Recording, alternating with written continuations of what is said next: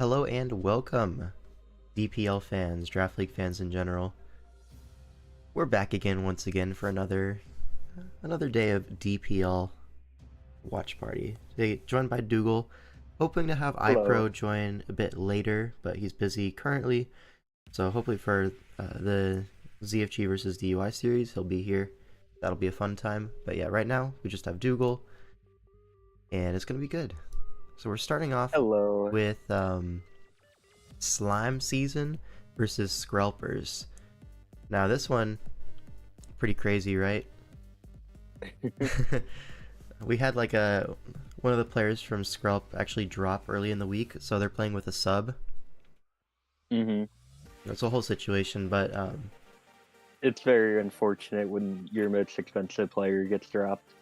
yeah. Better without him anyways. So true, Addison. I think it had a big effect on mids though, because they were able to bully me out of like the player I wanted. Yeah. But it's okay. The new dawn of Skrelping. Yeah. I mean, Loki, you're true. getting like first pick at all of the mid seasons, which isn't the worst thing ever. Yeah. Especially because Like, he wasn't really winning or anything. And I like a lot of the guys like they're picking up. Like I think they're like good players that got overlooked in the initial auction. Yeah, it's like on So- paper, it's probably a downgrade, but in practice, it might be an upgrade. Who's to say? Wait, Addison's joining the call? Swag. Yo, huge. Let's see.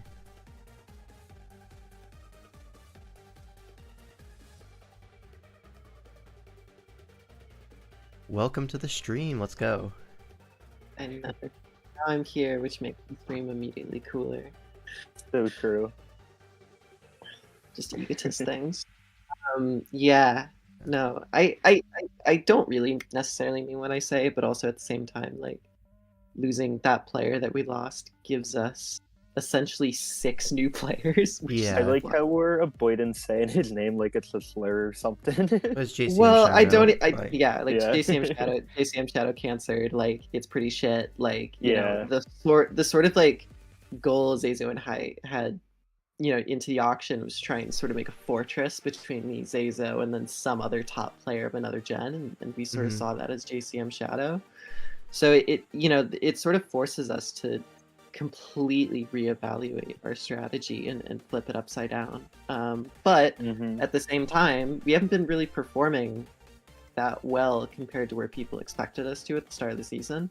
And I do Yeah. attribute a lot of that to basically the players that we picked up didn't really mesh very well. Not to get Yeah, into it's like fair to a ton of say, yeah. details. So we have an opportunity to like really bring new people together. Yeah, your mid-season is going to be the most interesting out of anyone, for sure. Yeah.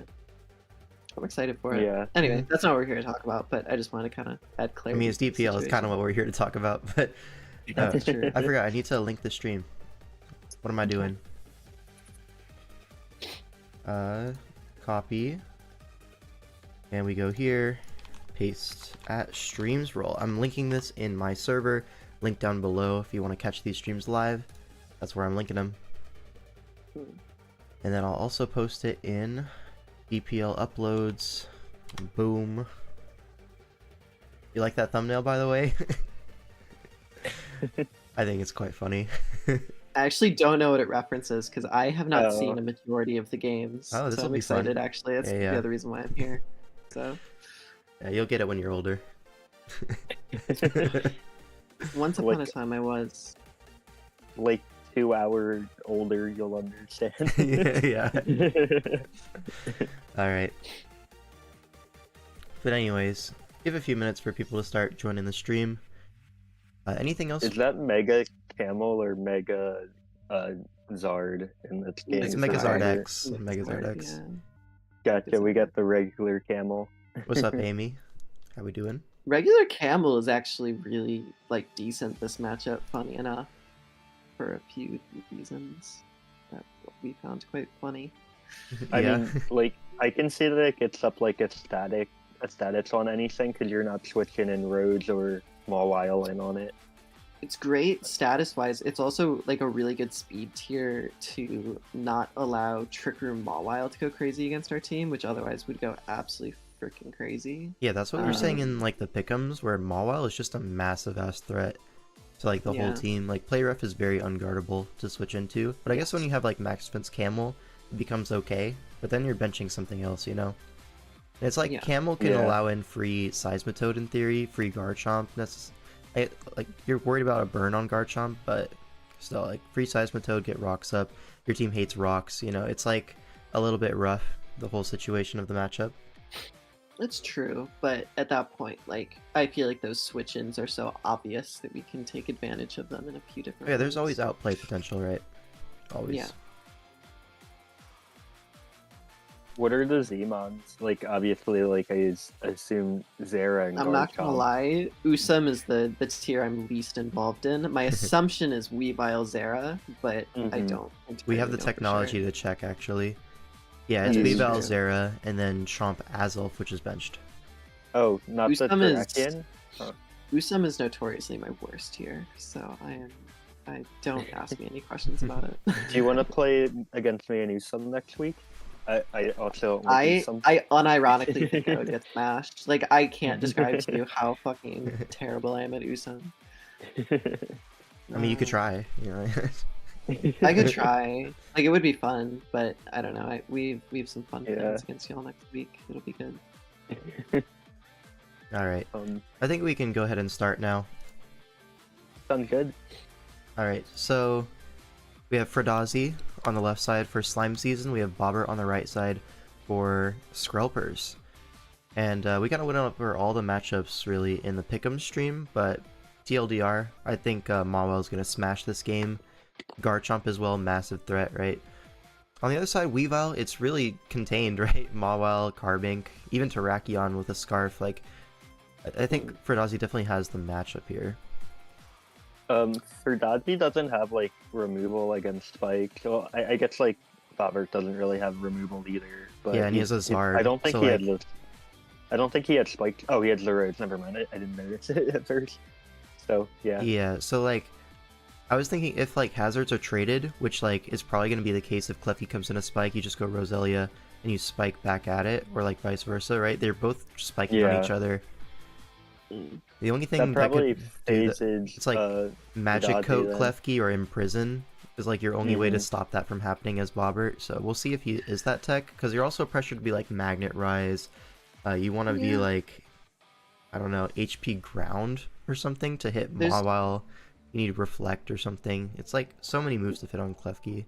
The only thing that Hazards felt particularly debilitating towards was like Charizard like mid games and Charizard end games. So like, I mean, you'll see in the replay, but like we basically just resolved that issue by making Zard a dedicated lead and then kind of going from there and Hazard stacking him. And I think at that point, then it affects him worse than it affects us. Maybe, yeah, because there's like 6 grounded versus 6 grounded versus 5 grounded. Like it's bad for both of you. I'm not gonna lie. Yeah, it is. But you do have I the think speed advantage naturally. Once we get that initial pressure off, it's gonna be really tough. And the fact that if we are lead Zard, it's gonna really force him to find a different positioning for Roselia in the mid game to get hazards up. All right, let's get into it though. Seismitoad lead into Zard. I really like Zard as a dedicated lead. You can do so much with it, and you don't have to worry about hazard control. So SD's regular form, as Carbink comes in on an air balloon, we see a flame charge. To break that balloon, get +1, and a reflect goes up. So this is going to contain the Zard, at least for now. We see a toxic, so that's going to put it on a timer at least. But Earthquake is very free. There's no ground immunity here. Not even a ground resist. Like, kind of crazy. Really disrespecting the Specs Camel and Trick Room. Crazy, right? True. No, but like misses a Stone Edge on the switch. A little bit annoying, right? But it's probably not the biggest thing ever. Yeah. Now Mawile comes in, U-turn Uxie into Camerupt with the Reflect up. Still takes 29%. Mawile's actually so strong. Seismitoad, like I said, gets to come in on this for free and you trade rocks. Zard comes in, but like, oh, Toxic there I don't like. Why wouldn't you just get your rocks up in that spot? I assume he's rocks on Carbink then. Okay, yeah. Yeah, Protect, Earth Power, Toxic, probably a Scald as well, or like Surf, or something like that. So it just doesn't have rocks on Seismitoad, it's on Carbink, which is now dead. So there are no rocks for this Weavile. And now major hazard advantage, 2 hazards up, but I assume this Roselia is going to start trading spikes, yep. Toxic spikes. Alright, Garchomp comes in on the Balloon Klefki. Probably going to see a Reflect here. No, a Toxic. I mean, Fire Fang's going to break the balloon, and then now Earthquake is relatively free. Uxie can come in, but looks like the Klefki is just going to get sacked here. 2 an Earthquake for that last spike. 2 layers of spike, shout out BKC. But now Weavile gets to come in. And with all these spikes up, you are forced to sack something, and it's going to be the Seismitoad. Icicle Crash takes that out, of course. But now, I was going to say Mawile gets to come in and KO something, but instead we're going to go Tarak and KO something. But Uxie's here, and Stone Edge can miss. I think Misses again. that's probably maybe a misplay, right? Felt like that was the opportunity to get Mawile in. Maybe you're afraid of like Z-Dig on Weavile. That's the only thing that would discourage Mawile there. And like, Which, to be fair, is like a possible bring. It is very possible, yeah. So I understand it. And you can go Mawile on the Uxie, but Reflect is going up, and again, this Mawile's damage is now halved. That being said, Camel is going to come in, take a crit, and die to poison, so like, I guess we call that even, right? Because the Uxie should definitely be at below half by now. Wouldn't Camel die to like the follow-up hit anyway? Okay, so I don't think it's no longer even. It's no longer probably. even, guys. No, probably not, right? Because, right, I'm pretty sure it wouldn't. Oh, well, with that, it missed 2 Stone Edges on the Uxie. So, like, a crit on Camel, I would call that even, but now the miss on Zera, that's pretty bad, man. That's pretty bad. Because this would be in range of Scarf Terrakion. And at that point, the only thing stopping Scarf Terrak is that Uxie. Yeah. I don't know, maybe Uxie still has it, but we're never going to get to find out because Zera just... Yeah. It lives, yeah. I don't think that crit mattered, but... Yeah, able to live the Earthquake because of that Play Rough miss. And now Roselia has to come in. He's going to get Z Draco'd, or Z Outrage, technically. And then Garchomp's going to come in and get Outrage. Like, Zeraora just wins the game off the back of a Play Rough miss. I think Uxie at 100 was still okay, right? Yeah. We may have also been Scarf Weavile, but who knows? I can't confirm or deny. Who's to say, right? Yeah. I mean, I think you were probably still fine, but we never get to find out. Yeah, it's one of those things. Ipro saying GG in other games is always really funny. I always love it. Yeah, he's quite the character. Oh my god. Oops, who put the non-replay link on the doc? Someone did this last week too. Let me grab the link. Was it Zoot? It probably was. I hate that guy. Are we I just blame blaming Zoot? He's the scapegoat anyways. So what was that? Fine. Can we Nerf make versus... Nathan the scapegoat because he's the other captain, you know? And we just blame Nathan. Nathan's like such a pure soul. I don't want to blame Nathan. Where's the Nerf game? Rye was next, right? Or was it Cesar Nerf? No, it was... Hold on. What is this for?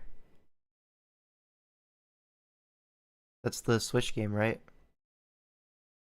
Yeah, they just have the wrong link. Let me find it. I'm looking for okay, I found it. I can like DM it to you. It's not much to watch. Yeah. Okay. I DM'd it to you. Why can I not find this? I'm so blind.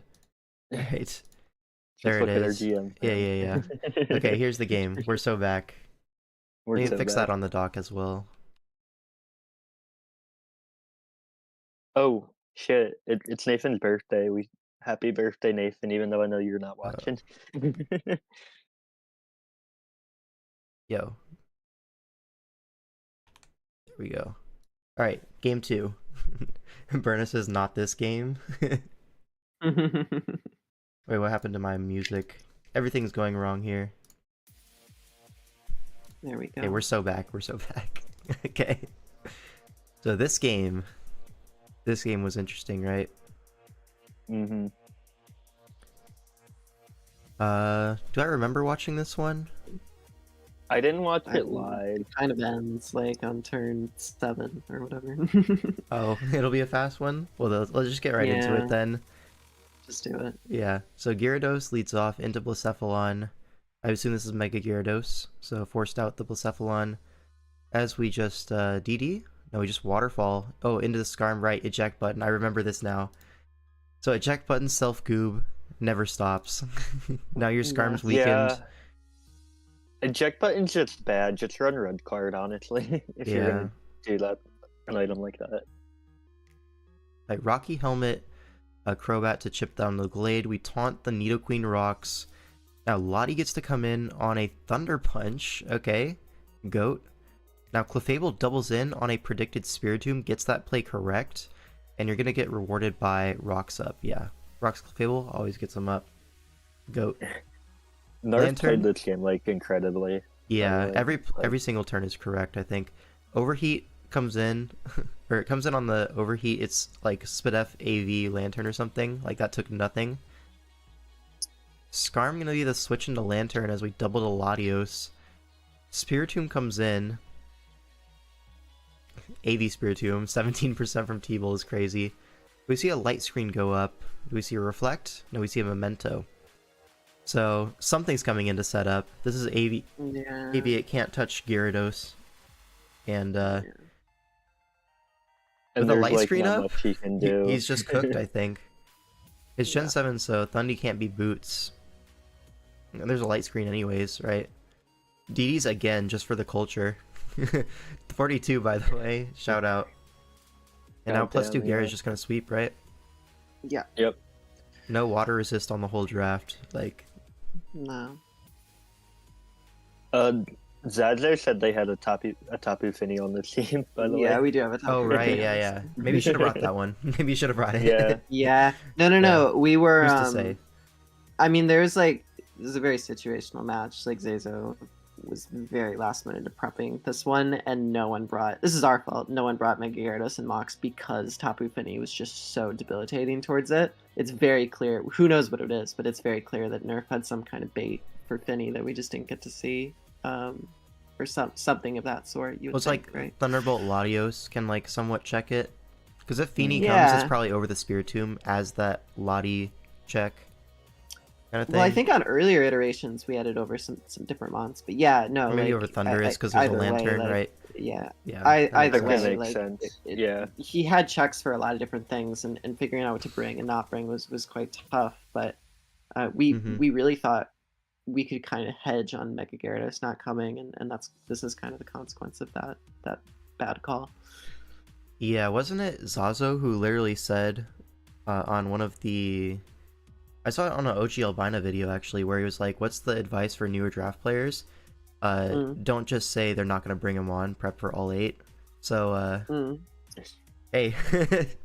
Yeah, that's what I mean. That's what I mean by circumstantial. Yeah. Like, this was like, I think Zazo had like 12 different teams this week, and he just 12 different ones is actually crazy. Like genuinely. So like we rolled into it. I mean, clearly this was working in mocks, right? This was working in mocks, just didn't work out here.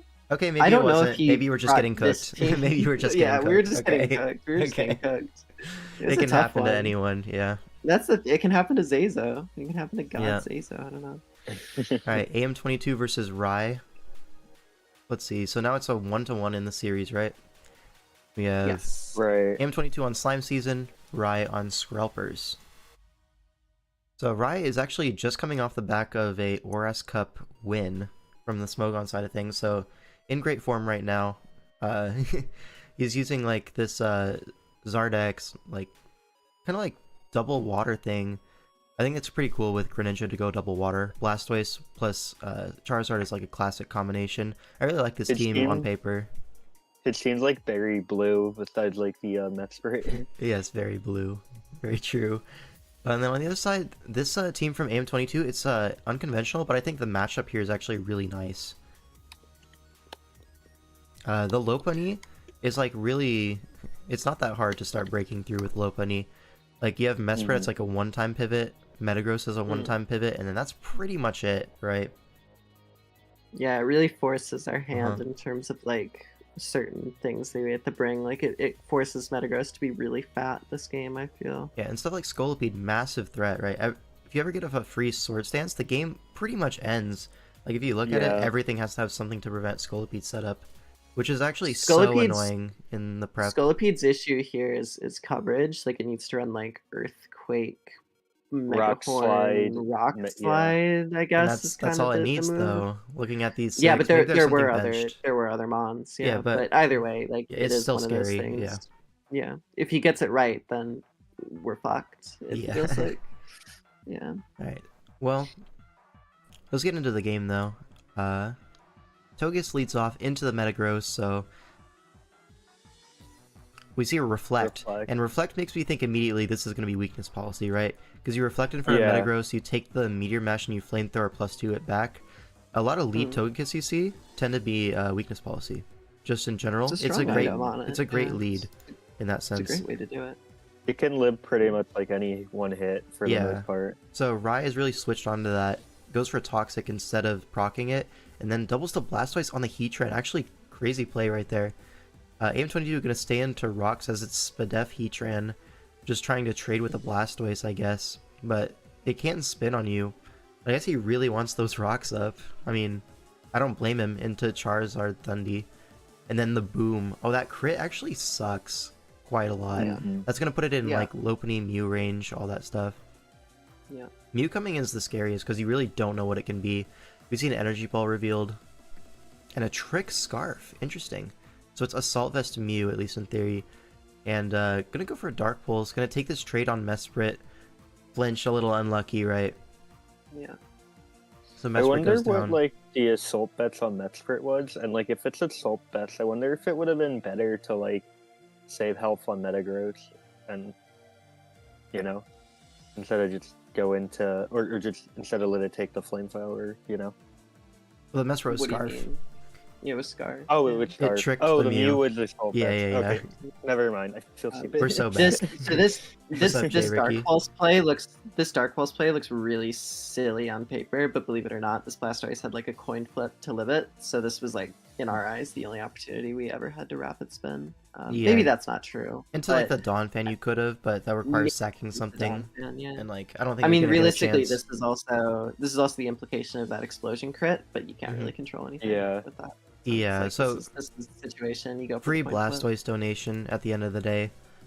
Now Gren gets to come in. I mean, Gren is scary, right? It should pick up a KO in return. Oh, absolutely. Togekiss comes in, but I assume this is just getting gunk shotted next turn. Yep. And now what? Lopunny comes in to revenge kill this, but you are kind of forced into a fake out turn the first time because of Aura's speed mechanics.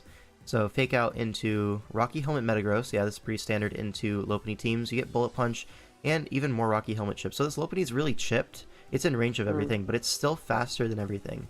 Now Thundy comes in. It could be Chalanberry. I thought that was quite possible in the matchup. We're going to see a T-Wave on the Scarf Mew now, which is nice. Gren's going to come in. I assume you have like, oh, Psychic? No, and now you're going to get punished by just losing your Mew for it. You can't really pivot into this Gren, and Mew is the most expendable member, so goodbye Mew, but this gives you a Lopunny kill, right? Fake out here, trying to cover for Water Shuriken. Very smart. I don't think it would have killed anyway. 5 hits for sure, yeah. Oh, maybe.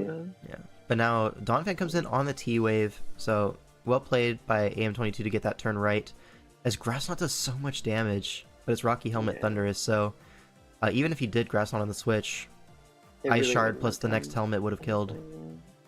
Now Charizard comes in, but Lopunny has this one packed up. It's just going to be a really safe fake out into return. And that's going to be the game. So shout out to AM22, really well played.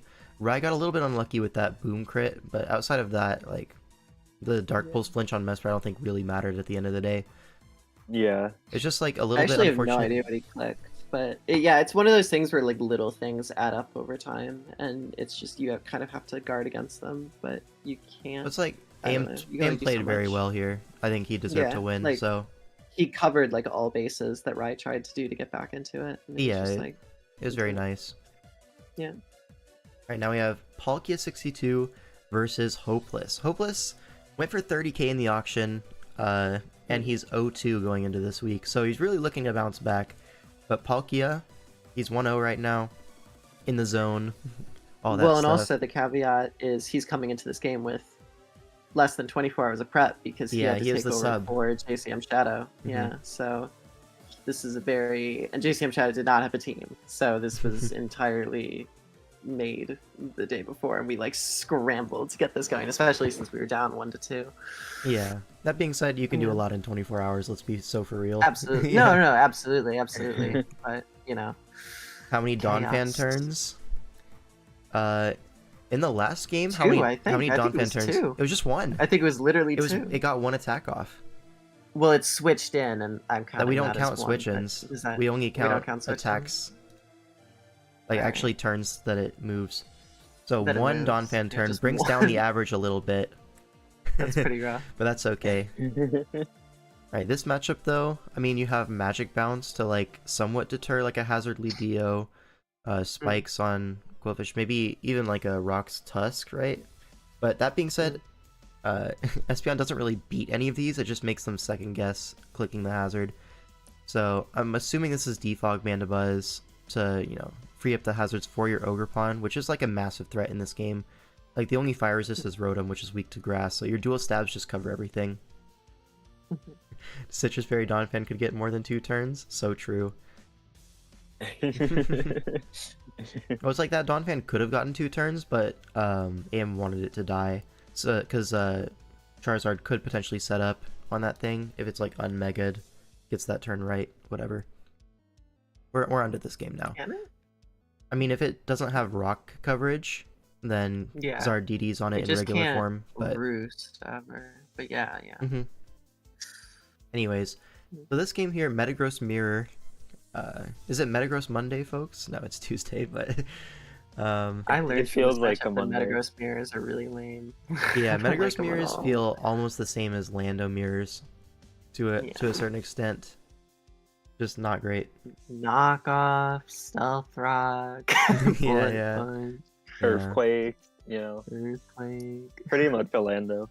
But then like both teams have really fantastic Metagross counters, being Mandibuzz and Rotom. So like, what are you even doing here? You just like run AV to slow down the Enamorus, or on the other side you run AV to slow down the Torn, and like you don't do anything back, but at least you slow it down. But there's a Rotom as well to slow down the Torn, so maybe you're covering for Terra Grass. When you think about it, these two teams are identical. You know, it's literally the same team. Yeah. The only thing is the one had like an elephant for the ground type and with spin, and the other had like the shark without spin. Yeah. That's the only difference. The Enam versus the Ogerpon is like the main breaker of the team.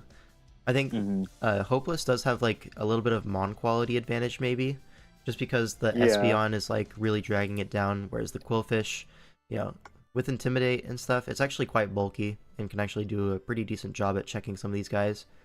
It's probably the Ogerpon check, right? It probably is, yeah, with Intimidate, Eviolite. It's going to take very little damage from it. Slow it down at least. But yeah, let's get into the game.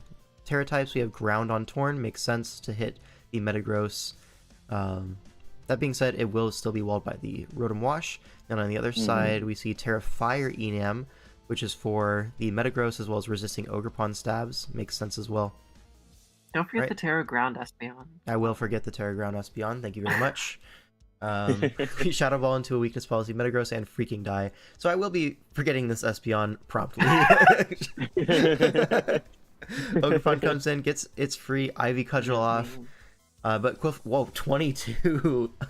Damn, hard body Quillfish. Y'all got room for another in comms?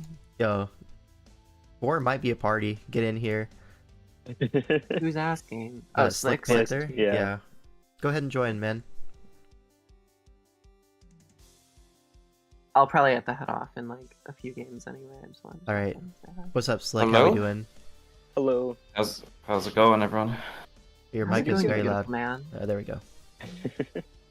I had your mic on 200% for whatever reason. I guess you were quiet last time you joined the call. But I might have been, yeah, my bad.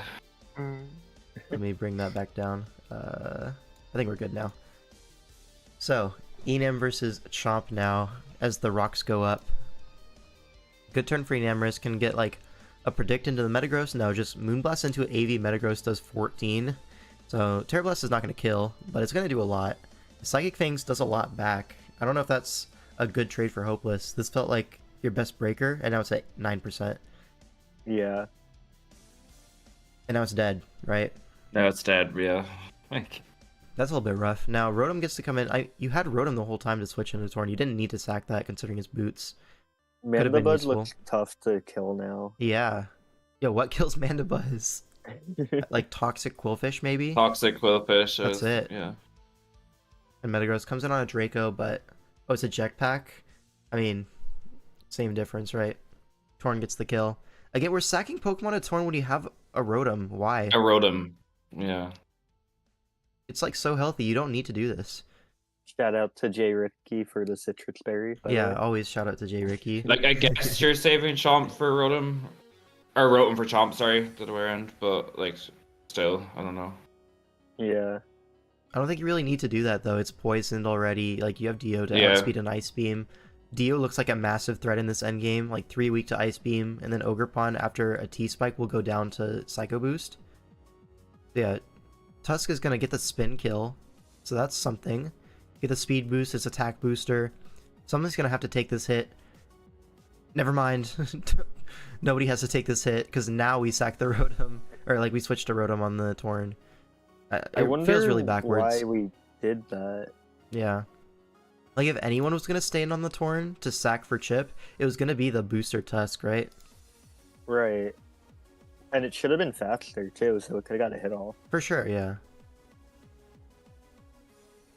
And it has Ice Spinner. It is Terra Ground Torn. It would have been weak always. I guess it lives, and then you're not... I don't know, man.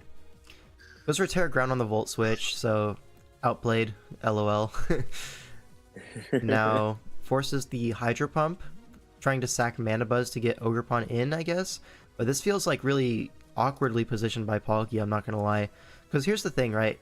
Ogerpon is gonna live a Psycho Boost from full. But after a T-Spike, it's gonna be in range. That's like... That's how strong Dio is. Well, you're trying to Trailblaze. That's what's happening. Or is he Yeah. trying to Trailblaze on the Rotom? Yeah. Okay, that makes sense then. Trying to force the Hydro Pump KO. Yeah. But he calls that, goes for a Volt Switch, gets the Dio in for free. Alright, and now Ogerpon comes in. But now, it's like maybe a 50-50? Is it? I think you just cudgel, right?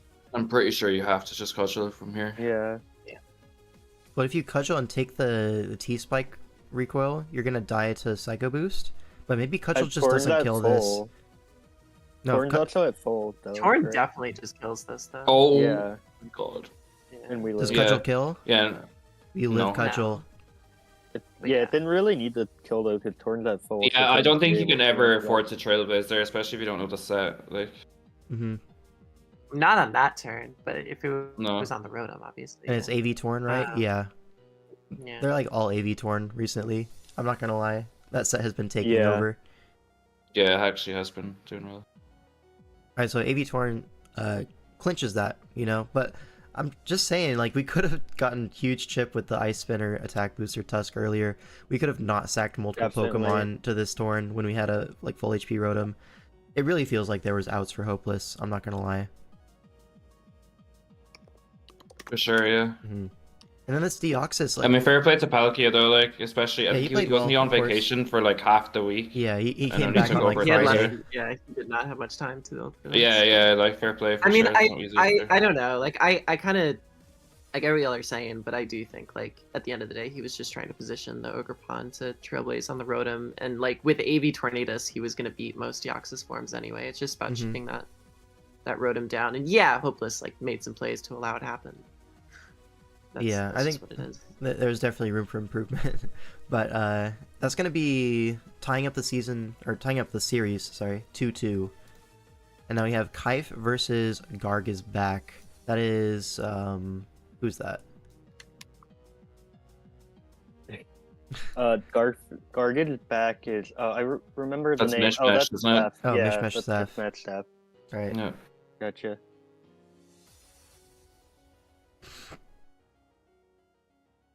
Midsbid right now. Oh, is there a midsbid happening? We get some live Yeah. reporting. Yeah. Bro, Josh Cuddy got nommed. My guy. Beast. That's my goat. And then Banga Banga, last season champion, has been upbid in mids. Very This swag. season's champion. They're really stretching out the budget of Skrulp. Yep, for real. Anyways, this matchup here, I Yeah. mean, let's see. I mean, conventional looking, like, good draft, it's gonna go to Kaif, right? This team just looks Yeah. better.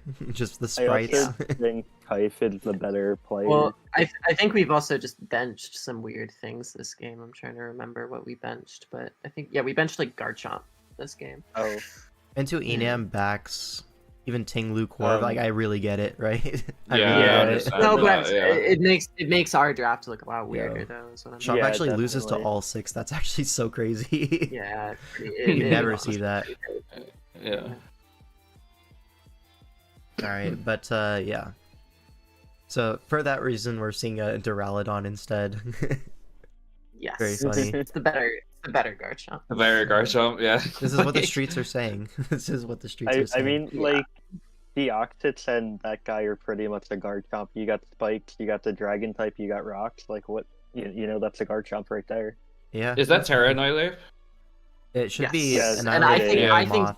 We sort of felt that Terra Annihilate was like our way to win this game. I honestly like that thing is so underrated nowadays. I feel like. I think it's so as well. Strong, yeah, Yeah. it's so good. We'll see the Terra types here. It's gonna be Terra Poison on the Annihilate. Which makes I sense, prefer right? the 2D sprite of the ape. I don't like the 3D sprite. Well, you'll get used to it, right? Everything's a little No, bit I weird won't. when they You change just it. don't. No, never get used to it. And then Terrifier Moth, but I think we hear the game plan is Poison on Ape. That's fair. And then we have Ground on Enam. So let's see how this game shakes out. Excalibur leads into the Annihilate. Can't just stay in on Annihilate, go for a Drain Punch potentially. You know, if he attacks, then you get the Rage Fist boost. But instead we switch. A lot of switching happening. Ends up in Shaman Jeez. versus Tinglu. Yeah, Yeah, rocks go up for a Grass Knot exchange. Now Duraludon comes in on the back stubble, so I mean he gets that play right, and now I assume rocks are going up. Yeah, Kaif reads that, stays in for some chip, and now is gonna switch into the Enam on the Draco Meteor. So well played there. Crazy. Yeah, kind of a crazy read for sure. But now Moonblast comes in on Shaman, not quite a 2-hit KO, but gets the drop. Can just stay in and Calm Mind. Yeah, Shaman doesn't do anything back to this, so it's a really free Calm Mind. Now Hydro Pump in Torrent. That Empoleon is going to do a lot of damage. Now Moth, it's going to be in range of Moth now at least, but Tinglu is relatively healthy, can come in at least one time. Overheat does 31, that's a lot. Now do we see a U-turn? Yeah, we see a U-turn to keep the Tinglu very low. Annihilate comes in on Whirlwind. Okay, sure. Can Duraludon kill this? I think the answer... surely, right? You think, yeah? Not like that. No. T-Wave's the Corv though, which is actually pretty reasonable. Now Moth comes in on a U-turn. Yeah, so this is a light screen U-turn Corv. This is like one of its better sets, I think, on an offensive team like this. Because now you allow the Blastoise to come in and just smash in front of the Moth. You know it's heavy-duty boots. So if Yeah. it stays in, it can't be Mirror Herb. And if something's switching in, it has to kill you from full behind a screen, even if it is Mirror Herb. Yep. And whoa, Duraludon just freaking died to Hydro Pump. Yep. And Shaman's dead. And folks, this is why we run Mirror Herb on our teams Mirror versus Mhm. Shell Smash Pokemon. Wait, AV Annihilate? But it doesn't No, kill. Just really Spadaf. Okay. Really Spadaf. So a really bulky Blastoise then. Like bulky Hydro Pump? That doesn't make a whole lot of sense to me, but hey. Maybe I'm just reading it wrong. Now Deoxys, can he do it? I mean, full pair of chance here. No such luck. Like low key, if there is a full pair there, it maybe helps. But I Everything's don't kind of know in if range of that's Deoxys at this true. point, right? That's Unless the it's thing, Scarf right? Meow. Like, yeah. And Moth is still healthy. Everything's in range of Moth almost as well. Yeah. Yeah, like Loki This Moth is could the win backs. this. Yeah. Oh, it's low kick. Yeah, I was gonna say unless you're low kick. But the that's scale shot's gonna be, yeah, that's gonna do it. Yeah. Because you get the speed boost. Mhm. Yo, Loki, if that didn't happen, Moth Yeah. could just sweep. Like if the last Yeah. move is like Fiery Dance, Yeah. you just kill everything, and you take a hit from Meow unless it's like Power Gem, and then it lives your Mhm. fire move, right? Yeah. But man, well played by Kai, but it, Yeah, it that was was- really like one turn off from a catastrophic reverse sweep. It's looking Yeah, like. yeah. I was gonna say it's a 5-0, but that's like a lot. Doesn't tell closer the than I story, thought. yeah. Yeah. Yeah. Yo, actually imagine like a Mirror Herb Annihilate coming in on the Blastoise. Well, this is the That'd be thing, so actually, sick. is like I do think that there are things that we could have done better this week as far as prep was concerned. And that's always going to be the case, It's right? hindsight, yeah. For every In matchup hindsight, ever. Alright, so that brings the series to 3-2 for Slime Season. 3-2. And now we have Dev win. This game made me Chat, is this depressed. foreshadowing? Devin had a massive mentality shift this week. He was like, I'm gonna show up every single day. I'm gonna grind mocks every single day. Good to hear it, No you know? more getting carried. This That's was Kai's good. the turn end a bunch of result of times and his. then knock. This was the Always end be like result that. of his strife. So. You might be right, Panda, but we'll never get to find out, because U-turn is kind of 4 times resisted, right? Oh, another min, but it's just went. Alright, so Rob Jr. is my GOAT. He has a cool custom avatar, but Devin also has a cool custom avatar, so Yeah. no real advantage there, you know, who's to say. But, yeah, Rob Jr., I think many would agree, is the better player, just generally speaking. So I think like I think Devin's better than people probably give him like credit for. I know he had like I the agree. 2 all I- full showing, but I think he's Yeah. a good player. I mean, you can just look at his like previous seasons. I remember like I think it was on Rose Garrison, and Wings of Wrath as well. Like he was very good on both those teams. So he was. He's Yeah. had good seasons before in the past, but also Yeah. Rob Jr. has kind of also had those good seasons, and he's in better form right now. He's also the GOAT, so He is the GOAT, yeah. My personal GOAT. But anyways, we see this Victini Dragonite Icon Fixer type beat again.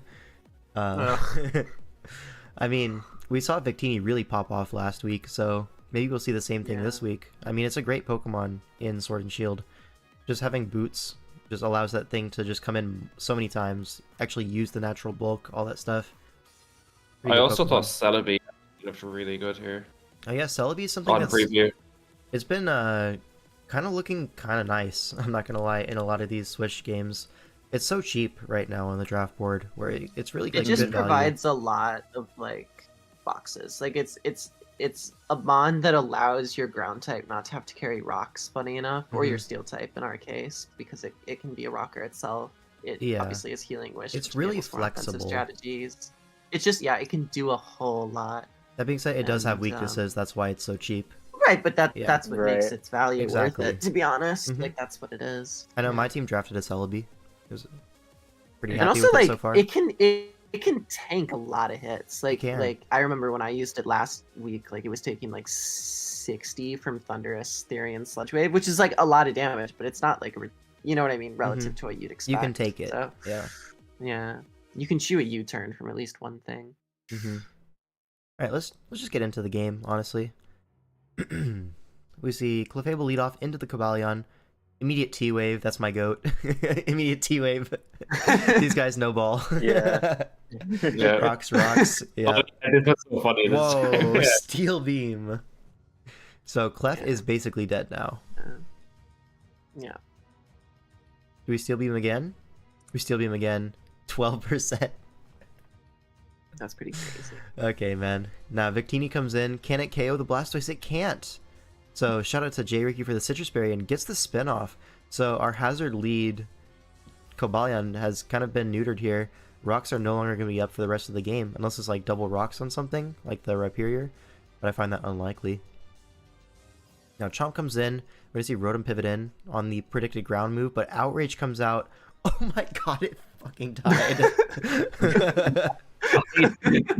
Oh my- Oh my god. let me get an instant replay on that one.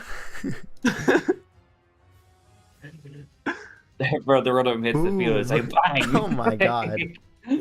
Pretty rough. So locked in now into Choice Bandit Outrage, I can only assume. Yeah. And it's gonna get traded Oh by this my- Rhyperior. Monster just I mean, it dropping took two. left It and was right. Life Orb as well. Life Orb. Yeah. Oh my god. Now Celebi gets to come in, but Three Victini, Mon's dead and somehow only have 1 kill. That's crazy. Victini should be faster. I think this is like a very bulky AV Blastoise, but not willing to stay in and risk it. Gonna get Flip turned on. I mean, Torn can regen that off. No U-turn. Interesting. Or doesn't want to risk Scarf Celebi or something? Like, I don't know. I would just assume no U-turn on Torn then. Full para on the D-Knight, but Celesteela probably able to take any hits that it wants to go for. And gonna get T-Waved, so some ball knowers here with the T-Wave spam. And now Meteor Beam on the switch to Victini. Wow. That's gonna KO, of course. Mm-hmm. The Steel looking like it's in a prime position to sweep. Nasty plot Torn though. Okay, gonna take 1 Air Slash. And there's we switch. We switch. Yeah, I remember seeing Okay. this. I'm trying to figure out why that's the case. I'm thinking you have nothing else to break a defensive Dragonite. Oh, do you know what it is? Did he want to get Blacephalon in on Torn to get a boost? Well, he wants to get For the Blacephalon in Dragonite? on Torn to get a boost for 1, and then 2, we have, Yeah. as you'll see later, we have Healing Wish on Celebi. So the thought is Oh, you bring back the Stealer Bring or back the the Blastoise? the issue with that is I'm pretty She just sure T-Waves again anyway, you could have so- stayed in that one Yeah, turn. you could have stayed in. And then, yeah, exactly. But I don't know if it matters necessarily. 'Cause I don't know. I have no idea. Well, how much does Heat Wave do? I assume it doesn't kill, but Yeah. maybe it does. Modest might kill. So Blisef comes into Scarf Shadow Ball, but Dragonite actually takes that. Oh, the Spadef drop is really annoying. Wait, why do we switch? You got the Spadef Yeah, drop, just that hit switch it. I don't like. Just hit it. Oh, I don't like that at all. I don't like that switch. Yeah, I mean, Full para, especially when you full para. Healing Wish. And Psychic. Mhm. Oh, this is just gonna get roost stalled. Full para. Heal Bell as well. This Dragonite is back in business now. Yeah, that's a demon Dragonite set. You just Heal Bell now, right? Healing Wish, but yeah, Heal Bell. And now Steela comes in. Cures the para, but it's gonna get paired immediately again. Goes for the auto. I don't think the auto is necessary. You just attack there. I just go for a raw Meteor Beam, right? Yep. Now you take a Heat Wave. Yeah, +2 was nowhere close to killing, but now you have +1 Steela into Dragonite. But the thing is, you can always roost into Multiscale on the second Meteor Beam turn. So it's actually like really hard for this thing to break Dragonite. Like here, you can always just roost stall to bank on pairs, and now you just roost again. You lose your flying type, you get Multiscale. This is gonna do nothing. I mean, it missed, which is really annoying because you don't break the Multiscale, but that was doing probably like 20, 25. You would have been out of range of Air Slash next turn anyways. And now Hurricane is a 2-hit KO on this now, and you get full parried, so unlucky. But I think this Dragonite was favored in that 1v1, funny enough. Well, it's like it wasn't. Like I don't know if It wasn't initially, but favored after taking necessarily, the but Heat there- Wave, Yeah. after yeah. taking the Heat Like, Wave, it was.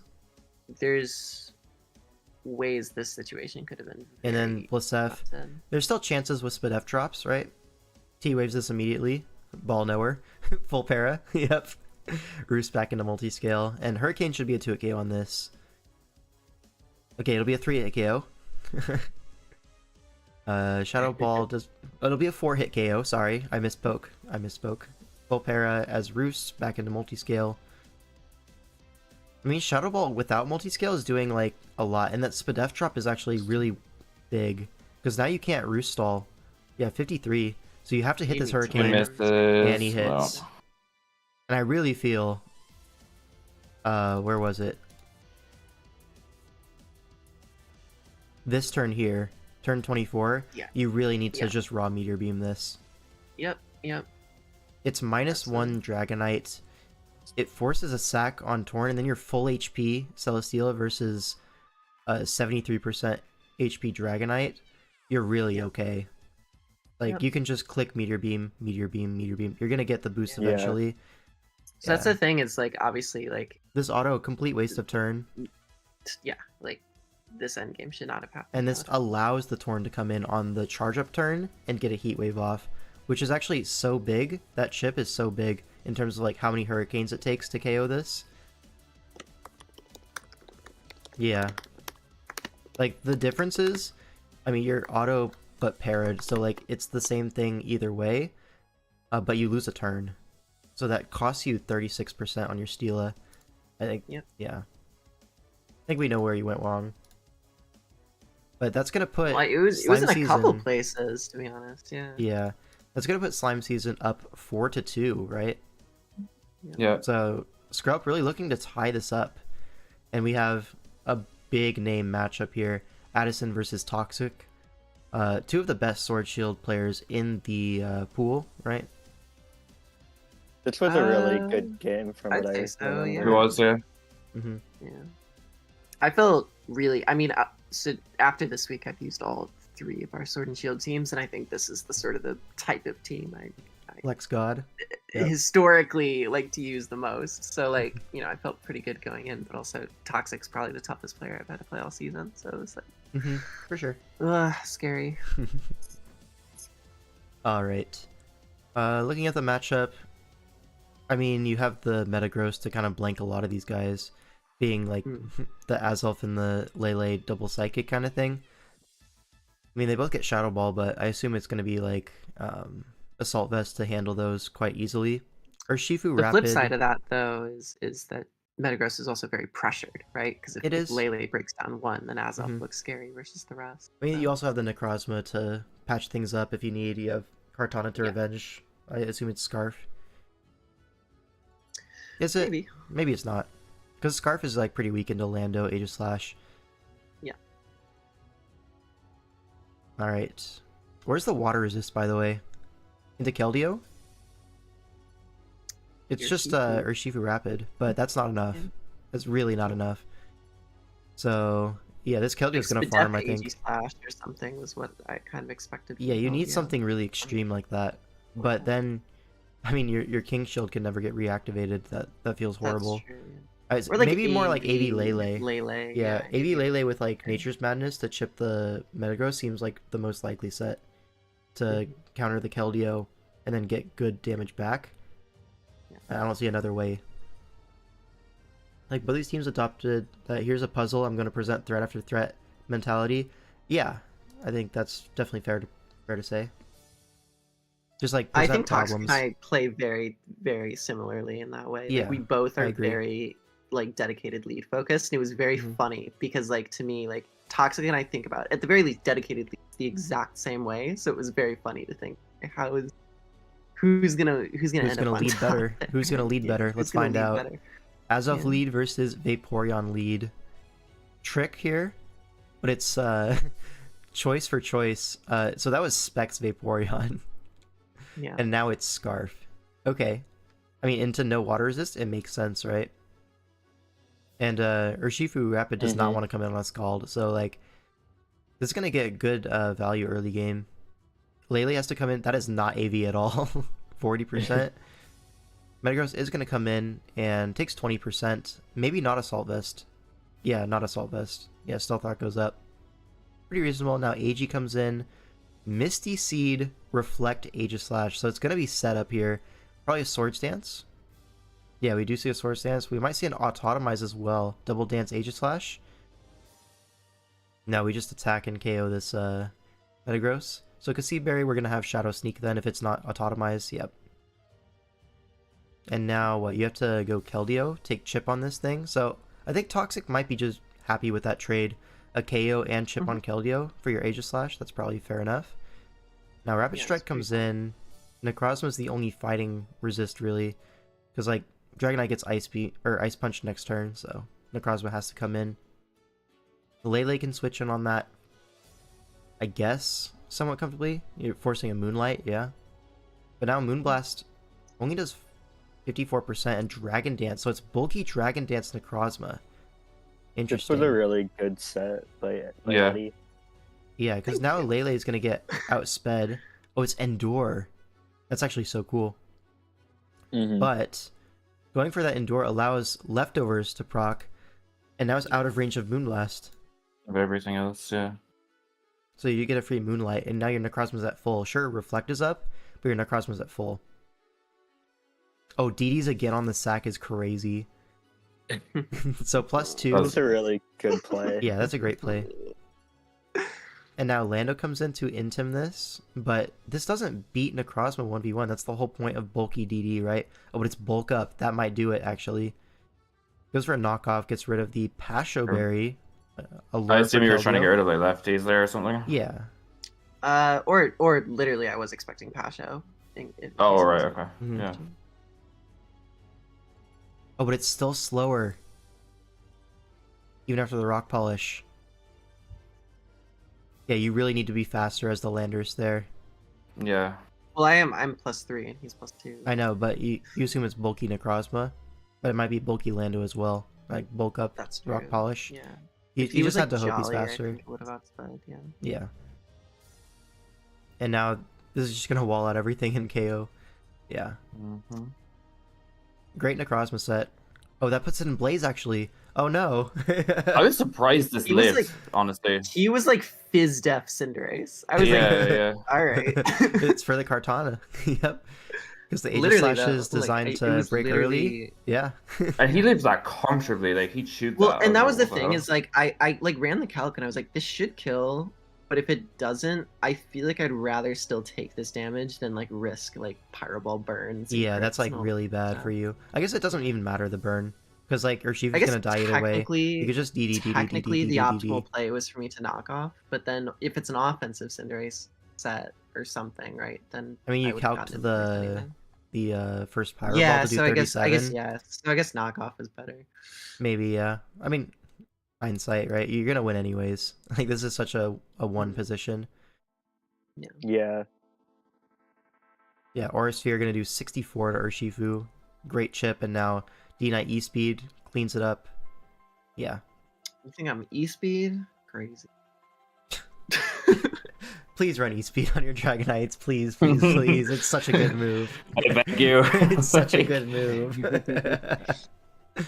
Now Vaporeon comes in and okay, it's just Scarf or Shifu. Dice to Scald, sure. That's funny. But yeah, that's gonna bring the series back to 4-3 for Slime Season. A deciding game 8 incoming from Beardy Dragon versus Dawn Midst. Oh, dude, this was so hype. This was a hype game, I'm not gonna lie, yeah. So Would you Beardy- believe me if I told you I did not watch this? Like at all. I just heard about it because it happened at like my 3 in the morning. I heard about it like Cool people You don't just look at didn't wanna check it explosions. Yeah, I watched it live. Unfortunately, GPL Sunday has caused me to become the biggest degen ever, so I just like stayed up It to happens to 5 a.m. to watch all everyone. these sadly games. Actually, I it have just work on happens. Mondays. Yeah. Otherwise, I would join you. Yeah. Okay, but okay. So Beardy is on Skrelp. Dawn is the captain of Slime Season. So the whole week is depending on the captain. You love to see it. If Dawn wins this, they win the week. If Beardy wins it, it's a tie. And that means that Skrelp has tied all 3 weeks. So going into mids, that would be quite This was funny. Dawn's debut game this season as well. She was busy the first 2 weeks. Yeah. Was This Marshy looks like playing, a or were they really- just benching both No, caps? Marshy would bench in like himself. So Okay. like they were having their players play, but this looked like a really good matchup for like Wellspring. Could like Yeah, it's always going to be the case into Zarud teams, I think, that you don't Mhm. really want the Zarud to be the Wellspring check, but it's kind of forced into it a little bit. I mean, here you have the Cyclozar, but that's really not enough, right? On the flip side, though, there's a Quillfish for the Zarud, which is a pretty nice check, all things considered. Skrelp never lost, but Skrelp never won either. Yeah, that's the idea so far. Fiery Mochi, yep. I mean, Terrapagos here, I mean, Goldango is not exactly the ghost type that you want into Terrapagos. It actually loses to it quite comfortably. So Terrap is a big threat. You have the Terra Shell for stuff like Sword Stance Blaziken, so even if you do get that turn off, you always have a check to it in the Terrapagos. Deoxys really neutered here. Metagross and Quillfish, it's like, it doesn't get much worse. Ogerpon as well. Like, in terms of offensive Deoxys matchups, this is horrible. And then you can't even be, like, Hazard lead, because there's the threat of, like, Rapid Spin or Court Change. Like, there's no good Deoxys set here. Maybe besides, like, screens into set up Zarude. That's definitely something you could be, right? Or, like, set up Blaziken as well. Or even Gliscor. Honestly, Gliscor with setup. I don't think it's Terra, though. This is non-Terra Gliscor, because you can't afford that with Zarude. But I don't know, maybe Gliscor with a Reflect Up is kind of scary, but it's kind of pressure to check the Lando here, so I don't know if you can fit like Double Dance Gliscor. And even then, it's like not gonna sweep. I don't know, this does look really tough for Beardy, I'm not gonna lie. It looks like Dawn like perfectly counters everything. But let's find out, right? Terra types. Oh my god, he brought Terra Water Ogerpon. That's crazy. And then No way, bro. Poison on the Zarude. That's so you don't get poisoned by Quillfish. You can kind of set up on that, flip that matchup. But what it does also mean is you're weak to Lando. You're weak to Psychic Things, Metagross. You're not resisting Ivy Cudgel. So it's like a really big trade-off to kind of beat Quillfish 1v1. And that's kind of the power of Quillfish versus Zarude. You force these like unfavorable Terras. Right, Lee Charles' threat is in. Yep. Goldango gonna come in on this Metagross pretty comfortably. Now, Ogerpon gets to switch in on the Shadow Ball. It's a crit, does 50%, so a very bulky Ogerpon. Can just synth this off, or just go for an Ivy Cudgel to KO this. Take a T-Wave in the process, though. I think Beardy very happy about that turn. I was hoping that would be and the free recover. He's like thrilled over that exchange. Yeah. Now, Gliscor comes in on Lando, Earth Power. So Beardy really outplaying Dawn in the early game. But now Nasty Plot Lando, as the spike goes up, very greedy spikes. And you're going to see why. A Sludge Wave here does 46%, so strong. But Ice Fang is a 2-hit KO. Does it have Psychic? It surely has Psychic here. That's going to follow up on the Gliscor, no problem.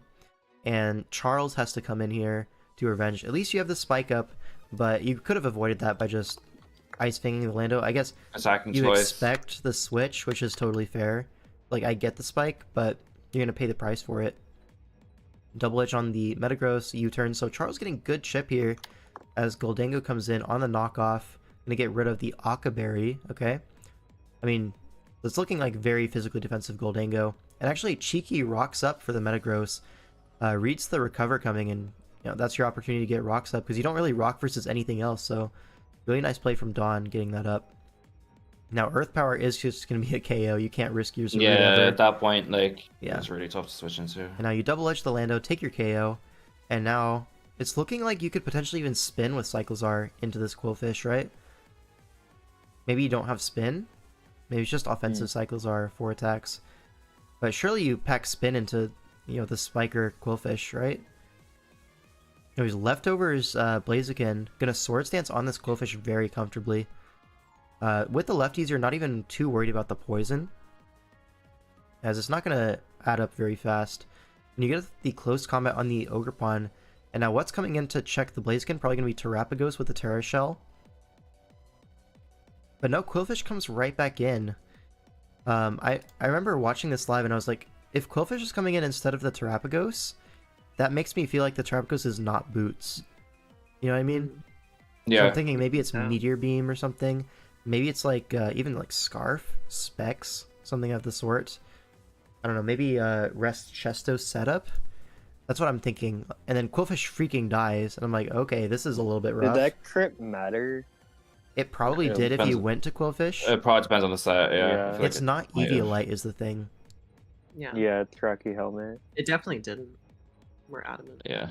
If you're adamant, but it's probably max defense, so I guess you would know the calc better than I would.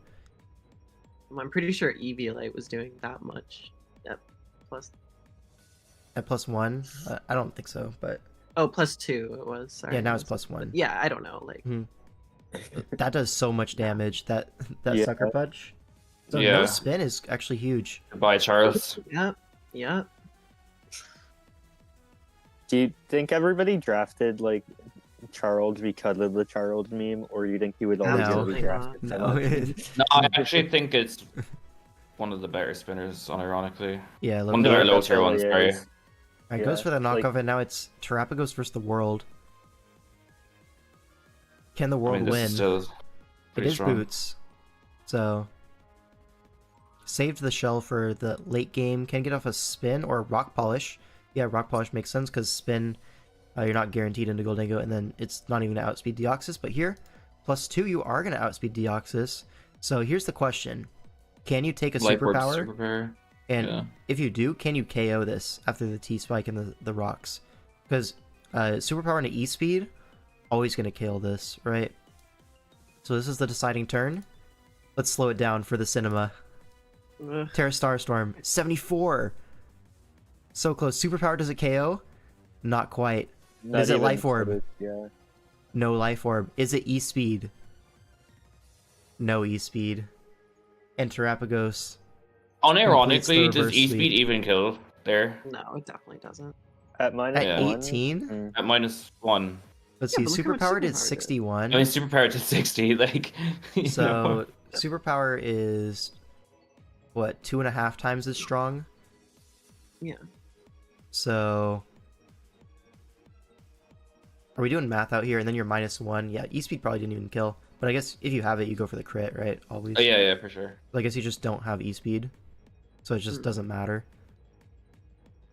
And it's just slime Because you season. need superpower, you need Psycho Boost, or like Psy Noise, some Psychic Stab, you need Ice Beam for the Lando, and you want Shadow Ball for the Metagross or Knockoff. Yeah, for better ghost. Honestly, big issue here was just not It's spinning. not spinning, yeah. Because Not Zarude spinning just is sits on this thing crazy. forever if you don't have Yeah. like the poison. Oh well. That's gonna be the series Tough for one. Slime Season 5-3. Yeah. Tough for you, Edison, but overall it was a well played series from Slime Season. It was a well played. It was a well played series from Slime Season. I wish, like, I feel like a lot of the games we lost came down to like chokes in the last few turns, which is Yeah. so frustrating. It's Because tough. it's one of those things where it's like, I don't know. You know, you like can't really one account turn that can prep, right? one It's- turn can it's just outcome like- an entire series. Like, yeah, that's it's just the really thing, annoying. Yeah. So. Yeah. It- Oh, maybe this is why especially you with how dropped half close your the roster standings at are. mids, right? I mean, yeah, maybe. the, Maybe. Who knows? the Who's to post say? mid's Maybe. gonna be we're gonna turn up. Yeah. All right. We got new Skrelpers coming in next week. Don't worry. Yep. All right, game 1 is here. we have new dinos coming in too, though. So Yep. Your teams are gonna look really different after mids. I don't know what we're just doing. got Probably Mana. not much, to be honest. Mids update. We just got Mana. Oh, I saw Dino that. Yeah, Crisis just got I'm phony. glad he got them. She's cool, dude. I'm very happy. we got Alright. Ice earlier, and we got A12 back. Like, Yeah, A12 is Oh, gonna be such A12 a is big free post addition. mids now. Yeah, that's Yeah. nice. Yeah. All right, so now we That's have solid. Pardon the Eruption versus Dino Crisis. This is gonna be Dougal's series, so he's gonna have a little bit of insight for us. yeah. So I don't like Hydra said he wanted me to like keep things like close to the chest, so I'm not gonna like give a ton of information on sets though Yeah, that's fine. Like, that aren't like revealed. But I'll just Mhm. say like the turn 1 was like really bad for us. well, the turn 1 in question. Let's look at it in a sec. But Gay Skeletor for Pardon the Eruption, Hydra for Dino Crisis. Swampert lead into Volcanion. Faster with Earthquake and misses Steam Eruption. Yeah, Yeah. that was definitely a Oof. rough Wow. turn. I for you mean, guys. like Hydra like didn't want me to reveal the item, but like I'm sure you can get like what it is. It's probably lead Like- specs, right? What else are you gonna be? I I mean, won't you say don't need to anything else, yeah. confirm, but I'm gonna say it's probably specs. Oh. Uh, Bro, Couldn't Hunter be is. just Oh, can I Kelsey? just That'd say? be cool. Can I just say? Hunter is listening, and he's like pinging me in our team chat. He's like just commenting on everything that I'm saying. Like, bro, like stop, like, you hate watching, bro. we got a fan in Yeah, the chat, huh? we got a fan. Like let's just say like if like that didn't miss, like rocks wouldn't be going up against us, and like we wouldn't have to switch Volcanion out like this turn. I'll just say that. Well, if that Steam Eruption hit, you're still getting outsped by EQ, and like you can make the decision to rocks and sack your Swampert. and then everything revenges Volcanion. So it's like, sure, it sucks, but the rocks are probably still going up if I'm being so for real. Now rocks trade, but the difference is Swampert's at full, which is so ass. Yeah, It's so definitely. difficult, especially with, like And that would have been so Swampert clutch was- for like Metal too. Yeah, and Swampert is Good like window. tough Mhm. for you guys to kill. I feel like. J. Ricky says Custap probably no. The Swampert is just faster than the Volcanion. I think he was talking about bulk. Like, Oh, Volk?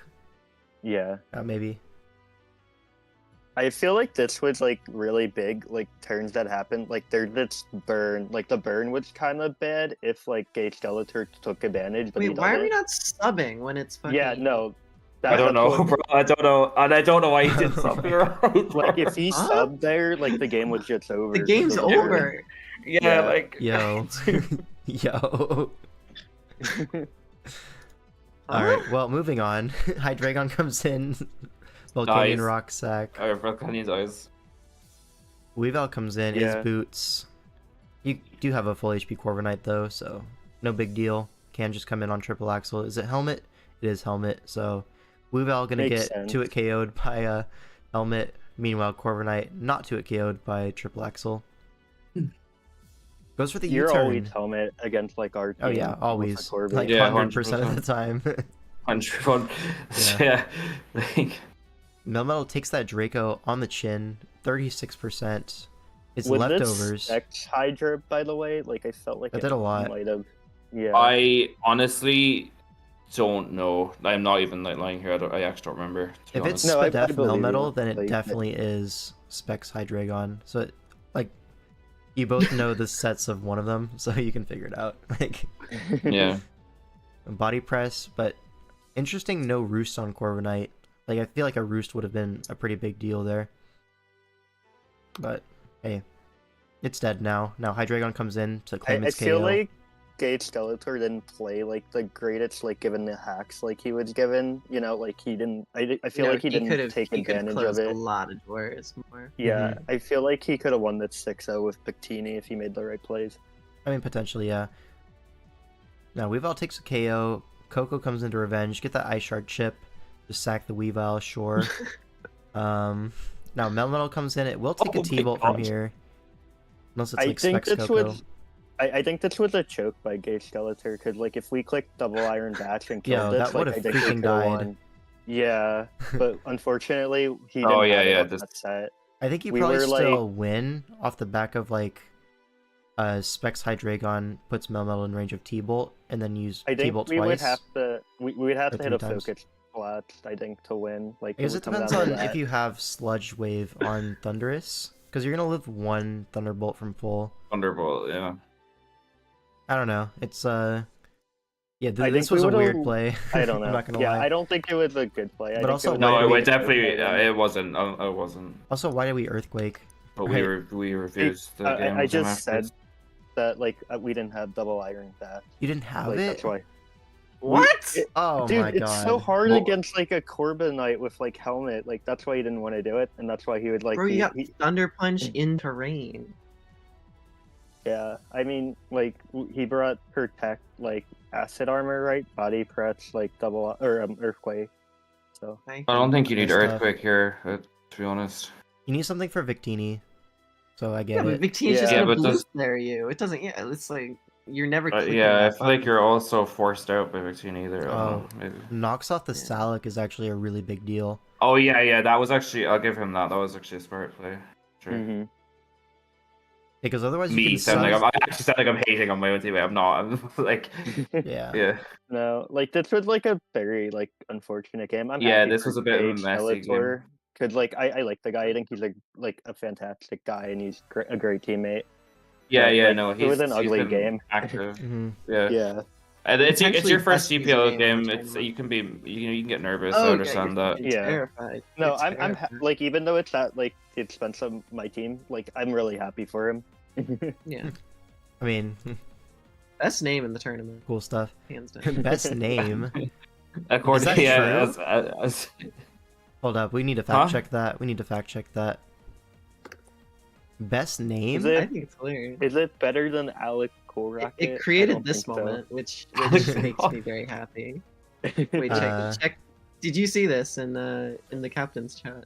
Oh I know no, exactly what you're talking about. yeah. He just sent it to me when we were watching the game. I was like, oh It nah. created my favorite moment this season so far. So Poor Zooch. It was so good. Oh, that's actually so funny. please show it on stream. Please show it.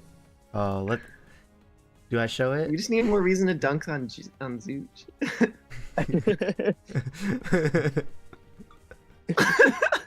That sounded like, yo, damn, bro, chill, like chill.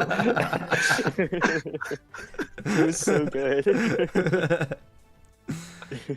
Anyways, Who is gay? Hunter question mark. Like what? Hunter, just catching strays.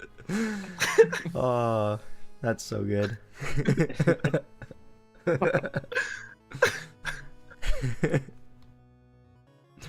All right, man.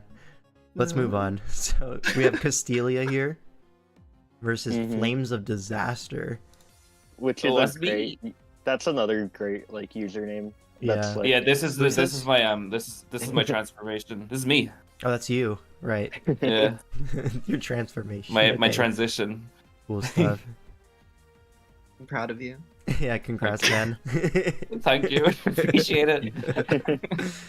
Yeah, I swear, Castelia just loves Braviary or something. It's come to every it's single really game. good. It's like This really is good, actually, actually. this has been between Castelia and Who. Like I always knew Braviary was like kind of this budget defog pickup, but I never. No, seen it can I in tell you, bro? like, Early in the week, I was cool. coping over Braviary. Like, Yeah. It looks like good my here. yeah, no, my Spoiler flying resist alert. was a Napoleon. Like, Spoiler alert: we brought Banded. Banded. like, you can Yeah, I'm kinda not saying it's tell- defog only, but I'm just saying Yeah. it's interesting to see. Oh it in no, draft I was lists, just yeah. like adding on to the point that like Slick made about like his flying resist being dire. Mhm. Yeah, so no. Really fair. take advantage of that. Yeah. And then there's also like the Defiant option into like Strength Zap Sinistra, into Intimidate Mhm. Quill. Like, It had a great matchup. yeah, really fantastic Mhm. Braviary matchup. We really we really liked this matchup. We felt like really confident about it going into the week. I can see why. I unironically also felt the same though, Mm-hmm. because I was winning a majority of my mocks. But I like from the outside looking in, you would think it's a good matchup for Castelia, which I still think it is. But like, Mm-hmm. I think it's more even than it looked, and you'll see as the game Is this goes. a Fire Prep overcomes unwinnable matchup? I I wouldn't even say that, to be honest. I So, think- I don't know. it's kind of like this game again. Turn one's like really bad for us. Yeah. I do need to Yeah. to hit the hay. It is my bedtime. All right, GN. Thanks for Good night. joining. Have a good night, everyone. Enjoy the rest of the You too. stream. Peace. Bye bye. I Alright. actually have to leave in like less than an hour or two. I mean, we'll be done by your We'll see. series by then. All right. Yeah. Yeah, no, I'll truck along. Terra types, we have Fairy on the Heatran, Fighting on Mew. Alright, and then on the other side, we see Ground Sinistra, Electric, Moth. Alright. Yeah, everyone's leaving L5 now. We still got people. I think iPro's joining later. It'll be fun. Terrapagos leads off into the Heatran. Do we see Rocks up from Heatran? We see Rocks up from Terrapagos. Oh, Overheat So misses. we were a jetpack that gets revealed later, and that like pods that have to like take like additional chip on Rotom, Okay, yeah. It sucks. and it makes us have to burn Moon like a bit earlier than we Mhm. wanted to. Alright, Moon comes in here. I mean, you could have gone Great Tusk there, I think, pretty comfortably. I think she just wanted the health on it because like I think we were like a bulky one. Yeah, you do at least force a KO with Moon. But now Scarf Zapdos is revealed, U-turns on that, and now the Moon of Slick Panther side comes out. Now Tusk comes in, but Quillfish can switch on that, Rocks go up, okay? Now Spin, so it's just a utility Tusk, which, you know, it's going to do a great job here. But now T-Spike goes up, and now you go for the spin block angle. Calls that with an Ice Spinner, but Sinistra is very defensive here. Mm-hmm. And here, trying to That was call a the good Strength sub. Sap. Yeah, That was a good Yeah, double ice stick. I had to make some doubles in this because Mhm. it's like as you said, if I sap there, or even if I just matcha, this Braviary literally gets a kill like every time. So yeah. Yeah, that was a really good play by Slick. Yeah, gets rid of the choice band as well. Very Oh, that roost is so massive. That's a huge roost. Because now you have like something to come in on Heatran still. Right? And Mute or and Rotom as well. You would think, right? He like Oh, Dragon Tail, this is just Fat Moon. Okay. Wait, allows the spin to happen though. I don't like that. I guess it's a potentially a free ice spinner, so you can't really switch in Sinistcha. I get it actually. Oh, body press is just gonna KO it. Never mind. This so this turn thing's caught dead. me by surprise. I did not expect body press to be the last move there. Yeah, I thought you'd it was gonna expect be, like Earthquake or Earthquake. Headlong. Yeah, Earthquake to hit like the Iron Moth and the Quillfish. It makes sense. So I don't blame you for being surprised there. Braviary comes in on the Sinistcha. Only takes 15 from that. Does it outspeed? Looks like it does. So Quillfish forced to come in. Faster. Takes a big Brave Bird, but it's not Intimidate, so it doesn't trigger Defiant at least.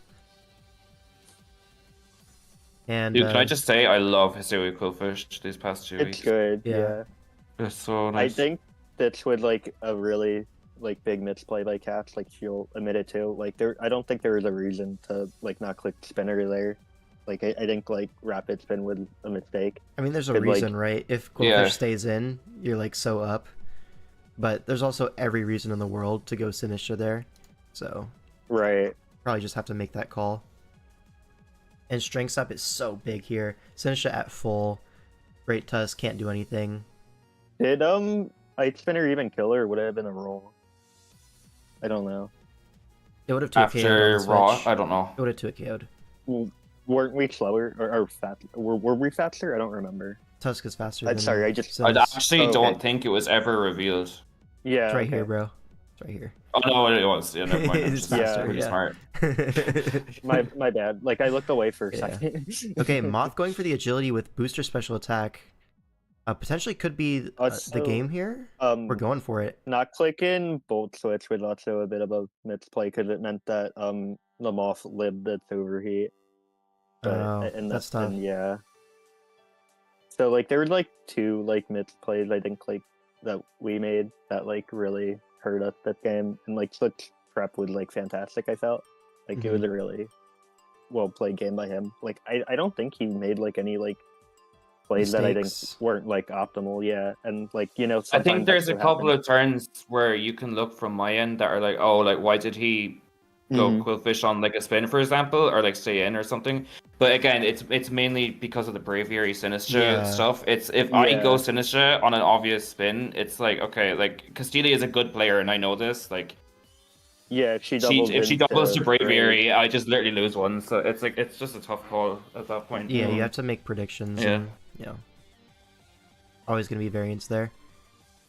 Taunt Heatran, but I actually want to point out as well that she did a really good job of preserving Terras on her Heatran because I can't Yeah. lock into a move with Zapdos because of the Terra Fairy. Like it becomes a true. prediction there at the end. So Yeah, I feel like she mostly played really good. I think it was just like 2 small turns that like were the difference maker like in this game. yeah, Generally, for well sure. played game from both sides, so love to see it. Yeah, no, that was actually a really fun one. I enjoyed that. I wonder like how different the game is though if like we hit the first overheat like on the turtle. But Oh, that like, would be we'll never massive, know. yeah. Yeah. But hey, Definitely. game 3. Because there was a point I was thinking. Sorry, just to cut you off as well, but go just I was thinking like, I don't know the Heatran's item. I kind of thought it might have been specs like mid game because it didn't hit me. It looked like specs. So I was yeah. trying to play around that a little bit, but then like if you're leading it, it's probably just a jetpack or something. So I don't know, Mhm. but yeah, Yeah. So now it's what, 2-0 for Pardon the Eruption? yes, yeah. And now we have Undead on Pardon Against versus Sammy. Sammy C 1-2-3. Right, Sammy's on Dino. Yeah. Yeah. All right, so this we see a Cresselia, which is fun to see. I think Cress is kind of making a comeback these recent months, just because It is actually, yeah. I think this is a concept that is like starting to catch on, where you just throw like a Cress or a Chansey on an offense team, and it just works, right? You kind Yeah. of blanket check half the meta with just that one Half the mon, meta, yeah. and you have stuff like Healing Wish.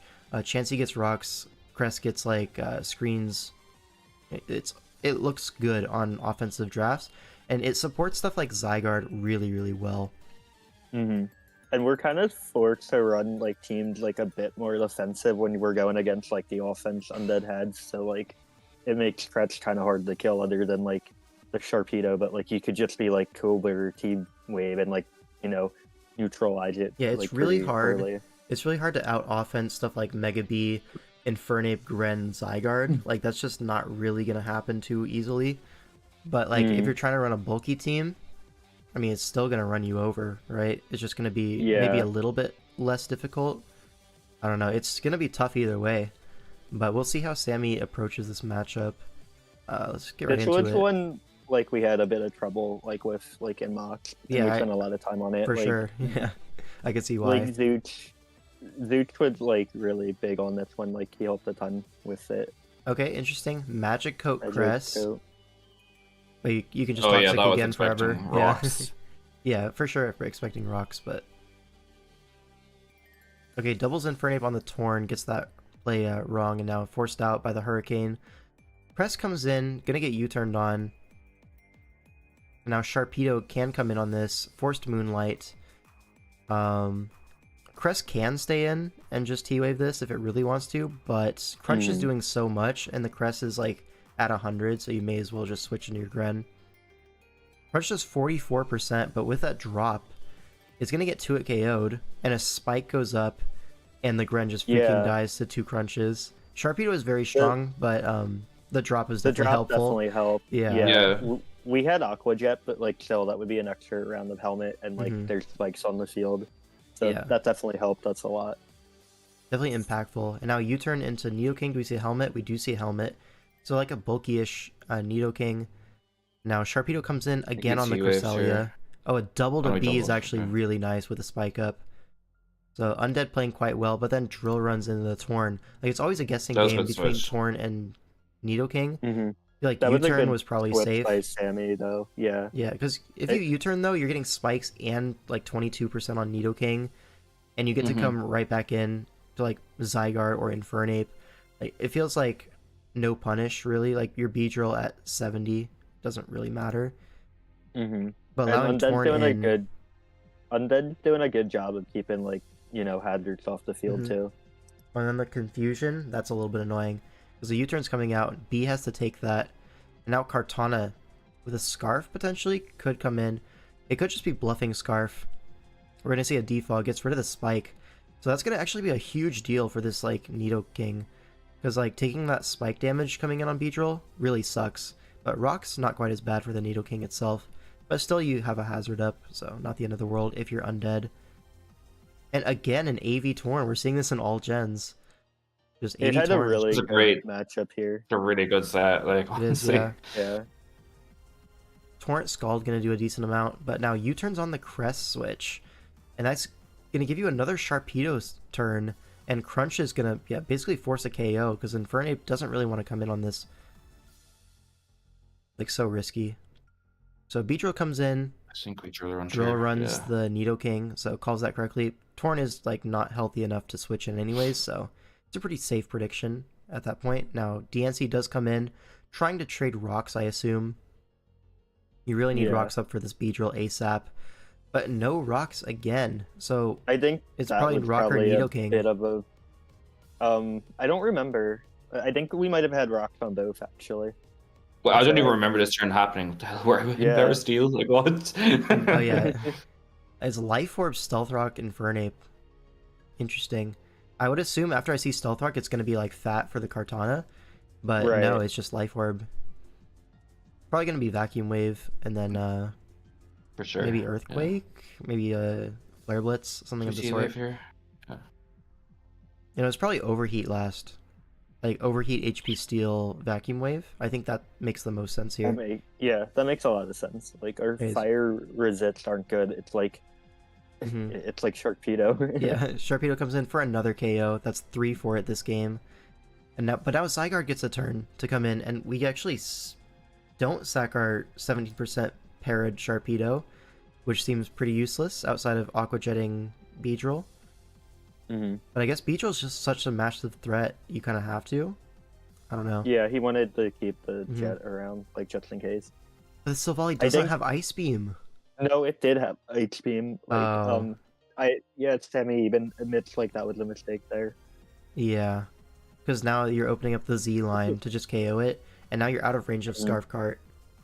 Yeah, which we have to go to. Like, and Yeah, if this you have was to hidden crit power this. fire here, Crit doesn't like, even kill. but we lived the arrows. Mhm. But like, if it was hidden power Yeah, fire, it is like, pretty. it could have been big. Yeah.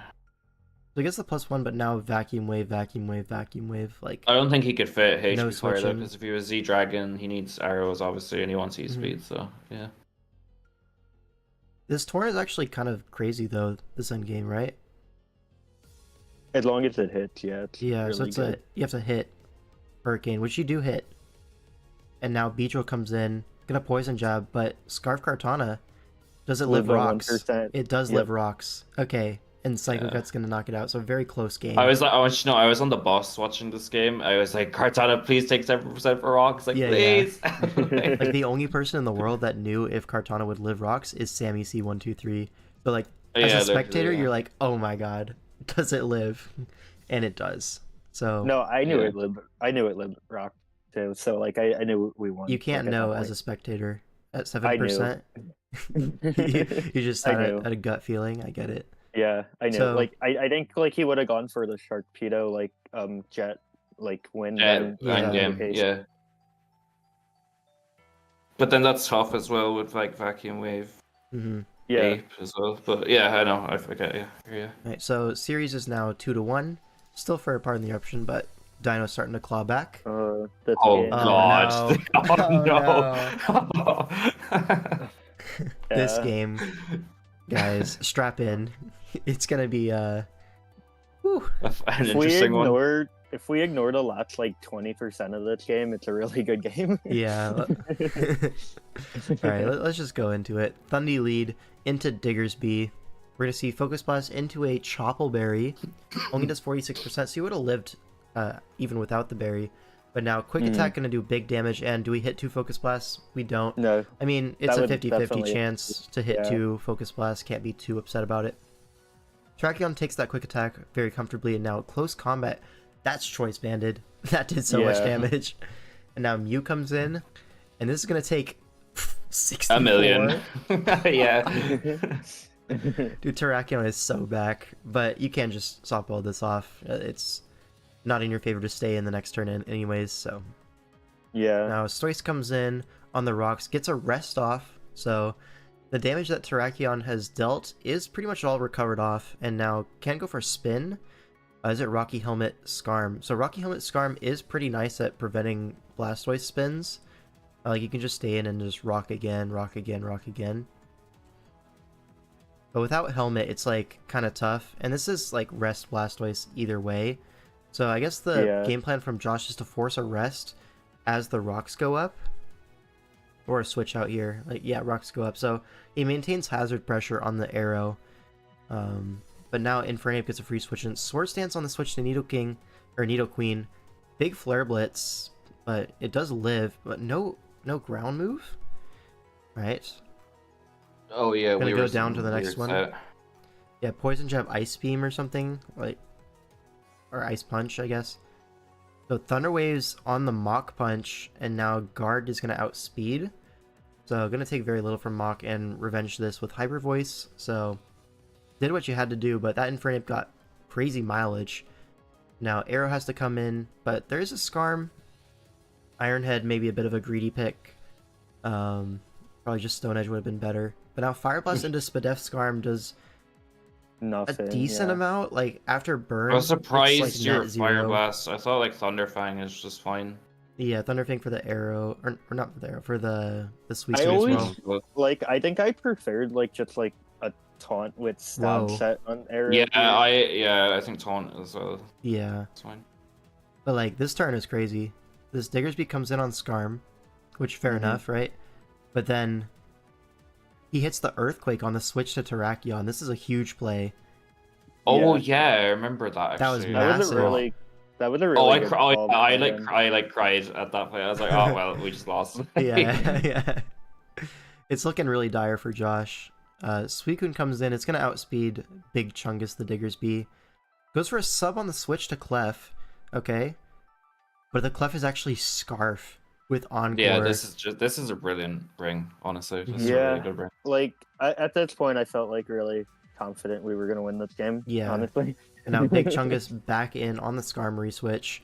Has Thunder Punch. Takes the Toxic, but this Thunder Punch is going to get a KO here.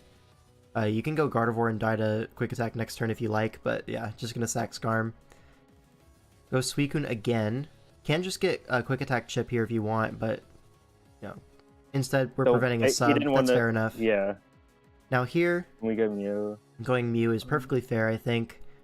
Because Gardevoir can't really beat this 1v1, this Mew. So, yeah. Hyper Voice. And then U-Turn. That's actually big chip on this card. If you have Pursuit Arrow, you click it here. Don't have it, so Suicune's going to come in. It's hard to fit it, like, especially in the set he brought. There's no way Iron Head's the correct click there, right? Surely you have a move that kills Gardevoir that does more if the Suicune switches in, right? Earthquake. No, we had Stone Edge. Yes, okay, Stone Edge, yeah. You don't want to miss. I don't remember the full set, actually. Anyways, Clefable comes in here. I know it wasn't a set that I really liked, but, like, he liked it and he was Mhm. winning games. So I was like, you know, fine, go for it. You know? That's a big Moonblast on the guard sack. It's actually that was a great so play. big. Yeah, like, I think Josh called the trick, and, Yeah, you know, it's a we did that. 50-50 there. And Takua gets that right, so he should win the game now. Suicune comes in. You would think, yeah. Yeah, should be a sub here. Doesn't sub. I think Calm Mind's fair enough, right? But going Blastoise does allow a sub next turn, which is weird, I think. So we go Clef. Oh, but Josh calls the Clef coming in, doesn't want to sub and get like, Encored. If you click trick here, like, the game's over. Josh had no way to win, you know? You have to trick here. It's like not a Yep. choice. Like, we were tricked. Like, that's what I Nala I was baffled when I figured out afterwards it was trick. Like I thought you were going to trick us originally. Yeah, And it's like, no, oh, he's not like, trick. and you could, like, get the morale, like, in like the server, like, went down. Like, we were like all in call. Like, we were like so happy. Like, yo, we thought this was a really tough matchup, and we're like, sweet, we got an ORS win, and then Yeah. we And see then Encore get clicked. Divine Intervention, right? Yeah. I don't know. That's just Josh's aura, apparently. Because, like, bro, last week his opponent just like forgot spikes existed. This week his opponent forgot trick existed. I just like Josh is just out here mind controlling people, bro. Like, Yeah, I don't know. he tear to a psychic type on God. Yeah. They call him Darth Vader. Yep. And then we Like, had. and at that point, like, I knew we lost. Like, yeah. Yeah, I can't lie. Like, this game is the reason why he got dropped. Yeah. I mean, that's It's that's tough. fair enough. Like, It's also so tough because he played the early game so well, and it's just No, like he played like 80% of the game, like, great, like, fantastic. yeah, he did play Like, really well. The yeah. earthquake on the Terrakion was really good as well. Like, mhm. and then now. Yeah. Also, I thought this surf was weird from Josh. Like, that's the only way you can lose is like mirror coat last turn. I feel like sub was so free, but oh yeah, sure. I guess, but, like, are you really gonna see, like, mirror code on a red Blastoise? it's the only way you can lose Yeah. at that position. So I think you cover for it. But hey, he won anyways. Yeah. Yeah, That's no, this was 3-1 a now. very A very upsetting game. demoralizing 3-1 Yeah. now. Yeah. It wasn't over yet because, like, we had Zoot and we had and Lax next, so we felt good against those games because, like, we felt like we had, like, player, like, advantage in those games. I agree. So, oh, we also had Nala, so we were like, you know what, we can still win the week. Like, we feel like It's so winnable, Nala's yeah. been great. Yeah, so it wasn't bad. Fago says, "Skip this game, dude. Don't watch." Yeah, this is like This is a bit of a like pack watch, the bro. worst. This was like the worst game we played this week. Like, Nala will admit that, and, like, you know, he didn't do his best job here, but he's been, like, great. Like, other than, like, this game. Yeah, I think I Paddox feel- as well is like, he's such a good player. Like, he's had some down seasons recently, but he's always been like, you know, those Yeah, he's a games if good you watch player. them, they're always close, Yeah. and he always has I've winning also, chances. I have to say, I've also like extremely enjoyed teaming with Paddox. It's like Yeah, he's really great. fun. Fantastic player. We've been in VC like all the week building and stuff and mocking. He's a really chill guy. So. hmm Yeah, unfortunately, like this game wasn't good for Nala, but you know he'll bounce back. Like he's a great player. Yeah. So Kibiaberry, Primarina, able to stay in on the Weavile pretty comfortably. And goes for a Scald. And now we switch into Nidoqueen on the Torn. Alright, taunts the rocks though. Yeah, rocks prevented. These next 2 turns. Oh, predicted a Yeah. U-turn. That's a bit of an overcook. Yeah. Yeah. Predicted a U-turn again. Yeah. But there was just no reason for Paddocks to switch out there. Now predicts the taunt. So like, at least you get your Lycanroc in. But Buzzwole, big body. I hate Lycanroc so much, dude. It's so terrible. I think Buzzwole is also really good. Like, by the way, I feel like it's kind of like undervalued. Oh yeah, like, this was a really good Buzzwole matchup. So. Yeah, Buzzwole's the type of Pokemon where when I'm not using it, it looks so good, but then when I draft it, it's so ass every single week. Horrible. we were kind of cooking. I can't explain it. Like with Buzzwole, like we had like It several different sets that did it. Yeah. Scarf looks insane. Defensive looks insane to break. Like, yeah. Even Banded, right? Just picks up a KO pretty much. I guess not really. But anyways, Calm Minds. And then switches on the Zera. Double to Victini on the Nidoking. Gonna trade HP here. Alright. Lycanroc is coming in now, but Big Buzzwole's right there, dude. Yeah. Yeah. This is Life Orb too. This Pokemon sucks. Like, why do people draft Lycanroc? Why do people draft Lycanroc? To be fair, it is a now? Buzzwole and it's resistant. It is, yeah. I don't know. When have you ever seen a Lycanroc midday do anything? Yeah, Nala was also like let the timer go down. Like, like he wasn't playing well, and like he kind of like let it show. You know. Yeah, Corviknight coming in on Buzzwole makes sense. You could just U-turn. You could do anything really. Yeah, U-turn on Jirachi. We were Scarf Corviknight, by the way. Like it's. Oh. Oh yeah, this turn. It was faster. Oh no. Yeah. Yeah. That's that was tough. a good trick. Yeah. And now it's free rocks. At least trade rocks, but now we like it's still kind of winnable if we can kill the Nidoking with Scarf Zera. But yeah. Oh, he makes a crazy play here. It's not even that crazy in hindsight, though. To be fair, but like still, if he just Plasma Fist. Oh wait, no. Actually, I'm pretty sure we live Plasma Fist always. No, so you definitely do because it's a bulky torn. It'll do like 80%, and then you can go into the Nido and just regen it off. Yeah, it's not even that bad in hindsight. Yeah. Our world's most useful Lycanroc. I will continue to hate watch that thing all season. What do you mean? It did like 40 to the Buzzwole, dude. That's big. Yeah, it did 19 with a Solrock. Very sick. I mean, in total, like like 6 times it hit it. We Heat Wave, just don't knock the turn. I was kind of like I don't understand like why Nala stayed in to do this to the Torn. I mean, like, what else are you gonna do, right? The position's already so cooked. Yeah, that's true. I think it was like that the thing was Torn revealed it couldn't touch the Prim, but I guess like he handled Prim. The Prim was also at 39%. Like there's a Jirachi, it's still cooked. And a Finny. And then Scarf Core faster than Jirachi. Shout out.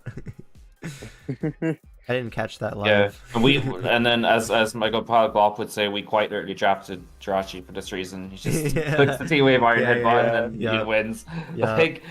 Yup. Very epic stuff. What did I get added by? Okay, sure, whatever. Okay. So that's gonna mean that it's 4-1 now in the series. So we're playing for a draw, and you have to win all 3 in a row. But can you do it? Let's find out. We have Zooch here. This is a very upsetting game from Zooch versus Sub-Zero, right? That's the guy? Yeah. It felt like a tough matchup for us, because like it's Meow against our team. And, you know, the Meow had like a great matchup. It's also Urshifu, like, you'll see the Urshifu set, but that also cooked, but I mean, I'll explain a bit of it afterwards, but we'll see how the game goes. What's less useful, Donphan or Lycanroc mid? Yo, I'd rather have a Don gets fan. Don fan at least gets 2 turns. Well, actually, I think our Lycanroc has gotten over 10 turns like in the 2 games, so I don't know. Yeah. But anyways, looking at this matchup, right? Obviously, the Meow owns, the Rapid Strike owns. The Latios is like, there's a Jirachi, but if you can Shadow Ball that thing, it owns, you know? Draco is really good into this team as Yeah. well. Like, Yeah, there's no Draco let's see. immunity, so you can just be like eject pack Draco as like a lead, and it's like guaranteed value. You're faster than everything except Gren. I don't know, Clefable also looks pretty fantastic here. Like, yeah, in terms it of is. like Raging Bolt, Gren, you kind of blank those reasonably well. I mean, there we is, had Gunshot on Gren, yeah, you like, know, for sure, class. but still, Yeah, like this was a matchup that we found was very hard, but like Zoots put in a ton of work for this and got a team that was doing pretty well. yeah. Well, let's see what he came up with. Terra types. We have Ghost on the Raging Bolt. We have Fighting on the Urshifu Rapid. And Electric Clef. This will be important later. Foreshadowing. But Raging Bolt, Terra's turn 1 to not die to Draco. But it is going to be a Eject Pack, like I was saying. Meowscarada comes in on the Terra Blast, and that does nothing. 23%. So looks like a very bulky Raging Bolt, or like AV Meowscarada. I'm really not too sure, to be honest. It would bulky Bolt. Yeah, okay. So I don't know why we're leading with no special attack Bolt. It feels so unthreatening. But whatever. Yeah, Earthquake does 25? I guess you want your spin block immediately? That's the whole point of leading it? Okay, sure. It's just really hard for them. I knew that this set was coming. Not Rest Talk in particular, but Ghost. I just thought it was Wait, a spring. no rest that turn is crazy. Yeah, that was a bit weird. That was a misplay for sure. That was He didn't think it was a misplay. roll. He thought like he just lived and would be able to rest the but we following can- turn. calc.pokemonshowdown.com, you know? Okay, Reflect on the Body Slam. This looks to be like AV Ursaluna. Oh no, its leftovers got knocked off. My bad. This turn upset me. Oh. Because Surging Strikes literally gets one, bro, at that point. Yeah, like why Yeah. are we doubling out of our Urshifu? That's the Pokemon you Or, want to be yeah, doubling that- into. Yeah, exactly. Yeah, that didn't. I guess he's worried about Sit well Surging with me. Strikes into like a Helmet Tentacle coming A in, and you don't helmet. want to lock CC because Raging Bolt Well, exists. which I think he did say that to us afterwards, but then we were like, well, you don't really need health on Urshifu this game, to be honest. I don't know, I Like, get it's it. your breaker. I get it, because Treads covers both the Raging Bolt and the Tentacruel. So, like, if that's what Yeah. you're worried about, it's a fine play, right? Mm-hmm. Just maybe not the biggest value turn. It's like, nothing can go wrong, but you also don't get your hit off with Urshifu. You know, so it's like going for a safer play. Alright, Reflects up, and that reveals to be Scarf Jirachi, or a very slow Latios. I assume Scarf Jirachi. T-Waves again This turn I predicting a also, double. this turn I didn't like either. I mean, yeah, he's predicting a double back to Jirachi, but now Draco comes out, and now the Jirachi comes in. Like, if that happened the other way around, you'd be saying Yeah. Sub-Zero's the GOAT, etc., but it's the turns But you wrong. see 27, like 27 is really good chip, It is, yeah. especially for Clefable later on. Hmm. Yeah, but we didn't Jirachi really isn't need moving. like health on like Scarf Jirachi, so like, you know. 18, by the Wasn't way. I mean, biggest I don't like necessarily agree with that, but because yeah, I mean, yeah, we'll just see how the game plays out. But So AV Quillfish, it looks like, because that's Life Orb Gren doing Yeah. 18. yeah, We like to see that because like that meant no hazards going up. Honestly. Yeah, that's actually so big for you, actually. But now Flip turned into Helmet Infernape. Loki, a better trade for the Infernape. Yeah. Now Latios comes in, goes for Luster Perch on the Jirachi switch in. So like every turn wrong with Latios so far, I think. yeah. Again, Yeah. I that should have been a Draco. He's just like, in his head. Oh, Now Gren comes in. Dark Pulse able to 2-hit KO the Quillfish thanks to the Life Orb and like the helmet chip. So now you get the Battle Bond, but I assume it's just gonna be Scarf Meowscarada to force this out. Yeah. mm-hmm. And Zoot saves it because like he knows it's yeah, coming. you may as well. And you get your helmet chip, right? Meowscarada getting weaker and weaker. Now Latios comes in for a Draco, but Raging Bolt comes in on a missed T-Wave. And now Again, you're gonna pivot onto like- Jirachi. No, dude. Like we're just It's every afraid to turn. click Draco. It's every and turn. I Yeah. just I don't. Just Draco in that position, always, yeah. But anyways, Meowscarada comes in, U-turns again on the helmet, but now there's no Latios to punish this Infernape, so you have to go Urshifu, which is slower, but then we double out again. Like, we're getting our Breaker in just to double out to Treads. Just to double. Again, like, it covers the Tentacle and the Bolt, like, yeah, and there's no ground resist, so you get your KO either way. Yeah, honestly, it's probably fine, because you get your Earthquake KO.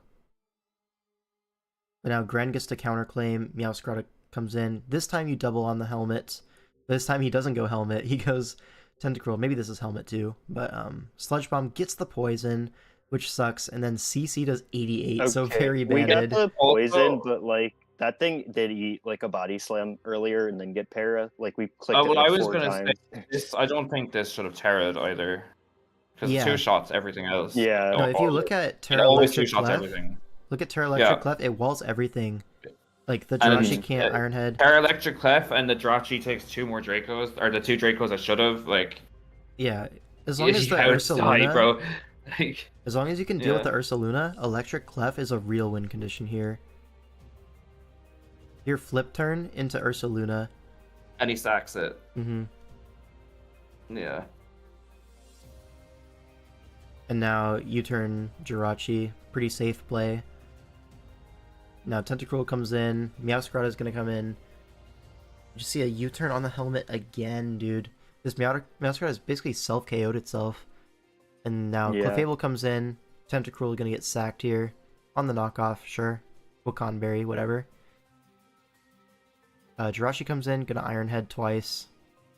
3 times even. I feel like this game came down to the fact that, like, I don't think Zooch ever really misplayed maybe that Ret's turn, but, like, that was, like, minor compared to, like, what Sub-Zero did. He got every Latios read right, which is probably, like, just being a wrong play from Sub-Zero, but credit to Zooch, right? Outplayed him. Yeah, no, absolutely. And I don't want to sit here and discredit Zooch at all. That's not what I'm trying to do, but... Yeah, no, I really do think there's a world where we win this game if we get, there's a world we win this game if we play how we should have played today, without trying to reveal too much. I agree. But definitely well played to Zooch. He actually did prep a good team for this matchup, so can't hate. No, I think his prep was like really good. Very strong stuff. So now it's 4-2. Dino starting to come back in the series. Oh, this was depressing. Oh, this was depressing. This was tough to watch. This was just a beatdown, you know, like we see Glop. This was a rough one, bro. Yeah, Glop versus Lax, and I'm just gonna play it honestly because this was. Oof, honestly, man. I don't have a ton to say. Like, you know, like, no, there's not much to say. Lax just got up hazards and like he could and like Default made it so one. Deoxys couldn't die, and then like. Okay, spoiler alert though, spoiler alert. My bad. We see Terra Dark on the Urshifu single strike, we see Terra Ground on the Moltres, and on the other side, the Tornadus is going to be Terra Water. Alright, so Dio Speed leads off into the Torn. We're going to see a hazard go up, I'm pretty sure. No, we see a knockoff on the Rotom. And Rotom is just going to get spiked on. Goes for a Pain Split. Feels like unnecessary that turn, right? But predicted a knockoff again, I guess. And now Moltres switches in on that and forces out the Rotom, which feels incorrect. But Tinglu's now burned. And Urshifu gets to come in on Tinglu on that spike turn. And we're going to double back into Deoxys on the forced Grand Bull switch. Because you brought a Grand Bull for this single strike, Lax is going to play around that. And now another spike goes up. Yeah, another spike goes up. More hazard. So as you can see, there's a spin on one side. There's no removal on Glop's side. So trading hazards like that is always going to favor Lax, right? And that's Spadef Moltres, so it's not even scared of going to it on Rotom. Preventing a Wisp on anything else is actually pretty big. And then Spadef Petra as well to take the Terra Blast in a U-turn. Just recovered off. It is Boots Petch. So Lax really playing to win this hazard war. Treads in on a Psychic Noise, only does 16%. And now Rotom has to come in to prevent spin, but rocks go up. And that's going to be so big. Because now you can just stand and knock because this Trez is going to be Lumberry. So he just has the perfect sets. Knock is a 2-hit KO on this Rotom set. And something has to lose its brought the item. wrong team, by the way, to this game too. Hey. Oh yeah, he said looks that. like the right team.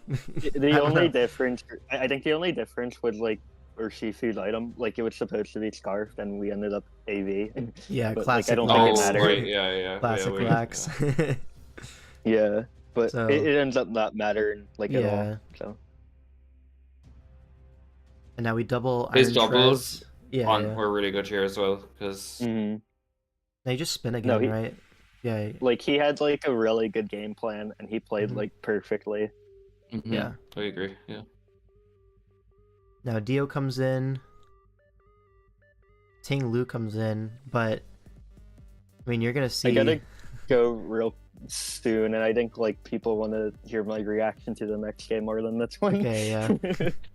But yeah, we'll just not pause it anymore. I think the only thing I would have probably done differently with Glock this game is bring a different Torn set. I think a Breaker Torn like had to come because like in this matchup, I'm not saying I honestly don't even think it would have made that much of a difference because I do think the Deoxys set was just like the best bring. But what are you even gonna be, right? You need a Palafin check. Yeah, I think it had to have been like Scarf Terraflying or something. I brought Nasty Plot Terror Water like against Lax, and it did pretty well. Yeah, I was actually the only one. Bet. I was actually the only one to beat Lax in a Moxit week, so like I might be the goat. Humble brag, yeah. W flex, like okay. Okay, so Boots. Yeah, Shirachi, I think Glock like lost most of his mocks this week. Yeah, it was definitely a rough matchup. Yeah. And now Urshifu just gets the Terra, guarantee a KO with Wicked Blow. And now what? Ting Lu has to come in, and like it's -1, so it's gonna take this close combat, but barely. I was surprised it took it. Honestly, I thought it was just gonna drop. I mean, this is big body Ting Lu, but now Wicked Blow gets to come out, and it's just forced KO after forced KO. And thanks to the AV, even at -1, only takes 40% from Terra Blast. You can just click it again if you want, but Sucker Punch is also fair, which he does click. And now Petrarunt can come in to wall this. But good double to Jirachi at least, right? Gonna trade HP with this Petrarunt. Just a parting shot, so doesn't even have to trade any HP for it, just free chip. So it gets the Palafin transform off on turn 37, so a bit late, but better late than never, right? Wish goes in the air, and then this knock was so massive, I think, getting rid of the heavy duty boots. Because this Jirachi was the main thing stopping, like, Petrarunt, everything. Palafin. Not everything, sorry. Palafin, yeah. But here, I mean, what else were you supposed to do, honestly? Nothing beats this Deoxys set. It's like max defense taunt helmet, which like Dragonite just has to thud into helmet over and over again. It's just not good. You have to run it out of recovers, but by that time you're going to be so weak to all of the helmet hits. Everything else, like and now this is also big. Getting rid of the boots on Torn. This is like the nail in the coffin, right? I honestly felt it was over way before this. It was, no, it was 100% over. I saw that. I was like, okay, now there's actually no chance. Now finally gets the Declaw into E-Speed angle that he was looking for the whole time, but the damage has well and truly been done because Palafin comes out and it just wins the game. You know? Jirachi comes in on Ice Punch. You have to hope it's like banded and you can wish on this or something, but it's just gonna wave crash. I think it was like Mystic Wood or something like that. Like it makes sense. Really matter. And then after the hazards, I don't know about you, but I'm pretty sure this isn't Jet Punch range. Me thinks. No, I mean that was super well played by Lax and well prepped as well for sure. Yeah, really suffocating. And now we get to see the deciding game of the season. Yeah, so Dino's actually brought it back to 4-3. So if Boas wins this, they tie the week, but Wagon Fruit is standing in his way, trying to win the series for his team. And he has to play against Terra Zarude, so scary stuff. But good team to do it with. The team like Boas built, I felt was really good. Like he put in a ton of work, and I felt like he came up with like a team that could really win this game. We can just play it out now.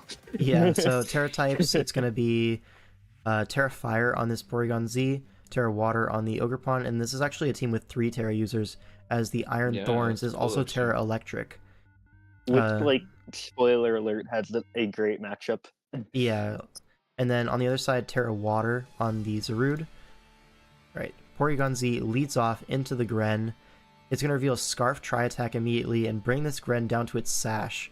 So Spikes lead Gren, and now Tinkaton's going to come in, get chipped by this Tri-Attack. Now, is PZ really forced out? Who's to say? You could just get your chip here, but I think he expected Rocks to come out as this is Defog Scizor.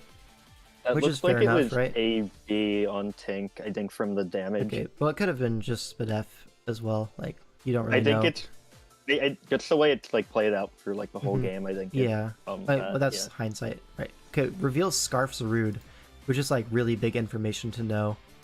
Mhm. Now, Iron Valiant comes in, obviously going to resist the knockoff, and goes for a Light Screen and a Reflect.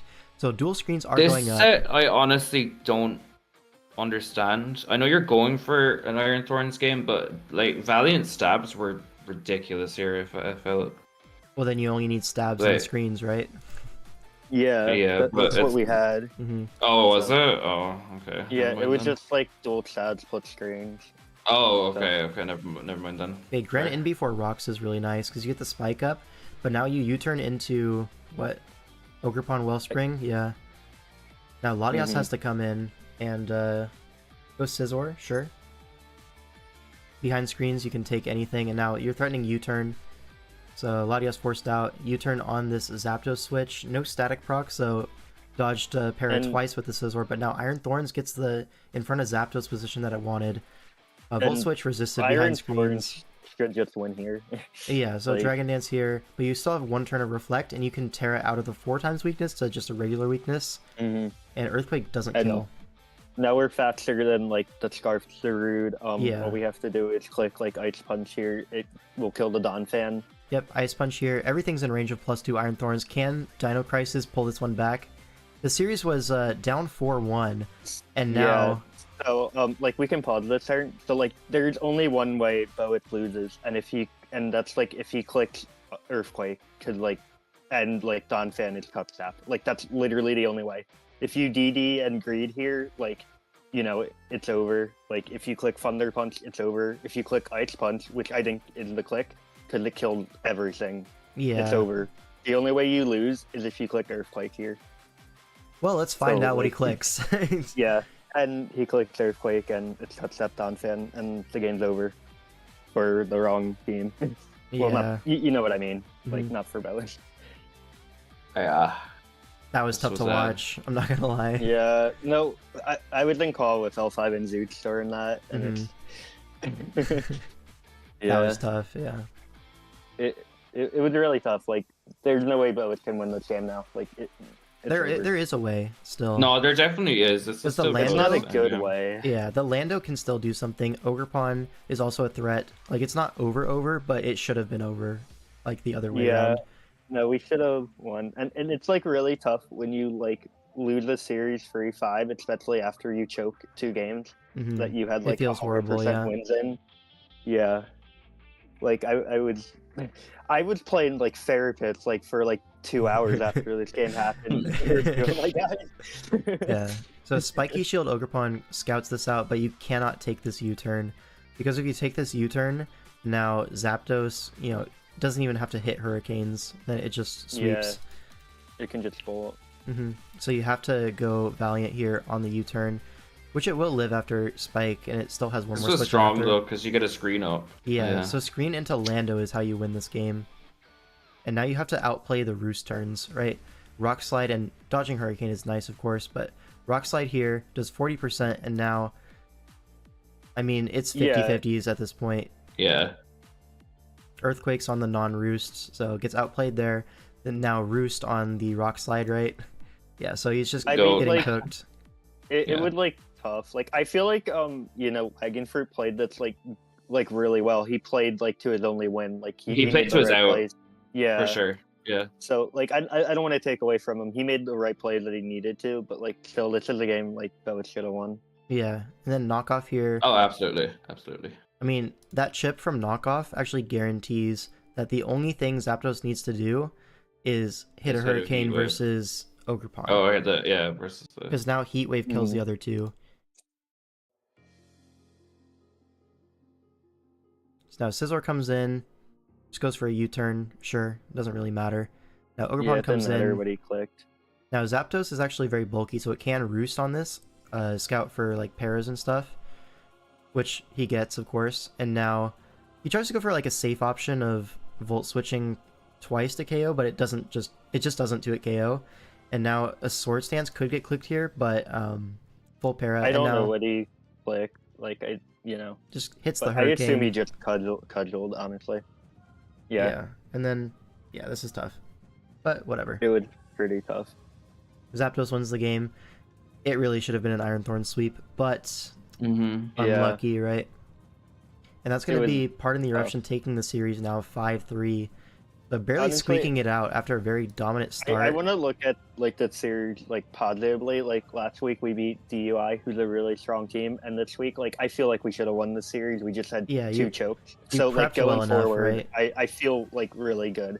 Like even Mhm. though the loss sucks, like I'm looking towards the future. Like I feel like we're in a good spot to make playoffs, and like I feel like if we play, them again, like I feel good about the position. We're in. Yeah, like in a But- rematch Yeah, no, I think you situation, guys you feel definitely confident in your ability to out prep. Yeah. Anyway, thanks for having me, guys. It was nice talking to the two of you and Yeah, Eddie. nice having you on. I gotta go now. Sure. All right. Bye Peace. I'll stick around, but I guess Sweet. from our perspective, I'll comment as well. Definitely got lucky in a few games. I think there were games that just really weren't optimally played. Yeah, it's always going to be the case, right?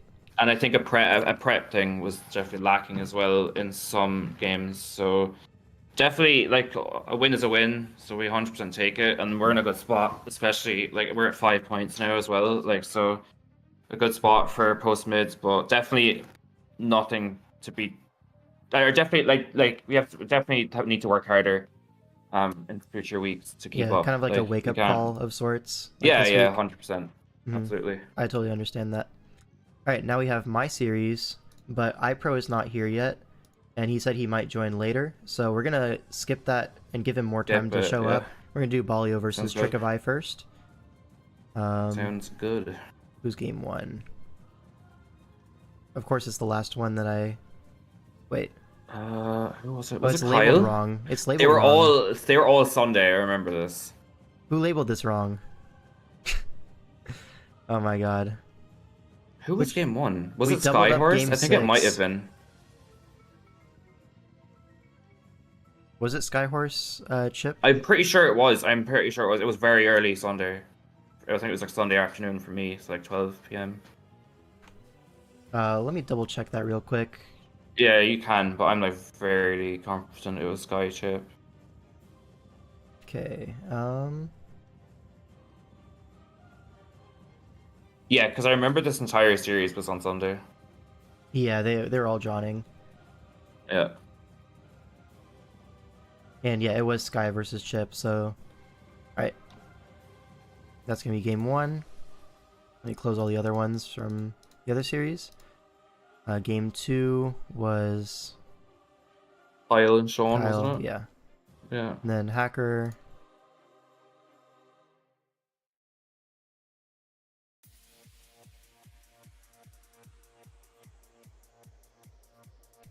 Six... 7, and game 8 Fagos, my The goat. goat. And there's Oh, no there's no link link. on it, dude. Alright, dude. Just, yeah, All right, nice. man.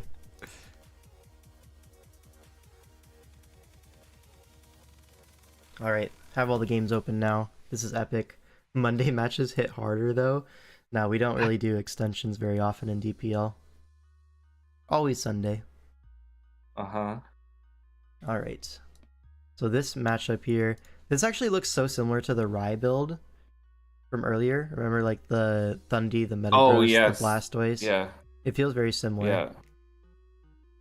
It's a strong team. Keldeo, Mm-hmm. Kyurem, Thundurus, like, talk about wall breakers, bro. Right. Jesus. Yeah. And a Nidoking, like, yeah. Mm-hmm. What's the Mega on this team? It's benched, right? Is it Blastoise? Oh, is it Mega Blastoise? Or it might have been benched. I have no idea. We have the technology to find out. It is Mega Bayonet on the bench. Oh, okay. Right, Like, and then on the other nice. side, we see Mega Sableye on the bench, which I thought was strange because Mega Yeah, Sableye looked really strong in this matchup, I felt. yeah. Like, look at its dual step. Like, knock is really, really You strong just into run this knock, foul team. play, wisp, recover, or something. Like, it's Yeah. so free. But I guess they don't see it that way.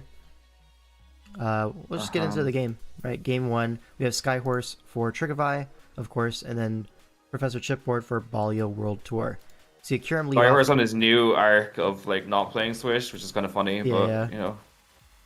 Immediately, Earth Power is predicting a switch to Blastoise, but hey, 19, that is AV. But Flash Cannon did 5 to Flash Cannon. Tentacle, so we're seeing 2 AV waters. But Blastoise actually has Earthquake, mixing it up, and able to 1v1 the Tentacruel very comfortably. Now Kyurem comes in, just saying, oh, yeah, I'm just going to go back to this guy. Reflect Up and Weakness Policy Oh, procs, and it's Roost. So this is actually a Demon Kyurem set, because the AV this Blastoise is a good designed to cure. switch in can't beat it. Unless you mirror coat that turn I was going to say, specifically. imagine if he miracle with that turn. Yeah. But Skyhorse kind of conditioning Chipboard by roosting. And now Dragon Pulse, that was a crazy turn, right? That was a Yeah. crazy turn. So let's unpack that a little bit, right? From Chipboard's POV, Skyhorse should roost, right? This is like, it's so obvious to roost here and like end up at a higher HP with your Kyurem that he wants to get Keldeo in on that roost turn and then get big damage with maybe like a Specs Secret Sword or a Specs Which Focus is definitely a Blast. fair play. It's a fair Like, play, yeah, but Skyhorse just one step ahead. Okay, not this turn, but the next one. Like here, you can roost to full. That's the idea. Oh, But because this is when the reflect would rare out as well. I mean, the Yeah. reflect doesn't matter because Secret Sword still hits special, like light screen affects Oh, it, not right. reflect. Sorry. Yeah. Yeah. But Okay. he just predicted a roost there, doesn't work out, and now Metagross comes in, and Bullet Punch barely doesn't KO. Ah, it's just that. That's Oh, a heartbreaker. Now Thundurus comes in, finally knocks out the Kyurem, but the damage has been done. Like, Keldeo was so nice here. I mean, there's a Tentacruel, a Whimsicott, but still. Okay, Stone Edge Terrakion versus Chardyberry Thundurus. Now we see Nasty Plot, but that doesn't mean anything because it could be Prankster. We don't know if this is Scarf yet, and it is Scarf. So Thundurus nice, goes down yeah. for free, and now Nidoking has to come in. Hopefully you can trade a KO here or get rocks up. Yeah, rocks go up, but Tentacruel just gonna spin those away and just die for it. Skyhorse willing to sack the Tentacruel in this position. Now Lando comes in, there's no ground resist. Earthquake is free. Worst case Yachi Berry, but no such prep is brought here. Now Kyurem comes in, Mons are dying left and right. Ice Beam KOs, but now Terrakion can go for a close combat, and that should be the game, right? KOs the Blastoise, but I mean, gonna have to go right back to Kyurem and take this close combat. Even if it doesn't KO, there's stuff like Whimsicott, even Jirachi can just clean this up. Yeah, it looks like maybe it's Scarf Kyurem because you switched out. 20 turns come back and in. like these ones just like So fell offensive, over. Like, yeah. oh. Yeah. And Kyurem's gonna Yeah, go down. would have needed a lot of flinches there. Yeah. Well, Yeah. Needed the roll on Nido. Was Earthquake a roll on the Nidoking? No way you're that fat, right? no shot. Max I don't know. Vizdev for I'm the not sure. for the Terrakion? But if that's the case, why are you staying in with Thundurus against it? With your Thunderous. You just go yeah. Nidoking on it, 100%. So either it was a misplay or he's just waffling about the set. I don't know. No. Well played I from don't know. Skyhorse, obviously, that Kyurem got... It put in overtime. The Really Kyurem nice call was, yeah, on the the Dragon Keldeo Pulse. turn. Mhm. That definitely put him ahead, yeah, which was good. Yeah, and just maintain that lead the whole game. So 1-0 That for looks like a Trickevi. game where like the sacks like game would have really mattered as well. So Oh yeah, 100%. It was really a sack war at the end of the day. yeah, Alright, so this matchup here. We have Kyle for Balio World Tour versus High Jump Sean on Trickevi. Now, this is like one of those Hydrepple Keldeo teams, what I think is like really strong right now in the meta. mm-hmm. And then on the other side, Kyle, he's using like this Swalot, and I forget what's benched over the Swalot. It was something I don't know, important. but you'll see the Swallow put up numbers in this game. It was important. What was benched for the Swalot? I'm actually gonna leave the dock open. Oh, just Tinkaton, have a right? look at this Tinkaton one. was benched for it. And I thought Tinkaton was like actually really nice here. because it checks D-Knight, Yeah. checks Valiant. I mean, there is a Treads, but it's your easiest rock up, and then like, I don't know, maybe you just spin it anyways. I guess the Treads makes it annoying, but it does defensively stop a lot of Pokemon here. As well as like Hydrapple, right? There's no Dragon Resist now. But No. But yeah, let's get into the game though. We see Terra Ghost on the Hydrapple. This is to spin block something, but there's no spin. Maybe it's just like a good offensive type here. I don't know. Ghost is just a good typing in general on Hydrapple. The other Terra type on this team is going to be Overquill, which is going to be water. On the other side, we see Terra Grass Gren, right? No, he's just doing this stupid thing where he changes the Terras on all of them. Oh no, the boulder was poison. Yeah, it's the boulder. As well, yeah. And the Thundy, I think. Boulder Thundy. Yeah, I think so. Yeah. Hey, people stop doing this, by the way. It just makes it annoying when we're spectating. You're not funny, bro. You're not like, no fooling one anyone. Like, yeah. yeah, no one's playing around your Stellar Garchomp. Okay, this was a crazy Abomasnow matchup, by the way. I remember mocking him for this. Oh yeah, Abomasnow I feel like always has an insane matchup offensively. Yeah, for sure. Anyways, so able to trade favorably into the Hydrapple lead, but regen, of course, means, you know, it's going to come back and do it again. That's the whole strength of Hydrapple. We see eject button into the Valiant. Okay, fair enough. Now Swalot comes in. We get the Brick Break to get rid of those screens, the Aurora Veil. Now, another eject button. So shout out to eject button, I guess. We're going to see Iron Boulder, Terra Poison, and Swords Dance on the Overquill switch in. And Overquill can't really hurt this back, right? Once it's Terra Poison. Yeah, Crunch doing a little bit of damage. Aqua Jet doing a little bit more, but the J. Ricky Citrus Berry coming in clutch. J. Ricky proc. Let's go. And now forced to sack the Multiscale on the Dragonite just to put this thing in E-Speed range. Right, but Kyle not going to sack it that easily. Goes Garchomp on that E-Speed, and now going to get rewarded with potentially even Rocks up. That's a greedy E-Speed, but like, it's going to work out. I feel like Rocks could have gone up there.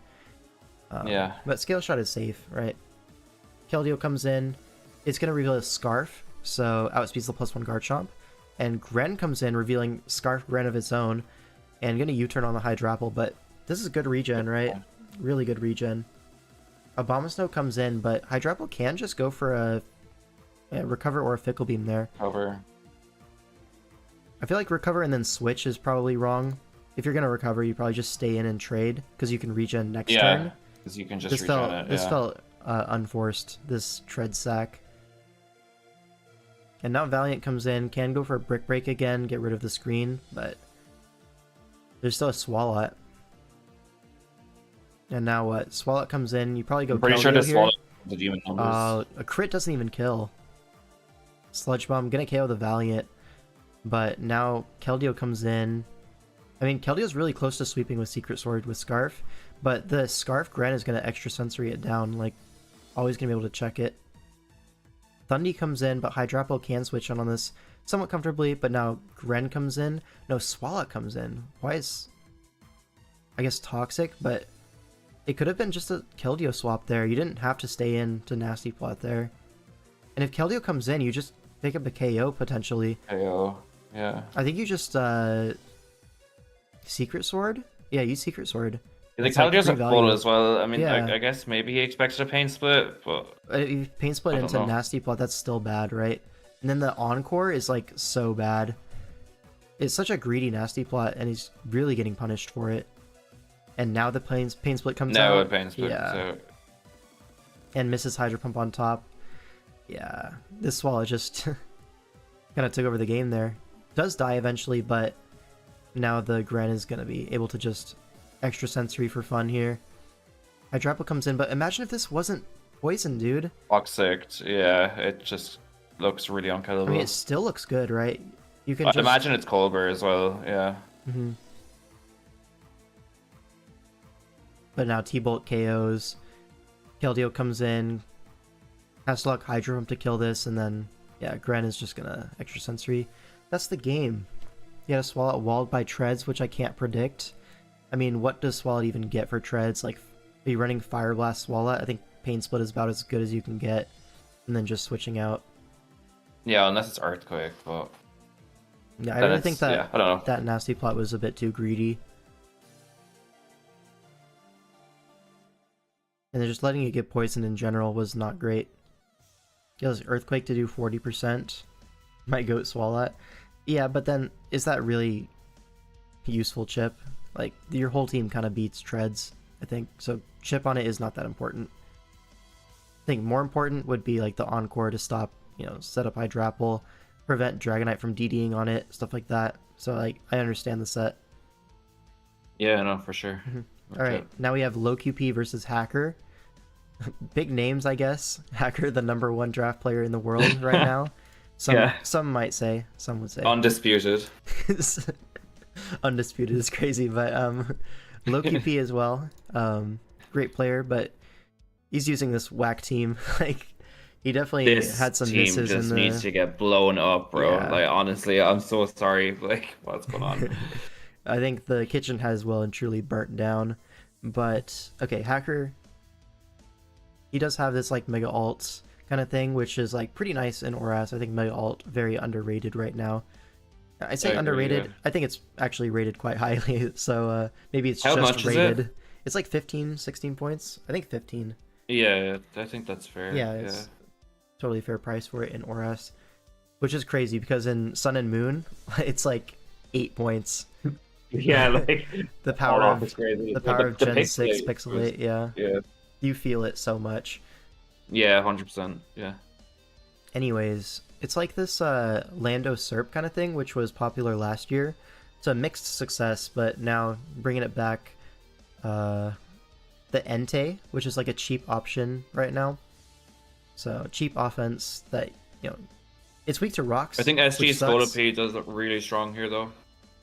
Oh, yeah, Scolipede's always going to be a threat, but Lando is about as good as you can get into a Scolipede. Like, surely it's going to be defensive Lando into Drill Scolipede, Mega T-Tar, D-Knight. It's got to be, like, either Helmet or Lefties, max defense, that sort of thing. Definitely. The Mew looks kind of scary depending on the set, but it has a lot to get through, right? I don't think you can cover for every single thing. Maybe you can, but I don't know. I'm not in the headspace to think of Mew sets right now. It's so hard to do. Yeah, facts. Yeah. Yeah. All right, let's look into it. All right, Thundy T leads off into the Lando T. If I'm Thundy, I'm just HP icing here. I really need chip on this Lando. Yeah, as Klefki comes in, Reflect goes up, but Light Screen would have been maybe arguably better. But now the Reflect's up, and Flamethrower Dragonite comes out to chip the Uxie. Sure, rocks are going up though, and Hurricane lands a little bit to the left, unfortunately. Now U-turn gonna break the multi-scale as another Hurricane comes out, I assume. Yeah, but Klefki comes in, takes that quite comfortably, and now can light screen up. Oh, the defog is massive there. Gets rid of all the screens and the rocks. And now you can just Flamethrower. Pretty safe. D-Knight Sand. Yeah. Defogs away the screens, but I think that defog was probably unnecessary because the screens just get reset now and now. Hacker just has extra light screen turns, and you took more poison damage, so minor inaccuracy there. But now Extra comes in on the Altaria and goes for a Scarf Toxic on a second DD, and this is danger, right? If this is Heal Bell, we're about to see some damage, folks. If this is Heal Bell, if this is Facade, anything really. He's in for a world of hurt. Oh, if it's Heal Bell, I think it's just literally over. Yeah. So Mew comes in as the Mega Facade gets clicked, and it just freaking dies. And now Drill comes in. Say goodbye. Freaking dies. Like, god damn, this thing's so strong. T-Tar comes in. Take a guess what's gonna happen. It's gonna freaking die. The only way out of this was like... Actually, I don't think it would have mattered. I was going to say, I wonder if he should have gone T-Tar first. Go T-Tar and to then... get extra sand, but I don't think it I think it's Sand Force. Because I don't well, think no, I was going to say to get extra sand chip on the Altaria. Like, I don't think it makes I don't a think difference. The extra 6% made a difference, yeah. Like, if it was Sand Rush, you should have gone T-Tar first, but I think it's probably Sand Force with Scarf. Yeah, which I think is fair to break through Lando and Uxie. Yeah. Like, here you're still gonna die with the Sand and Facade, or Sand and the Toxic Poison. Yeah. Yeah. This is a really good bring, though. Like, just broke through, like, his entire team. Great bring. He was really not prepared for that at all. Now D-Knight comes in on the Sacred Fire, does a lot of damage with Sand and Poison. I mean, Entei can just stay in and click it again. There's no harm. Goes for Natural Gift Ice, just for the culture, I guess. That's a nice bring now as well. E-Speed doesn't want to miss Sacred Fire. Just go for the safe 2-hit KO. Yeah, this is a guaranteed win for Hacker. Really well played, really well prepped. Yeah, definitely. I can see why he's number one, really etc. Well. Yeah. No, he prepped and positioned really well here, so definitely props. I'm only memeing a little bit. Like, I think he's been quite impressive this season so far. Oh yeah, definitely, yeah. All right, so now what's the series? We have Trick of Eye, Balio, and now Balio again. So 2-1 for Balio going into game 4, which is Olivia versus Brian. Somewhat of a funny matchup, some might say. But yeah, we see Regigigas in 2025. This is like this was like what's the word I'm looking for? It was like the flavor of the month like a few years ago in Swish. You know what I mean? Yeah. Saw... Oh, don't worry. I remember. It was like this was one of my first DPL games. Greg wheelchaired me with a yeah, Greg kind of pioneered that, and then it's kind of died down for a few years, but now they're giving it another chance. Another Regigigas. But anyways, it was 1 point as well, which was it for a 1-pointer? I think is yeah. I mean, I let Addison do the Swish tiers, but I'm pretty sure we had it like 4 points after Greg had that dominant season. I'm pretty sure it's 1. I might double check that. Sounds but... wrong. I'm gonna double check that. It's like 1 or 2.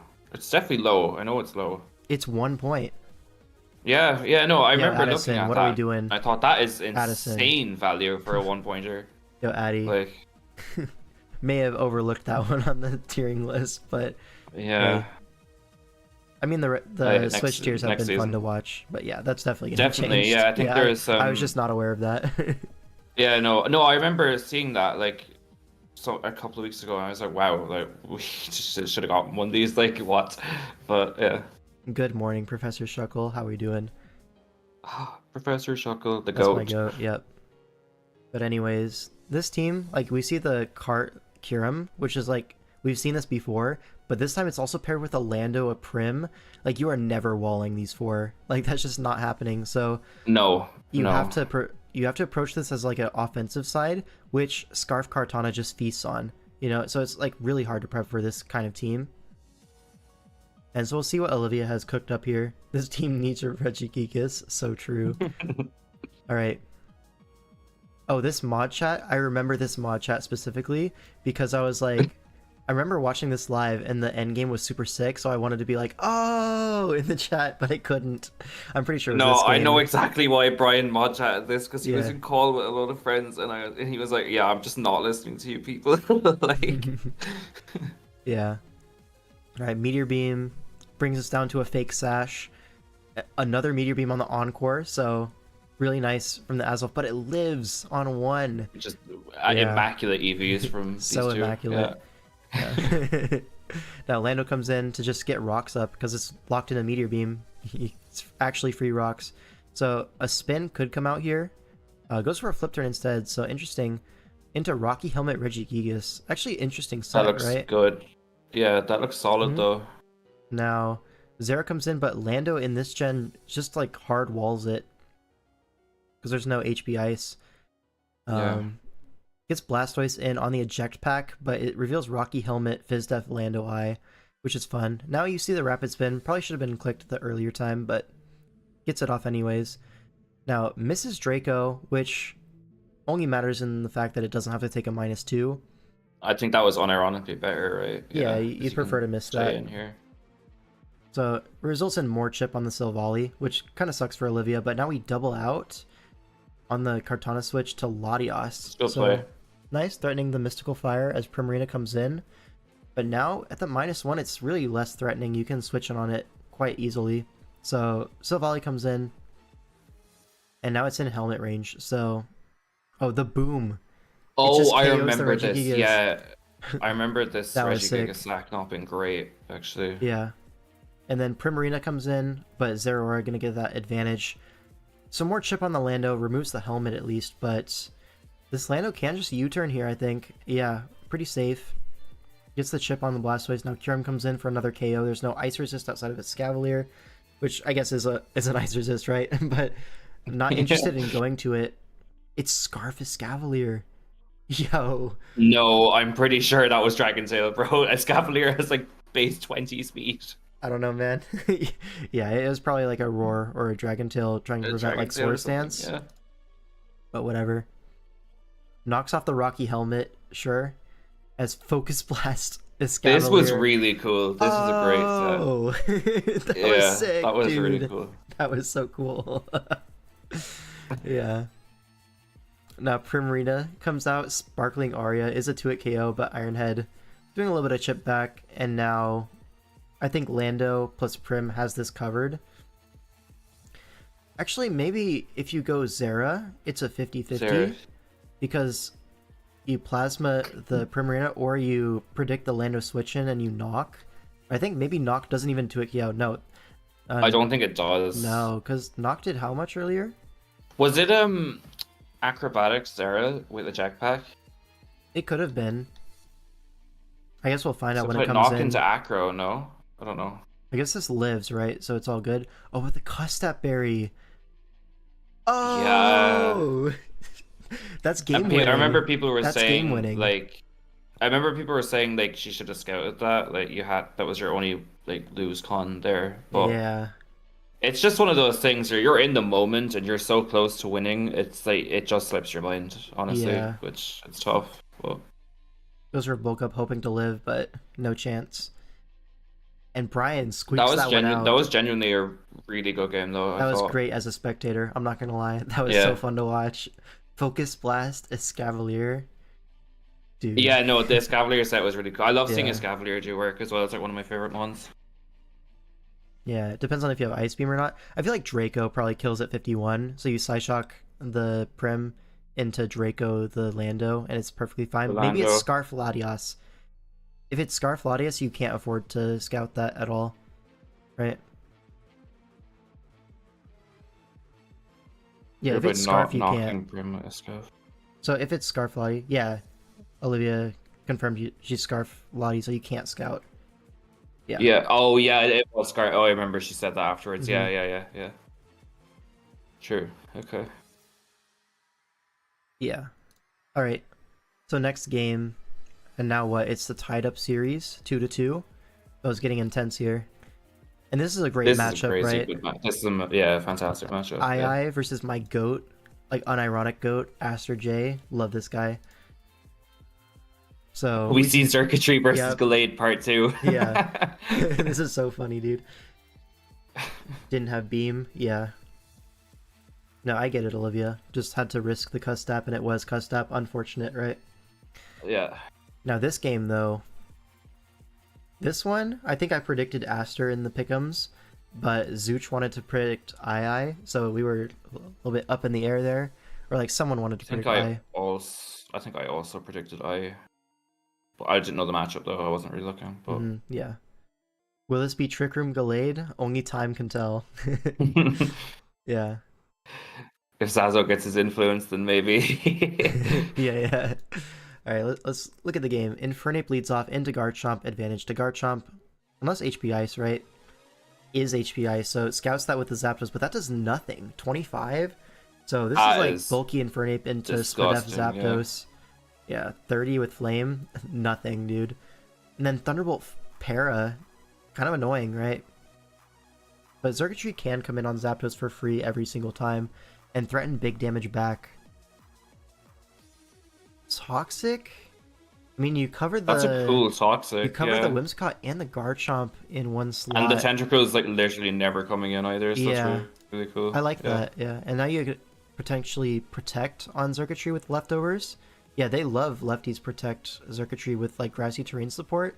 They've used this a few weeks now. Now, Torrent in on EQ. Pretty nice stuff. Is it bulky? Is it, like... Is what bulky? I really don't know. Xurkitree? Yeah, it's definitely able to take hits. Yeah. And you never really need to invest in special attack is the thing. Because it's just, like, base 173. Like a million already. Yeah. It's so strong. Yeah. Yeah. Now it gets a sub up on the Cool switch one. to Tentacruel. Yeah. We see a Z Hurricane ripped off immediately, but Spadef Tentacruel just eats that up for breakfast. 54% and able to get off a spin next turn, I assume. Yeah, goes for the spin, dodges the Hurricane, but that was not killing. It just means you can stay in the next turn. And then Miracle, oh my god, he's That the was GOAT. great. That's GOAT. He's just That's yeah. GOAT. Has a Zapdos as well, but doesn't want to get poisoned by a subtoxic Torn, which is pretty likely here. So yeah, now Rocky Helmet Garchomp able to take the U-turn and do more damage back than it took, low-key. And then it's Surf to 2-hit KO the Donphan. Eats up the Earthquake and now rocks up on the non-Ice Shard. So trades rocks, but now just gonna Surf again, I assume. Yeah, KOs the Infernape. So this is going really well for Aster. Now Bulu comes in. Could be Scarf. Zapdos is chipped. You know, after rocks, it's gonna get 2-hit KO'd by the Grass move. So it is just a KO here.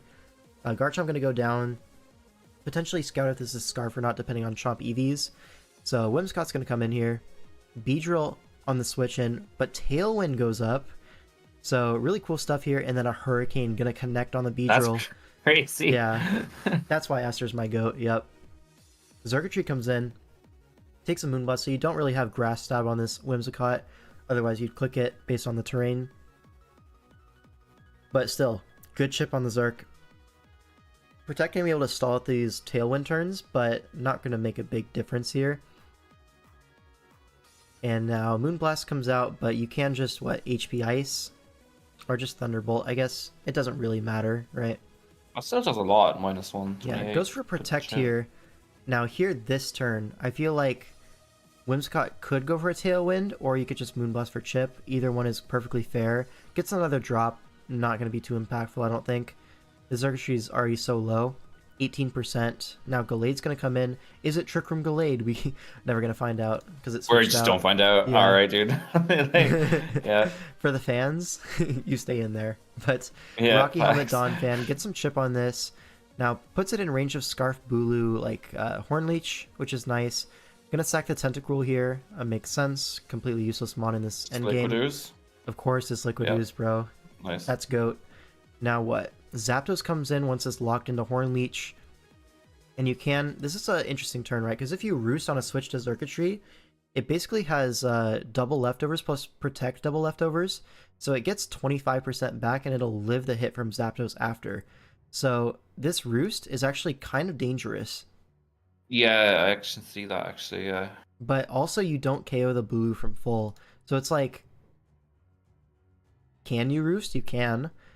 But it's like kind of a 50-50, but I think Aster is still okay if the Zerk recovers HP. Like, I it's not think the he end of the definitely world. did need to switch last turn, though. Yeah, if you were gonna switch, you had to switch last turn. This turn was Yeah. trolling. But you can't stay in either. Like, your Hornleech locked into Zapdos, so a rock and a hard place, Yeah, some it's a might tough say. call. It is a... Yeah. Yeah, and then Stone Edge, obviously not gonna KO Gallade even if it hits, and Poison Jab gonna clearly knock out the Tapu Bulu. And Aster, really well played.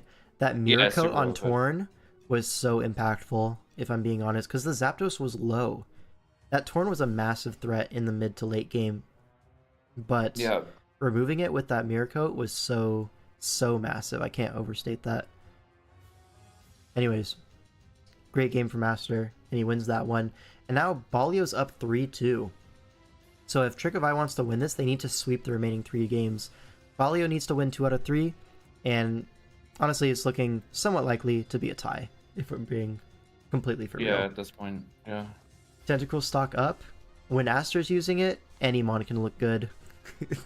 But anyways, now we have Joshua versus Soggy Doggy Sage. This is a big matchup because I think both of these players are undefeated going into this game.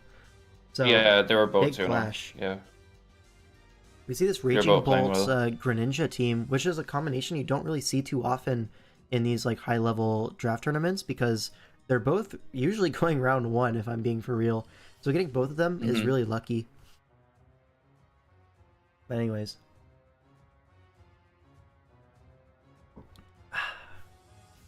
Let's see. So the Aloe is going to blank a lot of these guys if I'm being for real. Like an AV It Aloe. does, yeah.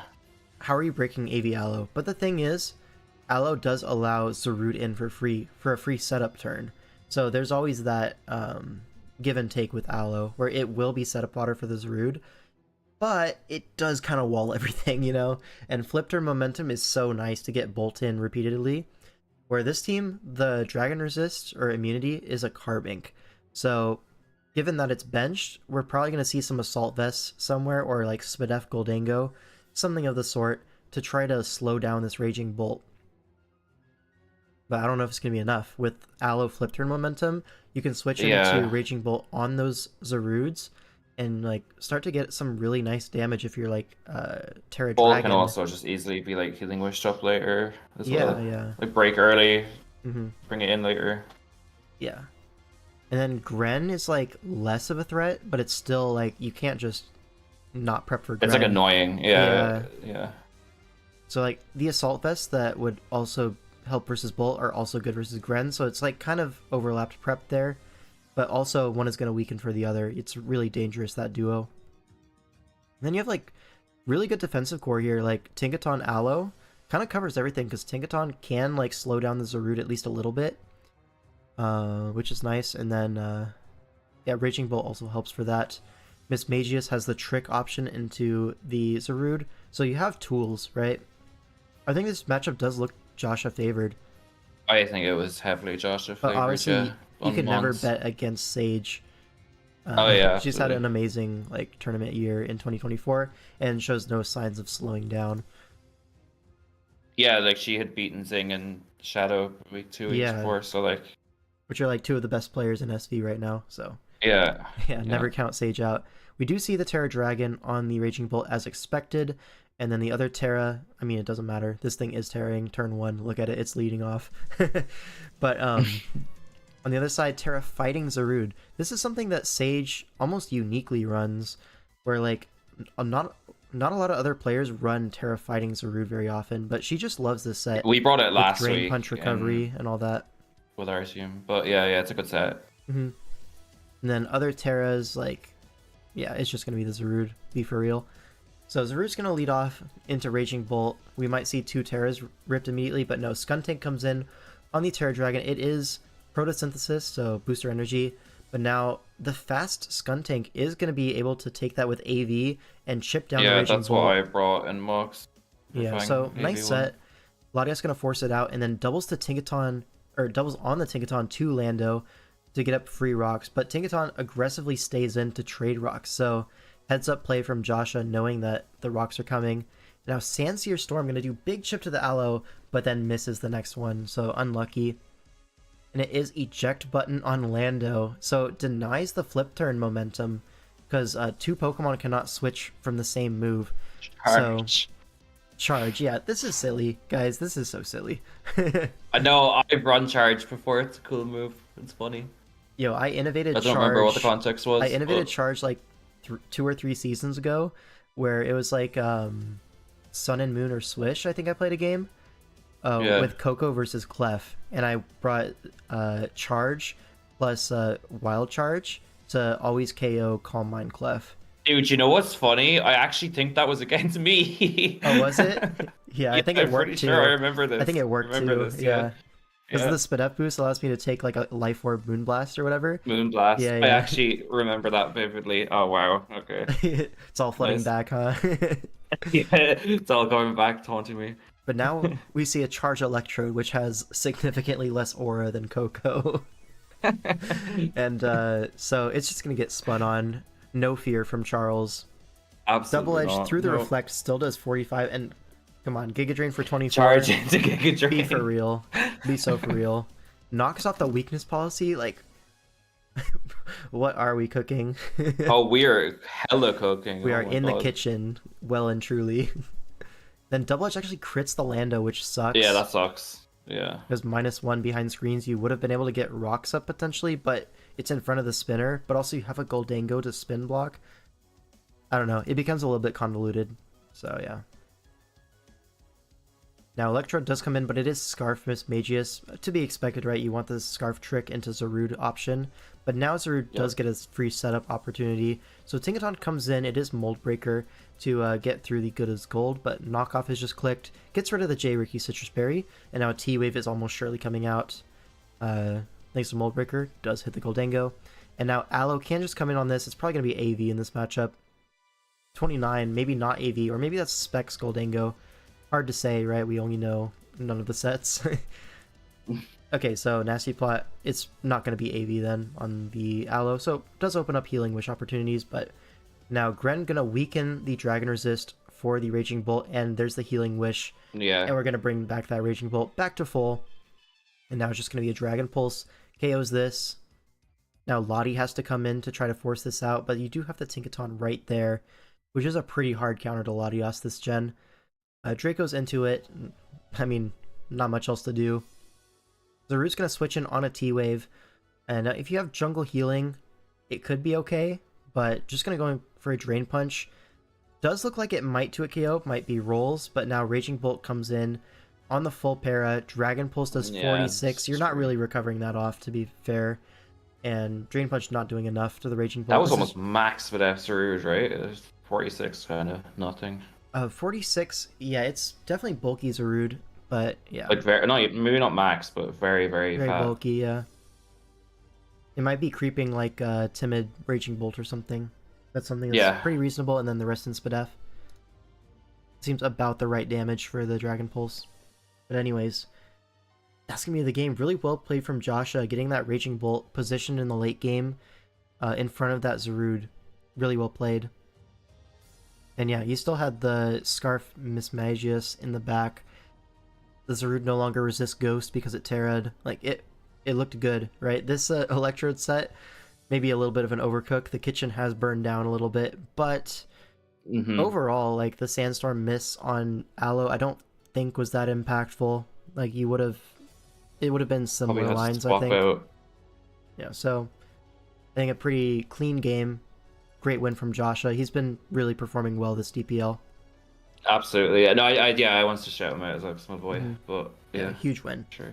And so that ties up the series, right? Yeah, 3-3 now. So really winnable from either team now, if they can go 2 for 2 in the last 2 games. You have PZZ versus King of Crook. All right. Hold on. My hair's just doing that. It's kind of annoying. It's doing a moment, yeah. Yeah. But anyways, this matchup, I remember thinking this was like super favored for King of Crook. Just because how are you breaking this team? Right? Melmetal, Lando, Slowbro, even the Crobat for the Scolipede for the Feeny. You have defensive answers to everything, right? And you have great offense as well. It's so hard for PZZ in this matchup. Yeah. The good thing you do have, though, is Kyurem. And Kyurem can win any matchup. We all know this to be true. But there is a Melmetal, which is like one of the strongest Kyurem Melmetal is like one of the game. better Kyurem checks, yeah. That being said, you do have stuff like Zapdos, Metagross to potentially helmet it down. That's always the thing with Melmetal, is going to be weak to helmets. The draft color theory is hella nice. Yeah, it's it's like a good looking team, very handsome. But anyways, let's just get into the game. Is this Aura? I think this is probably Aura, right? Just the last FM. Wait, which is Aura? Sorry. The PZZ. Oh yeah. It's gotta be Aura, right? Low key kind of tough. Yeah. Zapdos leads off into the Lando, which is like, this is Gen 8, so Lando is advantaged. We see a Toxic and the Lando is faster. We don't know if this is Scarf or just a slow, bulky Zapdos. Goes for another Stone Edge. We still don't really know. But now doubles to Zapdos on the switch out to Crobat. Really nice. Nice play. Nice play from PZ to get that recover off. Or the Roost. But yeah, Lando comes back in, and now you can just switch, right? Feeny comes in on the Stone Edge, and you're threatening this like is good chip, to be Hydro fair. Pump. Yeah. Funny. Hydro Pump's on the Crobat. It looks to be Scarf Feeny, but it also looks to be Spadef Crobat. This is a role that's very close. I used Crobat versus Feeny a lot, so I know this calc pretty well. Oh, nice. Then this Sludge Bomb I thought was a really big misplay. I think you always need to Roost there, because now this Scarfini is a big threat. It's a guessing game now on what it locks into. and if you get that wrong, you pay a big price. Now, Earthquake into Weakness Policy Mel, gonna trade the Metagross immediately. So that's big progress for King of Crook. Kind of makes up for that Crobat being, low HP now. Lycanroc comes in, does threaten a CC here, but Lando T can come in on this pretty comfortably. Gets the Intim off, and it's a Jetpack. Yo. Oh, Yo. what? Yo. Yo. Okay. Was that intentional? It had to have been, right? I actually can see the logic of that working. Yeah, but like as well. I don't know, man. I mean, worst case, like he goes, you get your Kyurem on Lando. I mean, I see it. Yeah. I do see if that's intentional. It cool works both ways, right? Yeah, best Lycan Dusk performance. Yeah, I agree. Kyurem does get in. We see a Citrus Berry revealed on the Lando T. Shout out to Jay Ricky in the chat. Always representing. We see a freeze try on This Assault Vest. Assault Vest. Yeah, incredibly Assault and knocks Vest. off the Scarf on Feeny, so kind of making up for the fact that your Crobat's dead. Now this Feeny is gonna get outsped by everything. And by everything I mean just the Thundurus. But then Moonblast. Oh, the Moonblast is so tough. Because Crobat can now just heal up. And this Feeny is now completely useless. Yeah. Doesn't heal though. But Not we just don't interested. heal. Really not interested in healing. So maybe oh well, it's, we did this turn. It might not be. Maybe it's just 4 attacks. Roost. Yeah. Because U-turn, Sludge Bomb, Giga Drain, it has to be Heat Wave for the. It has to be coverage for Scolipede. Yeah. Or Meta. Yeah, it's Heat Wave. Yeah, it has to be Heat Wave. Yeah, you're right. Now, Swords Dance Lycanroc does pick off the Crobat that has been dead for like 10 turns by now. Lando comes in, +1 Lycanroc. Can he do it? No, he sucks. Not Scarf either. Oh no, it's Citrus. Never mind. Yeah. I'm trolling. Yeah. But I assume it's just close combat, Crunch, Accelerock, so no Stone Edge to be clicked. Crunch is your strongest move, doesn't kill. Typical Lycanroc. Now, Life Orb Scolipede not able to KO the Melmetal. That's hard body nice, Melmetal, dude. and dies to Iron Double Iron Bash. Now, Kyurem comes in. I mean, Kyurem is opened up now. We do have AV Passimian for one last hurrah. Zapdos does come in on the U-turn. Do we see a static? We do not. Oh my god, is that Winston from Overwatch? Anyways, Yeah. Thundurus comes in, takes rocks, which is a big deal. So it could be Scarf, it could be Specs, it could be Resist That's Berry, could have been a lot of Yachi. things. Yeah. Yeah. We see a Focus Blast into Chople Berry, so able to eat that up quite comfortably, and no Yachi Berry. So probably going to be I think like... it was revealed. It was revealed in the chat afterwards. It was Magnet. Oh, Magnet. Okay. Makes sense. Yeah. You want the big chip. Now, Slowbro comes in and goes for a Trick Room. And this was actually probably Eevee to take a Freeze Dry. Because you're going to see in a turn, or I guess in another turn, this is a Weakness Policy Slowbro. So Weakness Policy Trick Room, always super fun in the end games like this. Like versus offensive teams, there's so little that can deal with Slowbro. We see some Toxic Miss. Not going to be a big deal. Yeah, this was over. Good set. Really good set here. Yeah, Weakness Policy triggers, and you're going to see a Stored Power. Boom! Yeah, really nice endgame setup for this Slowbro. But yeah, a lot of these Pokemon got a little bit more mileage than maybe they bargained for. This Melmetal getting the perfect 2-for-1, right, with the Metagross and the Scolipede. Like, you can't ask for much better than that. Yeah, that's exactly like Crobat, what you want out of your Melmetal. The Crobat, I think, was... I guess it didn't have Roost, right? So you can't even play better, but maybe I'd just say prep better. I don't know. Just have Roost on your Crobat that's coming in on Feeny, but... Yeah, maybe I don't think you need Giga Drain there. I understand you're going for like a faster pace, so you may as well just have more coverage and just hit things. You don't want to be like switching in on things forever. Like, you can't do that versus this team. So I understand it, but like a guy like me just has Roost, you know? I think Roost over Giga Drain, and that's just better, right? Yeah. I think so as well. But anyways, comes out with a win. Well played on this Slowbro game. And yeah. So this is the deciding game 8. So Trick of Eye has really brought the series back. They're up 4-3 now, and they have game 8 Fagos, which if you're He's aware just of never the lore, lost. He's just the GOAT of game 8s. Yeah. But Tidal... I have fallen victim to it, unfortunately. Yeah. His opponent, Tidal, she's been really impressive, I think. Yeah, she had a good 1-0, game versus Greg right? last week. And I've seen her in other tournaments as well, doing quite well. So really excited to see this player like Yeah, I evolve. admittedly didn't know who she was before Mhm. this, but like yeah, from what I've seen, definitely looks strong. Yeah. Now we're using this version 7.0 of the Torn, Palafin, Ting Lu, Tinkaton. Put your dragon on there, put your muck on there. It's like such a common team structure. Sometimes you'll see a Quaquaval over the Palafin slot, with a Latios over Latios. Like some minor changes here, but the structure is well and truly tried and tested. Uh, it's like reasonable. Like you see the team style is like overall probably above 50% win rate, but not by a whole lot. You know, it's like pretty average in terms of like stuff. And you hate this structure passionately, I think it can work. It's just like it's being overused, I think, compared to how strong it actually is. But hey, it's hard to go against the theory of like spikes plus Torn being good.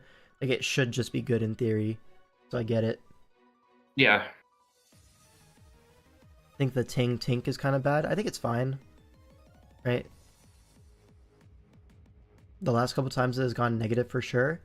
I remember looking at the stats for this because I was curious, and it had like a really solid season. It had some mid seasons, and then it had like one more really good season. So like I think overall it's probably positive, but there's definitely some versions that are negative. You're right. Is it common to see the same structure over and over in these tournaments? You're definitely going to see some proven cores. This is one of them. Another one is going to be the Meow or Shifu, which has really picked up in popularity, and that has like two main variants.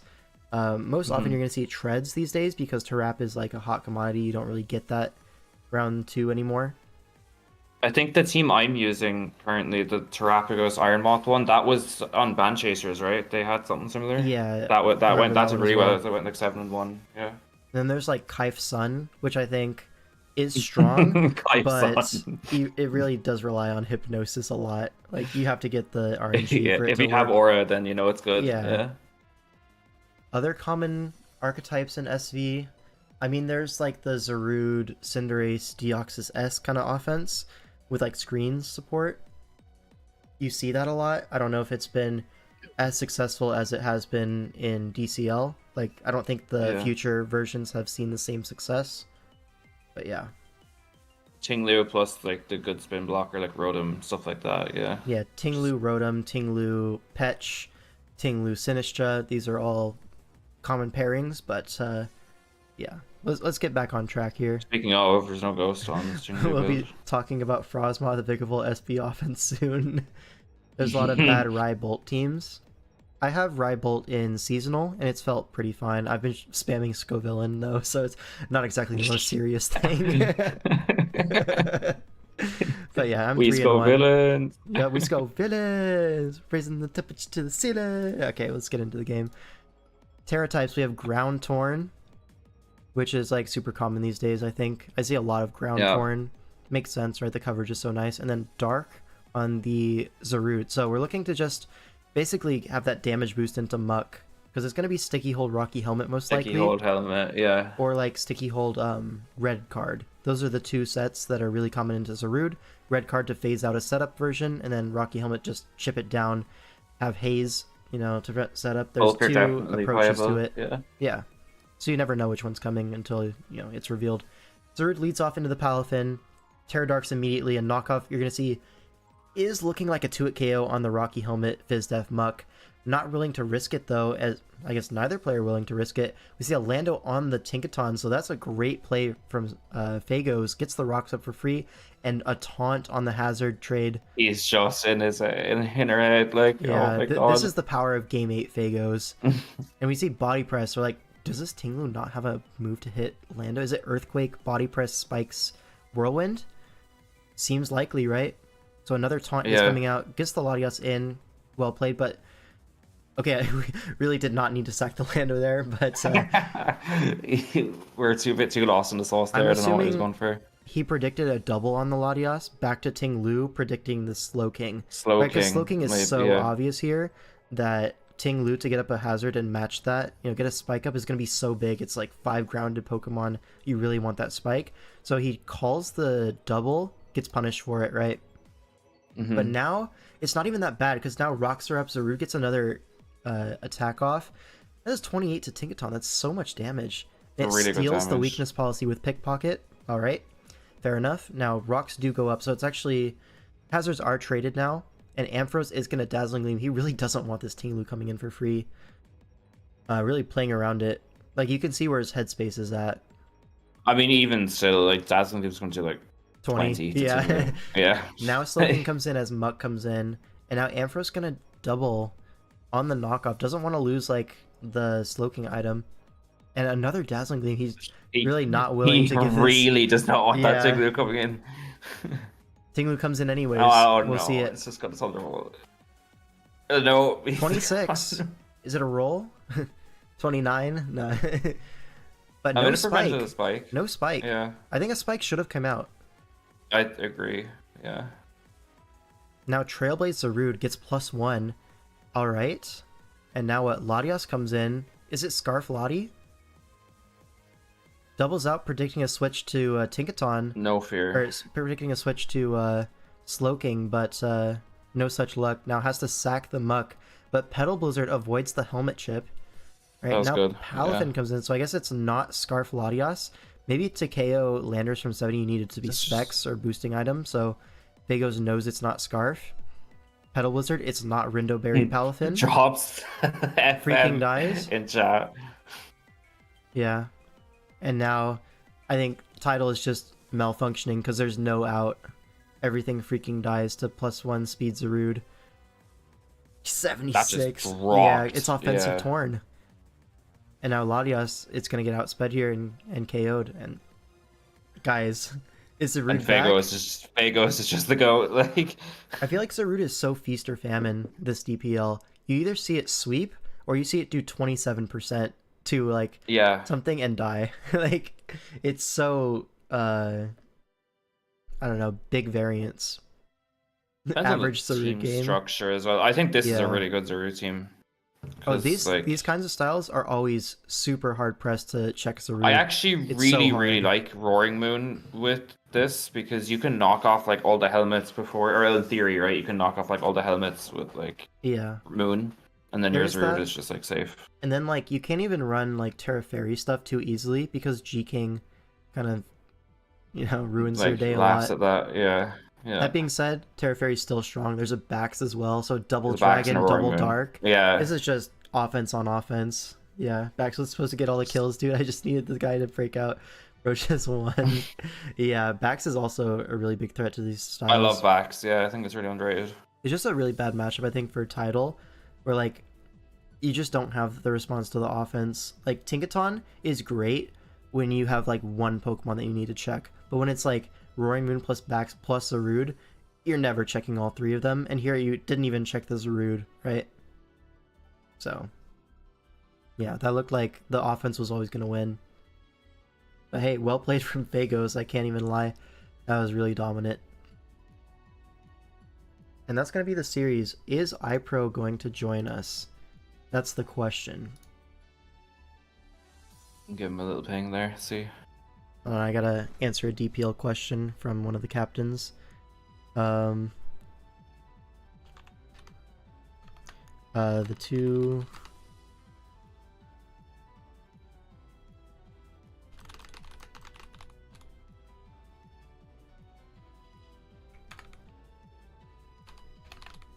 Oh, I think I know what you're talking about. I won't say though.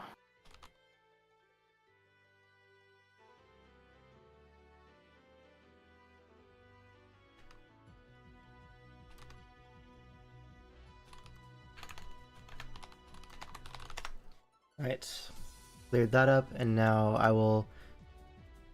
At iPro, we on the last series now. If you're gonna join, go now. We starting. Alright, and then now week 3. Alright, game 1. Get this all set up. What was game 2? Lucas, then it was that. Game 4.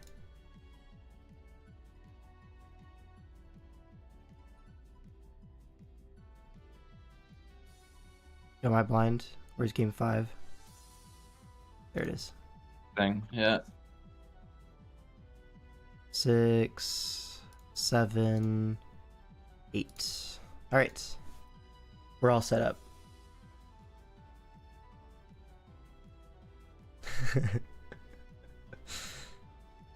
Hey J-Scarf, who's your dumb captain? Yeah, it can happen, bro. It can happen. Time for my glorious King J Ricky. Yeah, his game was pretty cool this week. Poor Craig. Yeah. Alright, game 1 is going to be J-Scarf, top 5 player notably, versus Gypsy King, arguably the GOAT of Draft League. The GOAT, yeah. So, obviously going to be a great match here. Let's see.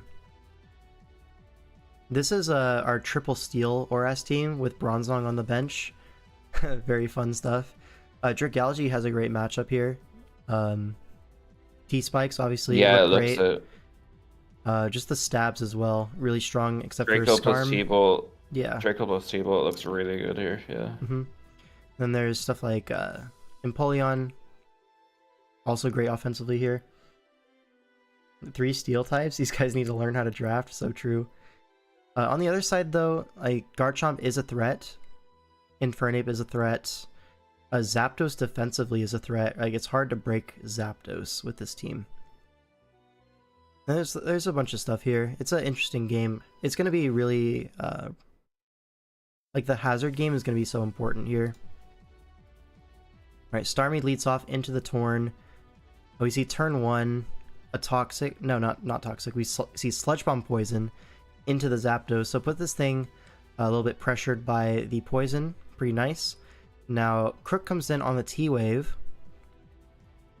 And now what? Rocks go up, I assume? Probably Rocks here, yeah. Yeah. And Rocks do go up as a Abomasnow comes in. Is this Mega Abomasnow? I think it is, right? It is Mega Abomasnow. Heart Torn is crazy. Heart Torn is like so raw. But we're actually very defensive with Heat Wave.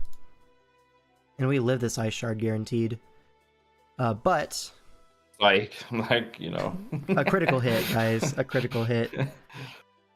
And that's really bad, because Heat Wave would have done like 90% of this thing, put it in Rock's range, and now we don't want to sack Gallade, especially because it doesn't KO from full. Like, Gallade's kind of the win con here, so ends up having to sack the Klefki to get screens up and a Toxic on the Abomasnow. Yeah. It's like so much lost ground immediately because of that crit. Now, Flash Cannon is able to pick up the KO from this range, so offensive Empoleon doing its thing. But it costs our entire Klefki, man. And Torn would have died, right? To the next Ice Shard, but you can revenge with Empoleon next turn. All good. Yeah, and you still have your full health Klefki. Yeah. There's even like possibility like you can go hard Empoleon on the second Ice Shard. Like there's outplay potential, but no such luck. Now Dragaology does get a free switch in now. The Zapdos is low, so it's in Rock's range, and now just gonna sack the Zapdos to a potential Sludge Bomb or Draco.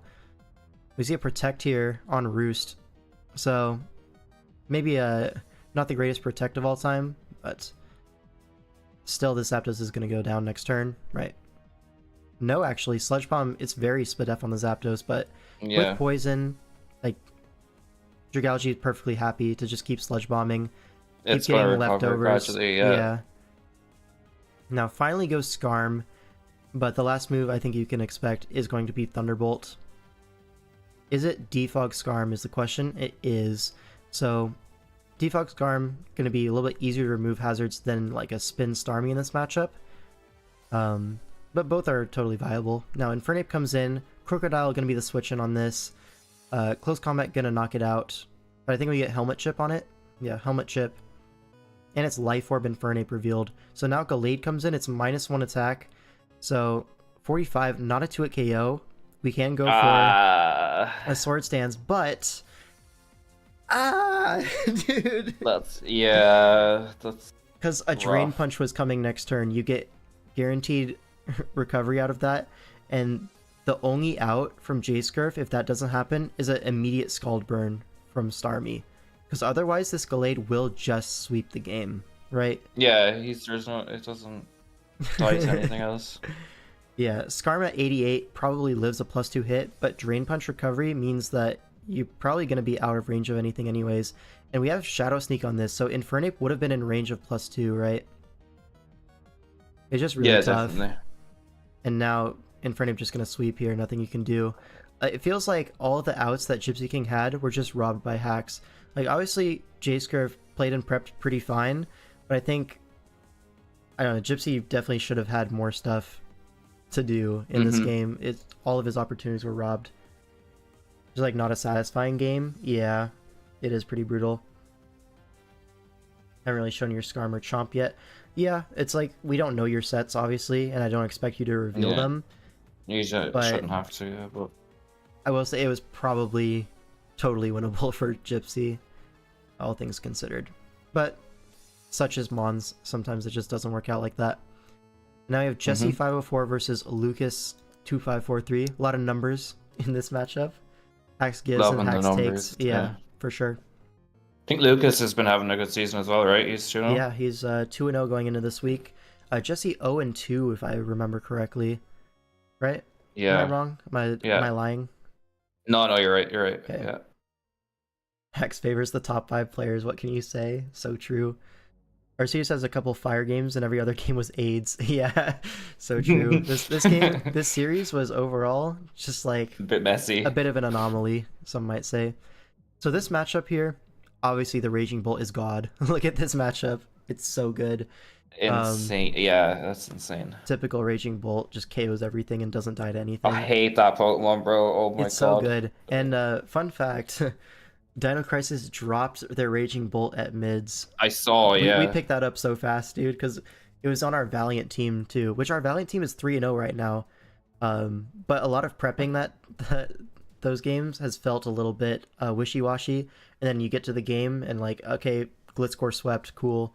I'm not gonna lie, if I load into that team the week we play you guys, I honestly just might forfeit on the spot. Like, I don't want to play that.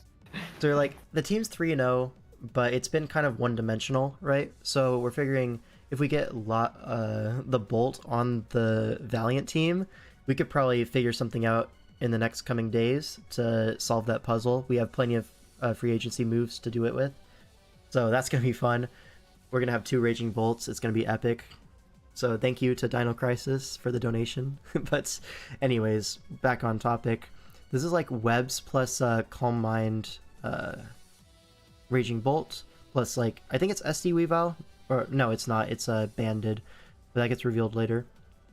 So the idea is you get Sticky Web up, and the only removal is Conch Elder, which is really pressured to be different moves in this week. Like if you're having Defog, you're really missing out on a lot of coverage. Like if you're fighting plus ground plus Defog, you're not hitting Araquanid. And if you're like knockoff ground and like Defog, you're either missing Mach Punch or Drain Punch, which is like a big deal either way. So like, I thought the most likely Conch Elder set was going to be 4 attacks, maybe Assault Vest to take on the Raging Bolt. As well as it's a pretty reasonable switch in to Pecharunt, right? Because if you get Poison, you get Guts, and you can knock that off. Get rid of like a cold. What would the moves be? It'd be like Drain Punch, Earthquake, Knock Punch, yeah. Knock for Weavile as well. I thought was like really valuable for them. So yeah, there's also a possibility that it could just be Flame Orb, right, and just kill everything. But just break through things like Terra Ground for the Pecharunt or something. Yeah. The way mocks were working is Raging Bolt came in and just won the game a lot. As it does, you know. There's also some other sets that I don't think were revealed that were also just straight up winning mocks. So yeah, pretty strong matchup for us, I think, all things considered, as long as we can keep these sticky webs up. Right, Terra Fairy Torn, probably gonna mean it's Assault Vest for the Raging Bolt, makes sense, but we are Terra Water, bulky Calm Mind, so we do actually 1v1 AV Torn quite comfortably actually. And Terra Water on the Conch, probably not going to get clicked, to be completely honest. And then on the other side, yeah, Water Bolt, and then Water Arachnid as well, because Water Arachnid also just kills everything. There's like the water resist is Yeah, Meowscarada, so like yeah. either Right. way we're getting KOs with our Terramon. Meowscarada leads off into the Arachnid. We have Protect just to scout what he wants to go for. If it's like a taunt or something, we can play accordingly. Arachnid never really needs all 4 moves, so I was going to comment on that. Yeah, that's you like can always really fit easy some to check fun on techs. because yeah, for sure. Now this That's why I actually love it so much as I'm on. reveals Helmet Defensive Conk. So Liquidation only does 41%, which is so little actually, and it reveals Defog. So worst case, right? Oh, fire. What's that? Yeah. That being said, Sticky Web does have more PP than Defog, so we are able to always have Defog up, but the thing is, can we force out Conkeldurr after, and can we keep it out? That's going to be what Lucas has to do here. Eventually a knockoff does have to come out, makes sense, and now Raging Bolt comes in, kind of bluffing Specs, right? So doesn't want to lose the Defogger to like a Specs Draco or something. Instead we're going to go hard Lando, but Calm Mind comes out. Lucas makes a great read, reading the switch, and now Earthquake only does 39% as Terra Blast reveals to be Assault Vest Lando, I'm pretty sure. 100%. Yeah, And so Raging Bolt actually takes a lot of damage from this, but it does come out alive at +1. Now Torn comes out. We actually save it. We go Jirachi, because if it's Terra Fairy, it doesn't really hurt our Jirachi that bad. Knockoff is like worst case, and even then, it's like still above half HP. We're Assault Vest Jirachi, trying to 1v1 stuff like this Iron Crown, which just came in. But now, we can just Shadow Ball. It doesn't really threaten us back. Here, I think he tries to call the Ting Lu switch and get the defog off, but Jirachi really not forced out here. Goes for another Body Slam, actually, instead of the Shadow Ball or whatever. I don't know if we have Shadow Ball or not. I think it's a fair play anyway to fish for a para. Yeah, if this gets parried, it's like really game over. So that chip actually puts Conk in range of Psychic Noise, so the defog never goes off, which is so massive for Lucas. Now Meowscarada comes in, it's going to reveal, actually I already revealed Choice Band on the Arachnid damage, so Adamant Choice Banded. So he actually reads the Sucker Punch, because what else are you going to go for? Sucker Punch into the Assault Vest Jirachi, you know it can't like use a status move, so you go to Raging Bolt on the Sucker, because Sucker's the only thing that makes sense, right? Unless you wanted to like risk Iron Head flinches for no reason, like no way, right? So reads that correctly, gets lefties on Bolt and another Calm Mind, and now we're a little bit healthier. The Torn comes in and we have Protect for leftovers, so this Raging Bolt is now back to half HP and able to pretty much 1v1 this Torn. Like, we're gonna get knocked on our lefties, but we're faster, we 3-hit KO. This is gonna force a kill. I guess U-turn here into Iron Crown, but with webs up, we should be faster, but it's Scarf Crown. Plot twist. Oh, nice. So goes Meow, but now Weavile gets to come in, and where's the Ice Resist? Right, it's really just the Iron Crown, but that's a dangerous thing to switch into Weavile, right? So Ice Cold Crash with Choice Band is pretty free. I don't want to risk like multiple Axle misses if you don't have to. And yeah, so now Crown comes in, but we have a full HP Ting Lu, and actually makes a switch to Pecharunt as like a catch-all, because if the Crown stays in, it's probably Focus Blasting to hit the mid-ground between Weavile and Ting Lu. Right? Or you're doubling. So this catches everything. So Meowscarada comes in, great Pecharunt play. Now Glamora comes in on the Malignant Chain. That does nothing. So we know this is going to be like Spadef, Corrosion stuff. Here, just going to go Jirachi. It's pretty expendable at this point. We see a sub, but Psychic Noise goes through sub. I don't like that sub. I think it gets Toxic first. I don't think it matters too much. I don't think it makes a difference, yeah.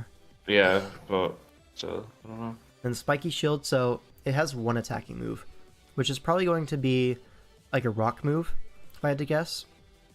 I was gonna say Earth Power, maybe, but... What are you Earth Powering, though? Like Pecharunt and Jirachi, but I guess, yeah, I don't know. That's the whole point of Corrosion. I mean, yeah, you're right. But I don't know. Now Weavile comes in, we have to hit Axles to get through this sub and stuff. But you know Lucas is good for it, right? The denying the lefties recovery from the Psychic Noise actually comes in clutch here. and that goes down. Now Iron Crown comes in, but full HP Ting Lu, just go to it. Nice double to Meowscarada, all things considered. He's making plays to stay in the game, but Ting Lu can just stay in, right? Because it's big body Ting Lu. Even It's Adamant just, yeah. Choice Band. This is, I'm pretty sure Adamant Choice Band. You run Adamant if you disrespect our Jumpluff, which is not a real Pokemon in this matchup, so it should be Adamant. And Payback puts it in range, so that our Banded Weavile now just knocks off everything. Misses Axel, but that didn't matter. Right, knockoff sweeps. That's going to be the game. So really well played from Lucas. I think Jesse definitely could have got the defog off if he played a little bit better with the conch, but obviously it's hard, right? Yeah. And once those webs stay up, definitely. it's just impossible to deal with Banded Weavile, Combined Raging Bolt, all that stuff. Our Petra set was not revealed, but it probably just won anyways. Okay, now my game. This is tough. Is a game. This is tough. This was a game. This was a game for sure. So I'll put it from my POV so you can really understand my thought process a little bit better. But okay, this is a very bulky Zard Y.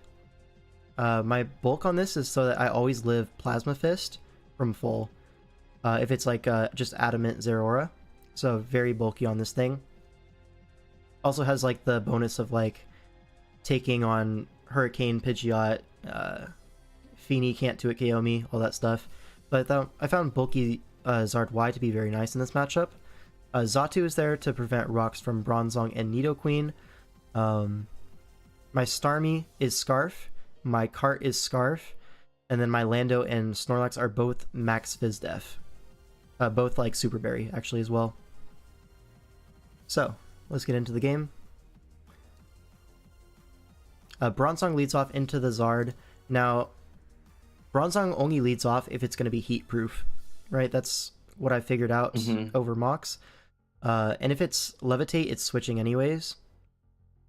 Probably to like Feeny or something, or like Zygarde, right? So I always have a free Xatu here. If it stays in, it can go for like a Rock Slide, but that doesn't do a lot to my Xatu. As you're going to see, Rock Slide, this is max Adamant Bronzong, and that does nothing.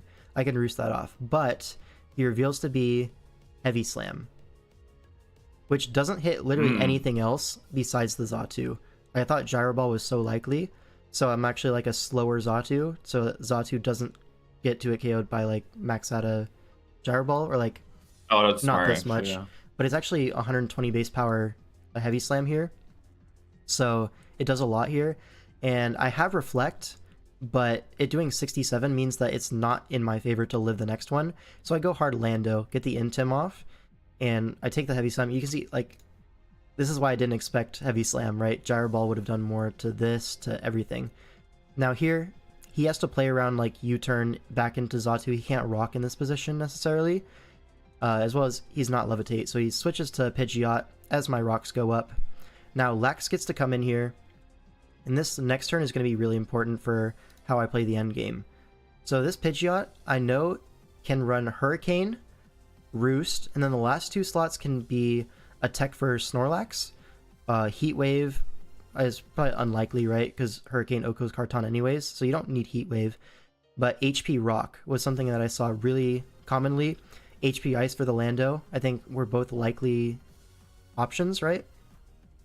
So Just he 3 reveals attacks U-turn. or something, yeah. Yeah. So I see Hurricane U-turn, I'm like, cool.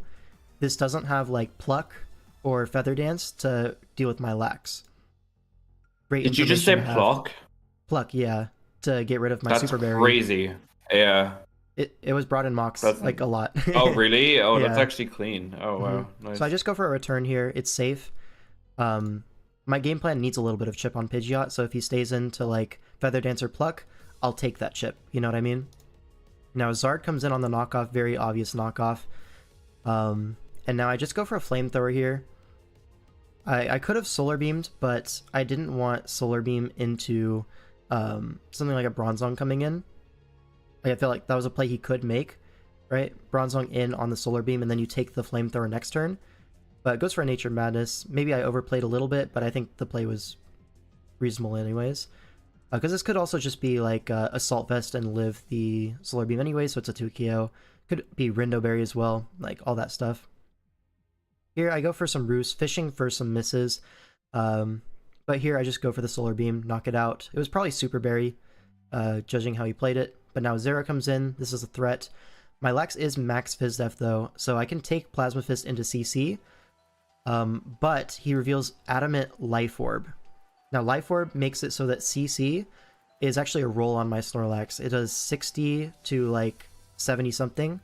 So it, at the exact HP I was at, it's like a 60% chance to knock me out. So here, I'm like, okay, I can go Lando, and even if he does Life Orb HP Ice me, I should live.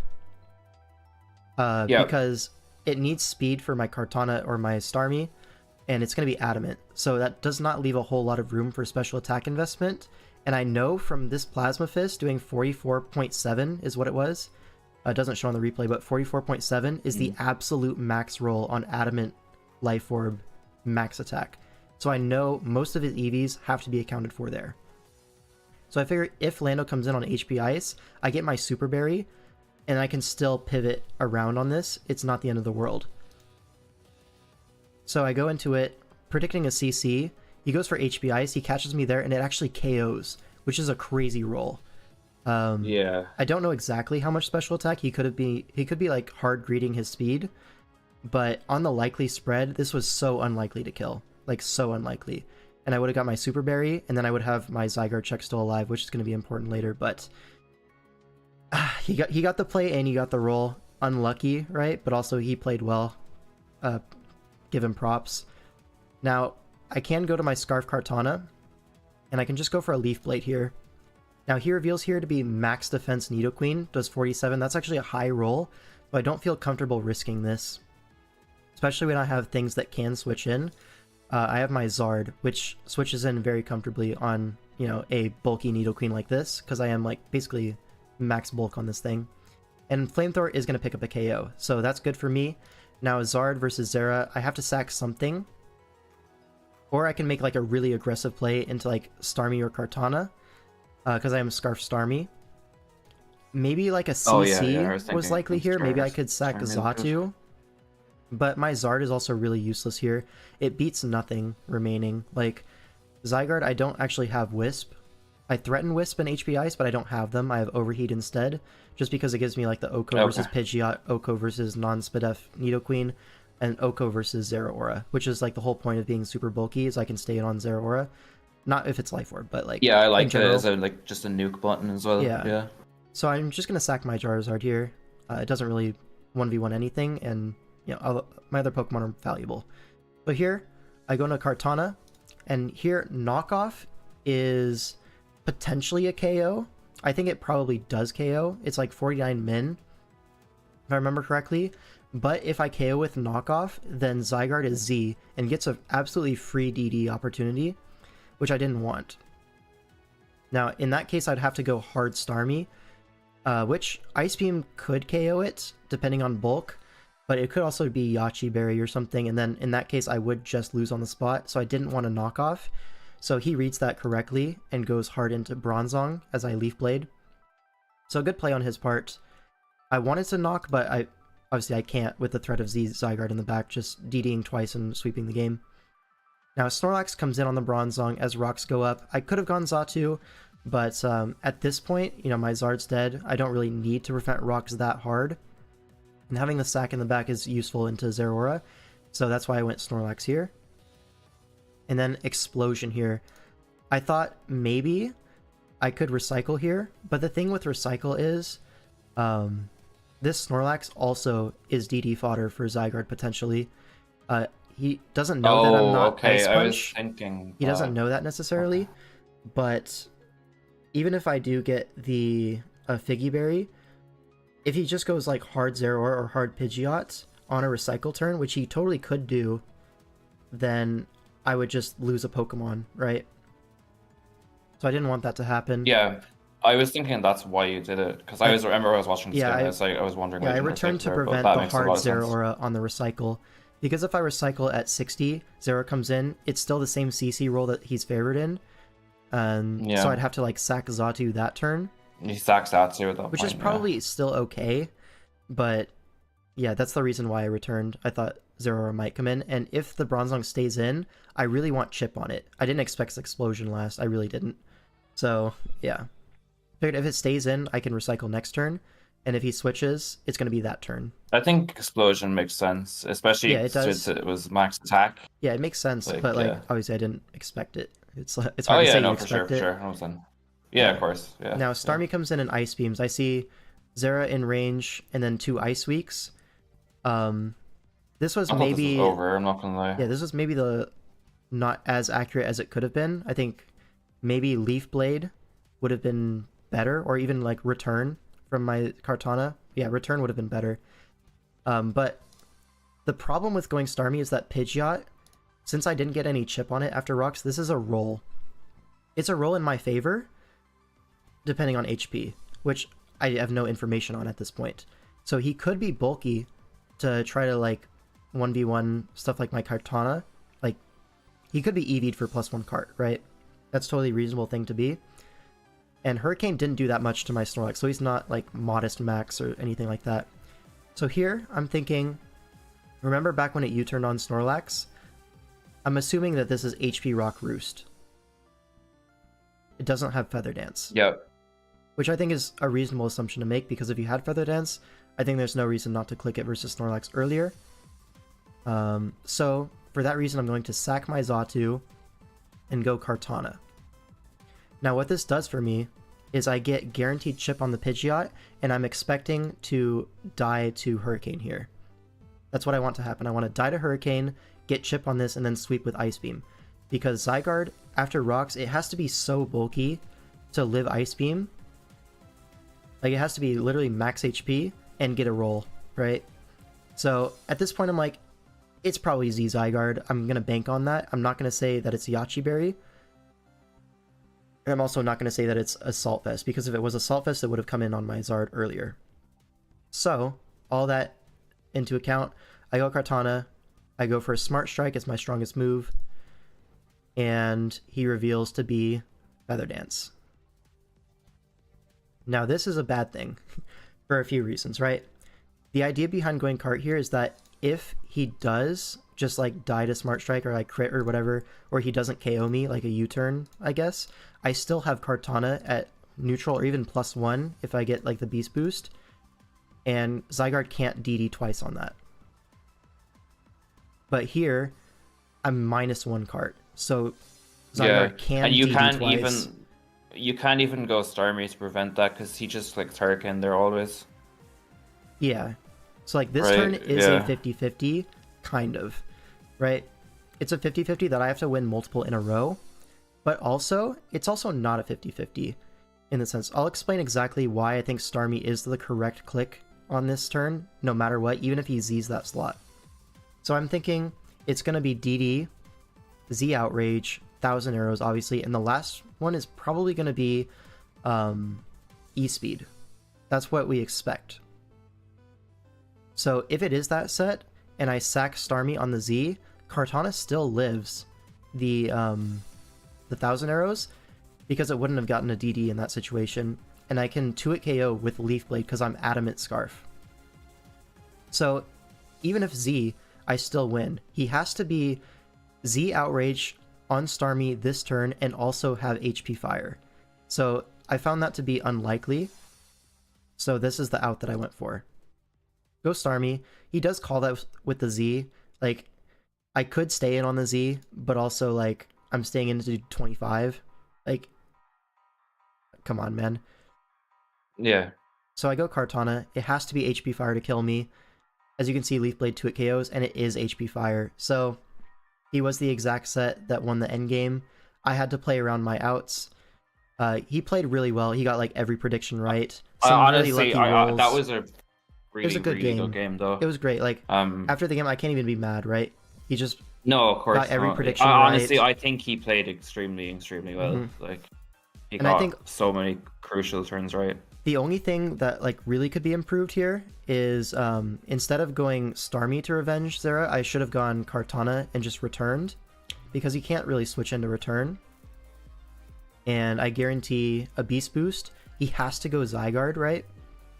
Mm-hmm. And then it's still not 100% one, right? But it's more favorable for me. He goes Zygarde on +1 cart. He has to HP Fire to KO me, and then Star me Ice Beams. But then the problem is, Ice Beam versus Pidgeot is a roll, so it's still not even guaranteed. And then, but also Hurricane is a roll on Starmie. Like that's so, it's like no one's guaranteed That's there. a bit messy either So way. I went for the option that it's not going to be exactly these two sets, and then the game was like 100% in my control this end game, but he was those sets. You know what I mean? So I think I would What are you gonna do? I would stand by the way you went about it, to be honest, yeah, based on the reasoning. Like I think all my plays, like I don't think I threw on any of these games, any of No, these turns. yeah, I I don't don't think regret a so single either. play, but he got every prediction right, every roll. It just unlucky. He played great. I think I played pretty well. One of us has to lose, right? yeah, no, honestly, it was just a really, really well played game by both, like Yeah. genuinely. No Blaze. But, yeah. Make it happen. So now we're like down 2-1, right? And now we have J Ricky versus Panda. Now, in terms of like player quality, Panda's obviously one of the best SVers in the format right now. I've said that multiple times. Some glaze, right? Some glaze. I'm proud of him. Yeah, I've Yeah. known Panda for years. He's like one of my best friends, but his glow up has been insane. He's been fantastic recently. Yeah. Leading Canada to like a dominant World Cup win, like completely dominant. He's been like 2-0 in the DPL so far, right? And then he also had a Yes, fantastic yeah. DCL as well on top of it. So like this guy has been winning no matter what. I'd love to captain with him sometime, to be honest. Genius, yes, but I mean that's hindsight analysis, right? I don't think saving the Xatu as a sack was totally reasonable. But yeah. Anyways, this game here, we have this is the team that got blown up. How did you guys for find the- this matchup, by the way? Because I mocked a Panda and I thought his matchup was really, really good. Yeah, so this is the kind of team where you cope about the matchup all week, and then you slam the HO screens button, and then you just win the game. Like, Yeah, so yeah, I agree, totally. Panda's #1 threat is going to be this SD Gliscor, right? Yeah, 100%. And you're going to see he has crazy text for it, but yeah.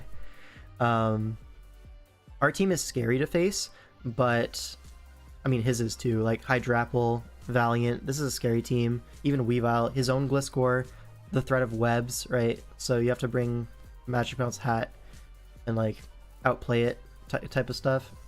This game was so bad on your end. No. But anyways, yeah. So eventually, through mocks, we slam the HO screens button, and Gliscor's the all-in win condition, just like week 1. Hopefully it works out, etc. Let's look into the game. We have Terra Normal Gliscor, so it's going to be Facade Double Dance. And then on the other side, it's going to be Terra Water Gliscor and Terra Water Hydrapple. And then Terra Water Moth as well. But we don't intend on clicking on it. So Moth leads off into this Hydrapple. We just go for a light screen, right? It goes all out for 36. And Discharge. This is a really big innovation. I think Zing came up with this. But Weakness Policy Discharge. You see Earth Power from Discharge, Hydrapple. yeah. But then this Discharge brings the Valiant down to Sash and pairs it. So we get a nice, basically 1-for-1 with the Moth. I actually kind of ran Discharge, and I know I'm off topic, but I ran Discharge in my matchup for the Heatran for like a similar reason, just to try and fish the power on it. Yeah, and then here it also hits the Araquanid, which a lot of mocks were just max beta for Araquanid, trying to slow down the Moth. Yeah. Because Moth is like Makes a lot the of on sense. paper biggest breaker to this team, so having something for it makes sense. Now Valiant comes in, uses its booster speed, and goes for a close combat into this Araquanid. Does decent chip, but now we can't really allow for webs to go up. So Hatterene comes in, a Rocky Helmet, and it's just going to get not 2-hit KO'd. So double Helmet into Nuzzle, and this Araquanid is basically dead. Yeah, Psychic Noise into last Helmet hit. So we successfully deny the webs at least, which is good for stuff like our Goldango, our Valiant. But yeah, our Goldango is also going to be screens. Shout out. So dual screens Goldango into Double Dance Gliscor. This is the main win condition. Now Valiant here on the Fickle Beam, and Swords Dance. So this is our other like setup opportunity. Hydro Pump is actually so strong from Terra Water Hydrapple, but it does land a little bit to the right. Still only does 31%. So yeah, after the Spirit Break drop, it does a little bit less. Now Jirachi has to come in. It is Scarf. Does it flinch? It does flinch. But we go hard Goldango here. And 6%, not a whole lot of damage. We can get off a potential recover, get another round of screens, but no, doubles back to Valiant, predicting like a Gliscor pivot out, and we have Ice Punch, so that's big chip. Now this Earthquake does a lot, or like it just kills, right? But now Gliscor on Gliscor, we should win this, right? Because we have the ability to Terra and you don't. This is clean. Yeah, the Scary Face to prevent agility was actually pretty cool tech. And we could have just agility until it misses Scary Face because it's not 100% accurate. But is it not? No, I think it's 85, right? Or is it? Did they make it 100% accurate? It was. I'm pretty sure they might have, yeah. But either way, like in old gens, it's definitely. But either way, there's more agilities than there are Scary Faces. Okay, it is 100%. Yeah, but we can agility past the if we really, really want to. But it's like a conditioning thing, where eventually you can go Weavile maybe. But still, like, Terra Normal is going to be good enough. Now, it actually has Foul Play on the Weavile, so it takes advantage of our own +2, but Gliscor is just so fat that it just lives in Facade kills anyways. Now, Jirachi comes in, it is Scarf. So we get flinched once, and Gliscor is going to go down. Now, Goldango's going to come in, we're bulky, right? Yeah. Ironhead's doing 12, 1 flinch. And another flinch. This is what I love at GPL. Everyone in the chat is like 1, 2. Yeah. And another flinch. And this one's a roll. Does get it. So now it's Dragonite versus Jirachi. Does it flinch? It does not. So Earthquake goes off, and now we have E-Speed. Can just 2-hit KO with E-Speed. But J. Ricky, I guess, a little bit tilted from the flinches. Doesn't go for it immediately. Just go for another Earthquake. We had E-Speed. Oh, yeah. The idea is double E-Speed there, right? I know he was saying if it did flinch that one, he was going to E-Speed twice. But this just needlessly risks a crit. But still. You were inner focused. No, you were not. The first one did 17. Alright, but J. Ricky comes out with the win there. I mean, Gliscor did its thing. I was going to say, there's been a huge popularity of Gliscor this GPL, Terra Gliscor. Yeah, it's been popping off. Yeah. Alright. So now what? The series is tied up 2-2, I think? Yeah. Yeah, 2-2. And now we have Genius versus iPro. Probably the two biggest names playing each other this whole week, right? This was definitely one of the best matchups. You could put these guys in top 1 in their respective tiers, right? Genius kind of a flex, but iPro, for sure, the most consistent Sun and Moon player of all time. Yeah, so it's going to be a great game. This one was terrifying to watch. Yeah, this game, I will say, went exactly like all the mocks. So Crocodile leads off into Tapu Fini. I think we just rock on this, right? No, we go Steela. As a knockoff comes out, and Assault Vest, right? So designed to just come in on Fini and trade favorably into a majority of the team. Scald doesn't burn, which is nice, and now Registeel comes in. We get the Heavy Slam chip, and now Crook comes in, trying to trade rocks here. Makes sense. Fini does come in here. Can we go Steela again? No, we just Earthquake this time. As a Scald comes out, does it burn? No burn. Water's cold today. So knockoff gets rid of the Super Berry. Honestly, just predicted a switch, I'm pretty sure.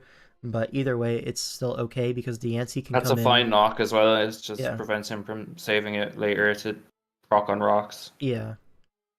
So now Thundy comes in. Can be Flash Cannon here, so we go Celesteela on the sack. Or is this a pivot out? No, we don't pivot to Latios or anything like that. So Steel is going to be sacked. Latios comes in. And now Z Dark. This is something unexpected, right? So it just one-shots our Latios. And now Illumise has to come in. And it's looking pretty dire, right? But Light Screen. And then Sunny Day. Oh, it's getting sunny up in here. And now iPro goes Registeel, right? To try to prevent Tangrowth from setting up because he has T-Wave. However, Also, nothing else really prevents it because we're behind light screen and Gallade doesn't Tangrowth's doesn't fat, KO. bro, yeah. But we're actually Lumberry, which is really important versus this Registeel. And now HP Fire doesn't kill, but it's okay because we have Focus Blast, and it just We kills just hit after that that shit. chip. And now there's 4 turns left, you see, and 4 Pokemon left. Is it time to start counting? That was 1. Oh, we're counting. We are counting. This will be 2.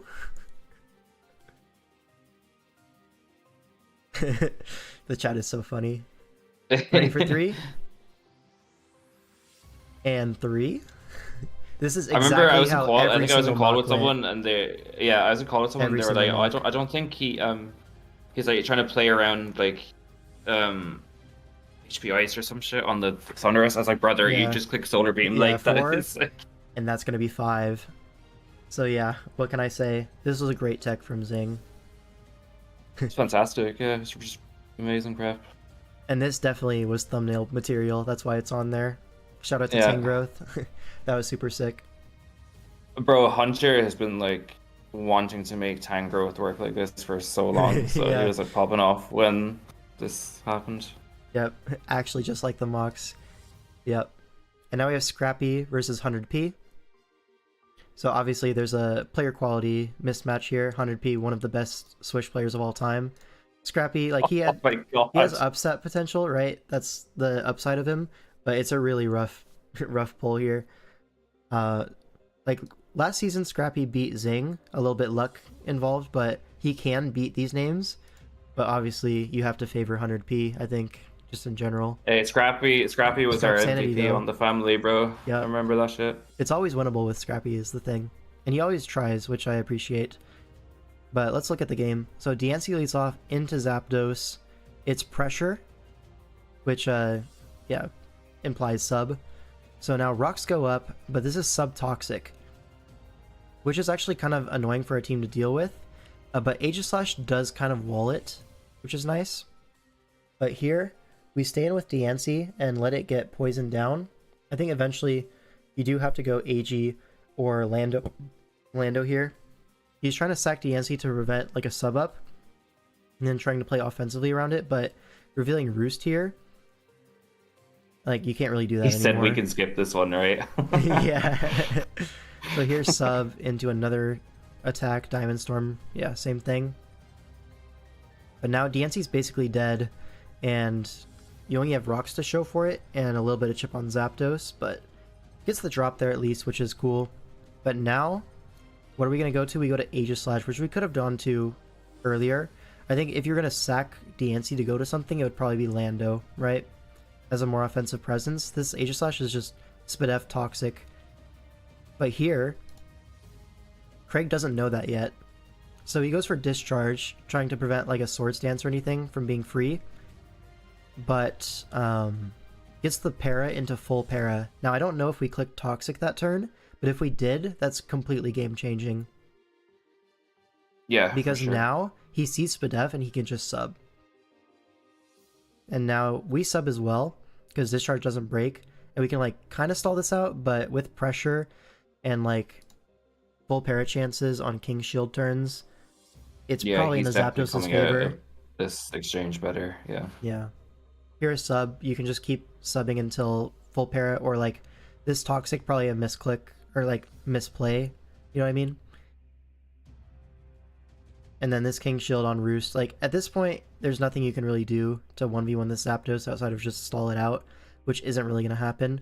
Like it's mono discharge, so I think going Lando earlier would have worked out just The fact fine. that breaks in shield form at -1 as well is kind of crazy. Oh, it already hit once. Oh, right, okay. It's a 2 sorry. KO. I was like, what the hell? Yeah. Now yeah. here, goes for a sub, just predicting the Nilligo to be walled, but it does have Hex, which is like a reasonable pairing with like Discharge Zapdos. Yeah. And yeah, this is going to be really annoying to switch around on. But he stays out on the Sludge Bomb. What a beast. Gets some chip on the Nilligo. And now there is the option to pivot into Moltres on this turn, because a Hex is surely coming out. That was a But good Meteor Beam. Meteor Beam predicts that, actually. And Scrappy, one step ahead, gets the King Shield on that turn. And now, Hex doesn't kill still, but it does a lot. And full para. So, like, it wasn't a great situation, but you would have liked to just take your chip and not get full parried this turn, right? If you're going to take the Hex, you want this Nihilego to be basically out of commission. And it's just not, right? It's still at 58. Gets the +1. Now Keldeo has to come in. I mean, it is going to die to Hydro Pump still. But now we have to reveal Scarf and stuff like that. Now Starmie gets a free spin. But it actually Psyshocks instead on our Moltres, which is max Spadef.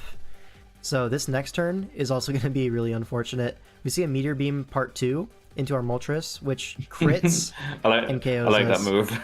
Yeah, I mean, Craig loves Meteor Beam as well. But Yeah. that crit definitely mattered, and a Fiery Wrath would have done really big chip to this Starmie if not just KO it. It does look to be offensive Starmie, so it could just die.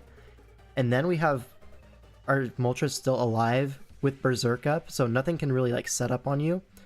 It becomes like something else has to take the KO. We get momentum out of it. It's a different game, right? But still, I think Craig is still favored in that end game. Now we have to sack like 2 Pokemon just to KO the Starmie, right? Correctly calls the Psyshock into Keldeo play. I mean, Scrappy didn't have another out at that point. Goes for the Pyro Ball, knocks it out.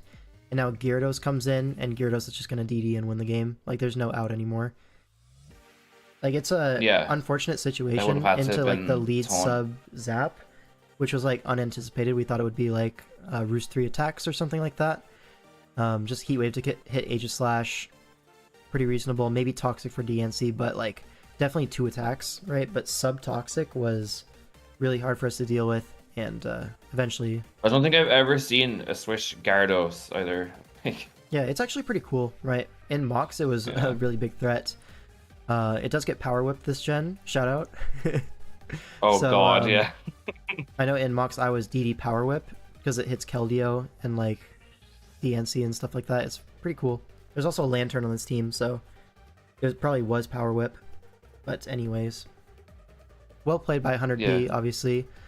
He called the Meteor Beam like turns correctly-ish, right? But yeah, felt like any out that Scrappy had was taken away from him, even if it was like a advantage situation for Craig. So a little bit rough. And now we have Who versus 3D.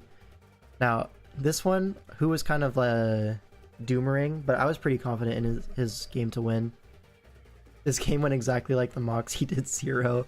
Super fire from 3D. But this is a very offensive team for Who, because we found that bulky teams are just going to get ripped apart by like SC Chomp, knockoff, Darkrai, getting rid of boots, stuff like that.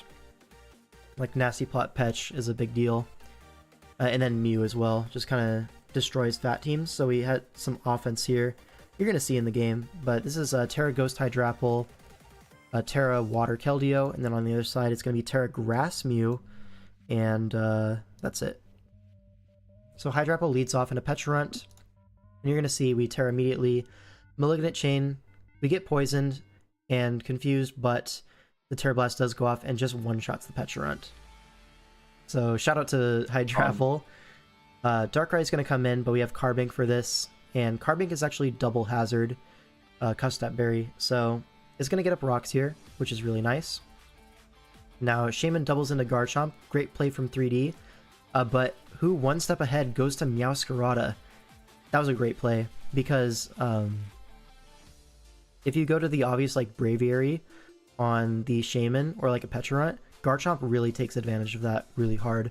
So going Meowscarada covers that, as well as like a Seed Flare if it's clicked, no big deal, right? Now Corviknight comes in on the U-turn, because we know we force out the Garchomp with threat of Play Rough or Triple Axle. No helmet on the Corviknight is important, because that means our Triple Axles are actually free, and there's no Ice Resist. So, yeah. Now Keldeo comes in. It's going to be Life Orb. That's surprising, Keldeo. actually. Does a lot of damage, but Light Screen comes out and you can't 2-hit KO anymore. So, Braviary going to switch in on this. If a Defog did come out there, we would have gotten like Defiant and stuff like that. So, in a way, keeping the rocks up, right? But now you turn into Shaman and we Whirlwind. Now this Braviary, he can't really kill with anything outside of like Garchomp, so it's pretty free to just whirlwind around, rack up some hazard chip. We get pretty fortunate getting the Corviknight multiple times, because Corviknight can't do anything back, waste the screen turns. This is the last turn of Light Screen, so another whirlwind, and that's completely gone. And now finally Shaman comes in, but this also can't beat Braviary, so another whirlwind is in order, or U-turn here is perfectly safe. Does go for U-turn on the Corviknight, and now Meowscarada comes in, and we're just going to knock off, I think, get rid of the leftovers, make it so that, you know, Triple Axle is always a 2-hit KO after rocks, stuff like that, but U-turn is going to chip our Meowscarada pretty reasonably. Now Darkrai gets a free switch, and he's going to make the same double, I think, into Garchomp. No, he doesn't, so he Thunders, misses the Carbink. Now here, there's a few options for who, right? You can Spike on the Garchomp coming in, or like on the Corviknight or whatever. You can Spike, or you can double to Hydrapple and pick up a KO, because the Corviknight is weakened. If Chomp wants to come in, it can't one-shot Hydrapple, and Fickle Beam is just a KO in this position. So, who makes the aggressive double into Hydrapple, not letting up any pressure, and then here, Terra Blast is just a KO. You can't risk your Darkrai. And if you do take chip on Darkrai, that's still fine with us. We have a 90% HP Carbink.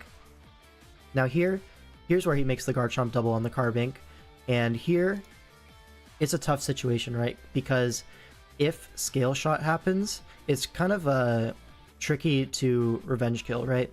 If you go Braviary on a Scale Shot, he gets +2 speed.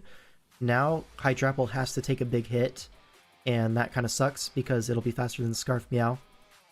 So what he does is he stays in, predicting like a Scale Shot, and if Earthquake happens, you're going to counterclaim with the Meowscarada Triple Axle, so it's not the end of the world. Yeah, that's definitely solid, yeah. What this does do is it opens it up to Darkrai in the endgame, but you still have Scarf Meowscarada outspeed, you have Vacuum Wave Keldeo, it's really fine.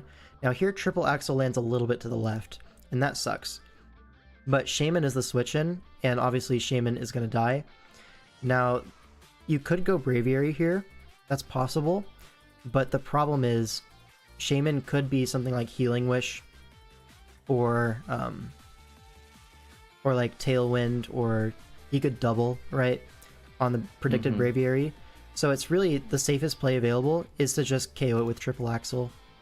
So he goes for Triple Axle, hits once, it's Weakness Policy, hits twice, and he doesn't hit the third time and loses his Meowscarada. That's really unfortunate, yeah. Really bad.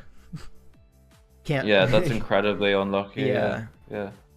So here, it becomes like all of a sudden a sack war, which it didn't need to be. So now Keldeo comes in, can just go for a Vacuum Wave and knock this out. Now 3D goes Garchomp, and then now we don't have the Scarf Meowscarada to revenge kill after a Scale Shot. So this actually becomes a really hard turn, right? Because if you switch on a Swords Dance, you're just going to lose the game, right? So you have to stay in. We don't have Icy Wind, unfortunately. We have Air Slash to hit Shaman, which is like reasonable enough, but no Icy Wind is gonna maybe bite us here a little bit because we have to Surf. It's like a forced play, and now you're losing your Scarf Meowscarada, you lost your Carbink, and you're basically forced to lose your Vacuum Wave. So now Darkrai is a really big problem. And yeah. Mew's also a problem, right? We lost our Scarf knockoff. It's Terra Grass, so it would have died to like Triple Axle, stuff like that. But yeah, now we have Petulant, which is Scarf, thankfully. Goes for Malignant Chain, knocks out the Garchomp. Yeah, now Mew comes in. Now there's a few things this Mew can be. It can be Nasty Plot, it can be Swords Dance, it can be Calm Mind. All those things are pretty viable here. Now you can go Mana Buzz here, or not. I say Mana Buzz, it's a Braviary. You can go Braviary here and try to Whirlwind, but that doesn't necessarily save you, it just delays the problem. Maybe you have a little bit of scouting, but you're gonna have to 1v1 this Mew eventually, some way, somehow, right? And since Hydrapple doesn't KO it from full, and Petulant doesn't either, it's pretty reasonable to just go for a Malignant Chain here, which is what he does. No poison, and the Swords Dance goes off. Now here, you really need this Petulant, because it outspeeds Darkrai.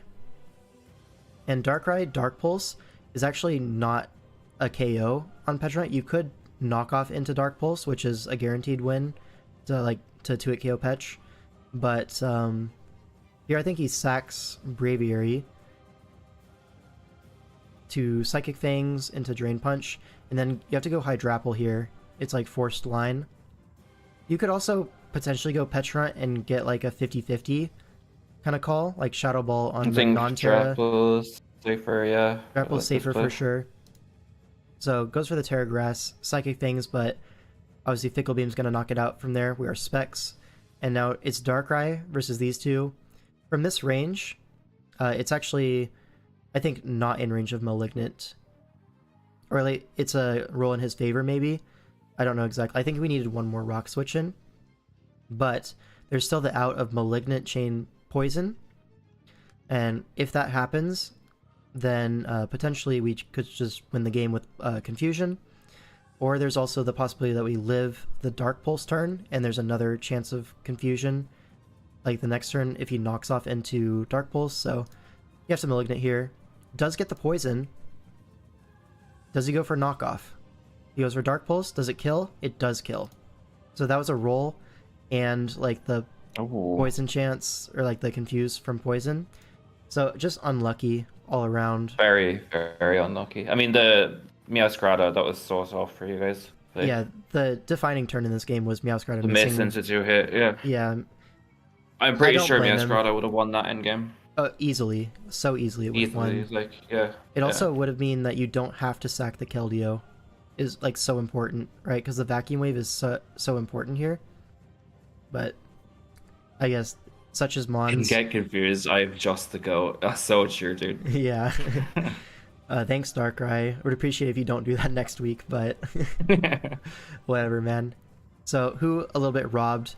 I think that makes up for the Gypsy loss earlier, where he got also really hacked quite badly. So call it even, right? No, aren't they both on your team? Oh wait, no, yeah, we got hacks twice. Yeah, so like, it's really not it's even like, at all. what? It's really not even It's at like all. very uneven, bro. Okay, my bad. I got it mixed up in my head. And now we have Jimmy G versus Carson. Currently DUI are up 4-3. This is for the draw on our side. King 05 is stupid. I get that a lot, guys. I get that a lot. Let's see. Do I have to go soon? I think I have to be somewhere at 7. So it is 5:52. I have plenty of time. Okay, we're good. It's the last game anyway, right? Yeah, it is the last game. So yeah. this is a tough matchup in terms of the It's Gallade. just like the box. Yeah, just like the Mox. For real, yeah. So Gallade is the alpha threat here. Bulky, like SD or bulk up, is really hard for us to deal with. We basically need our Gyarados to be non-mega'd to have a reasonable like switch in or like way to force it out, which is tough, right? Because you have to mega to do more damage, and like it's hard to stay regular form the whole game. You know what I'm saying? Because our game plan does kind of revolve around trading the Gyarados for the Kyurem Black, because Kyurem Black most likely is going to be the Gyarados check, so we're very, very bulky to live Fusion Bolt, and we have Iron Head to just KO it back. But that only works if we Mega, right? So the Mega does feel pretty forced. We don't have much else that super reliably checks Kyurem Black, and like in terms of like luring it in. Like Scizor, sure, but he has Scizor switch-ins, so it's not necessarily forced to be a trade in that way, whereas Gyarados is a forcing line. Yeah, or T-Spikes up. Yeah, that's our other way of limiting the Gallade. So it's a lead Greninja with T-Spikes. We're just going to the game, right? This Kyurem does lead off, and it reveals to be Scarf. So our game plan here was to low-kick this, and then T-Spike on a potential forced switch. That was the idea anyways. But since he's Scarf, we don't have that option. Now here, I think we just go Nidoqueen because it's revealed Scarf. And here, there's the opportunity to double back and get T-Spikes up, but Donphan coming in does prevent that, as you can just spin KO, right? So, Yeah. well played And from also, Jimmy. Ice Shard. Yeah. So Earthquake is a big hit, and now tries to get Gren in before Rocks. Actually, most Donphans and Mox were not Ice Shard, so felt somewhat reasonable to go Gren to get in before Rocks, then potentially, get off a Torrent Surf. That's something that could have been the play. or get up T-spikes. Why was he sort of gunk stuff. shot? Was there something benched that he want that for? There was a Serp on the bench and Oh, okay. Clefairy, Okay. so 2 poison yeah, weak ones, but yeah. Now yeah, makes Gyarados sense. comes in, and it's just going to be a DD turn. This is our way of forcing the Kyurem sack. DD, and then you Mega, you live the Fusion Bolt guaranteed. Even if this is max Adamant, as you can see, bounces off. I think that is max Adamant, right? So we KO that. Now Togekiss comes in, basically screaming, "Hey, I'm Scarf. What's up?" Chansey comes in, gets the rocks up, which is pretty nice. Limits the Togekiss switch-ins. Now Nidoqueen comes in on the U-turn. Now here, I think this was an over-prediction, trying to call the Togekiss coming in. I don't think you needed to make that play at all. No. So this Poison Jab was definitely weird watching it. Does 22 to Donphan, and a Rapid Spin does go off. So we lose our rocks for that. Now Chansey comes in on the Earthquake. We're just going to get up our rocks again. But now Bisharp comes in, and Bisharp goes for rocks, so they trade rocks. But this Chansey is Stealth Rock, T-Wave, Seismic Toss, and Healing Wish. So we don't have recovery on this. It's a very fast-paced team, designed around multiple Gyarados, eventually breaking through. Because this team is weak to Gyarados. Like, definitively, it is weak to Gyarados. Yeah, So, it looks really Gyarados. In some of the mocks, we were, like, double Healing Wishing into Gyarados, and, like, eventually it will break through. Now here we go for Seismic Toss. This chip on Bisharp is really important, and we actually live a knockoff. Now here we go for Healing Wish on the Swords Dance turn. Now because it's +2, we do have to go Gyarados and just Waterfall this. He actually goes Scizor though, which was weird. Azoyasi doesn't have a move to hit Gyarados, so just sack Scizor for like fun or whatever. We'll take that, nice. Right? But now this Gallade comes in. Now this Gallade in a lot of mocks was very, very bulky with like a setup, Drain Punch, Shadow Sneak, and Zen Headbutt. That was the most common set by far, and that sort of set looks like it might just win, right? Yeah. There's a few options, right? You can DD as the Gyarados, match the bulk up. That's one option. You could hope that you're faster because of Aurus mechanics, but that's unlikely because our Gyarados is also very, very slow. Or, alternatively, you can just attack, right? But the problem with that is if you attack into a setup turn, they just Drain Punch it all back. So there's no great option for Carson in this turn.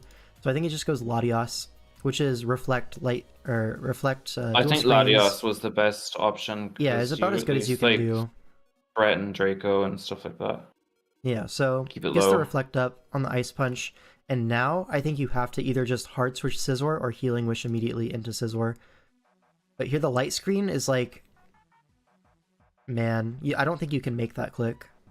No, definitely not. Like the threat is like Togekiss, Scarf cleaning up, but our main threat is SD Scizor sweeping the game. Like SD Scizor is in such a nice position as long as you can get through Gallade. The Togekiss should not be an issue for it. So judging from that, I think honestly you could have gone Nidoqueen here, as we are Scarf with Sheer Force, Poison Jab, or Earthquake, whichever's stronger, and you chip the Gallade into range of Scizor. That's maybe possible, but again, you're not doing a whole lot to bulky Gallade. So I think Scizor probably was correct, but Light Screen is for sure wrong. Psyshock does 15, so yeah, physically defensive, bulk up Gallade, for sure wrong. And now it's +4, dude. We let it get 4 bulk ups.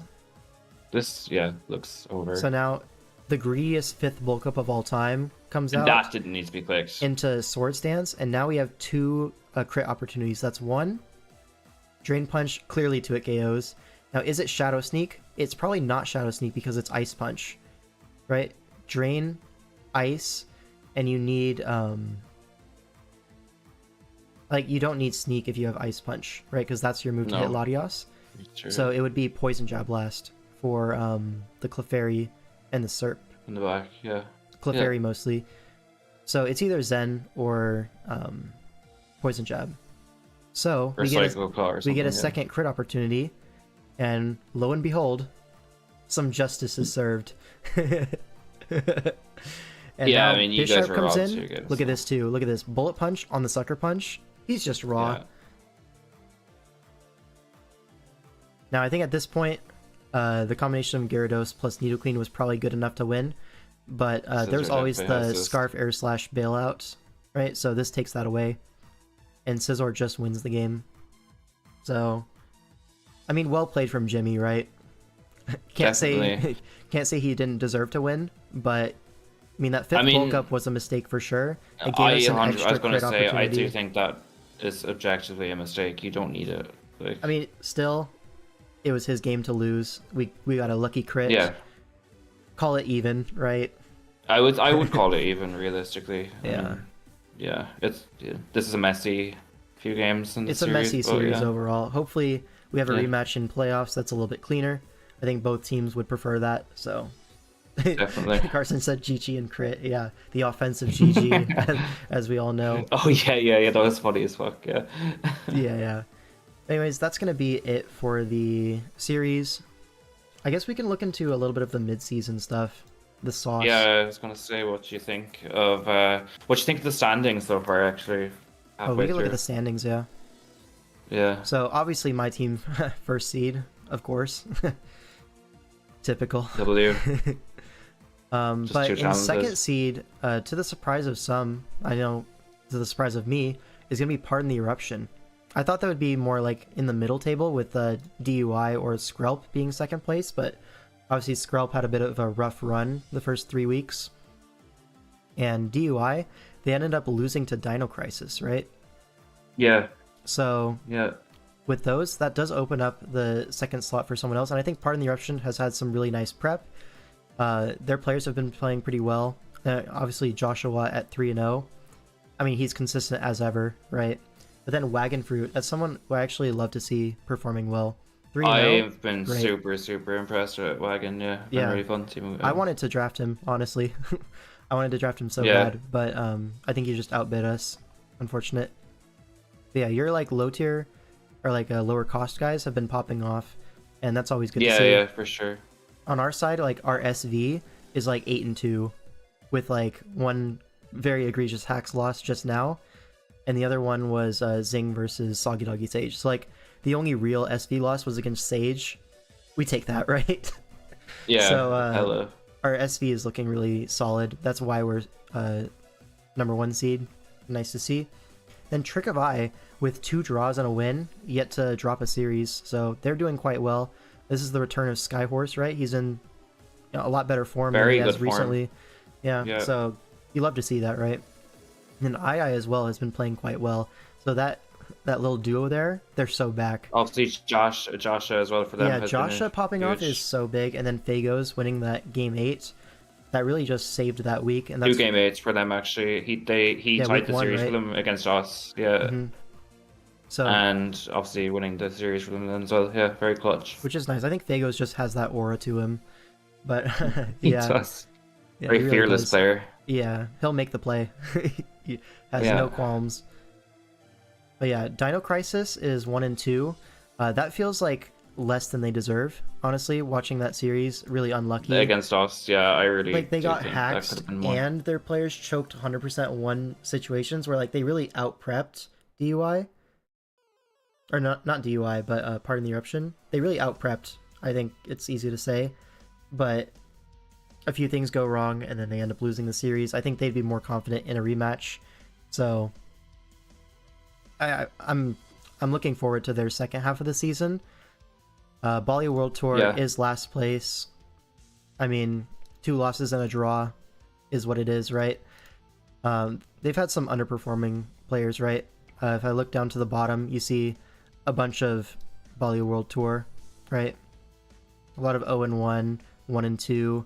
Chipboard and PZZ being 1-2 is probably unlikely, right? An underperformance, you would say. Yeah, I think so. So a bit unlucky there. And then Slime Season has been fun to watch. I'll be honest.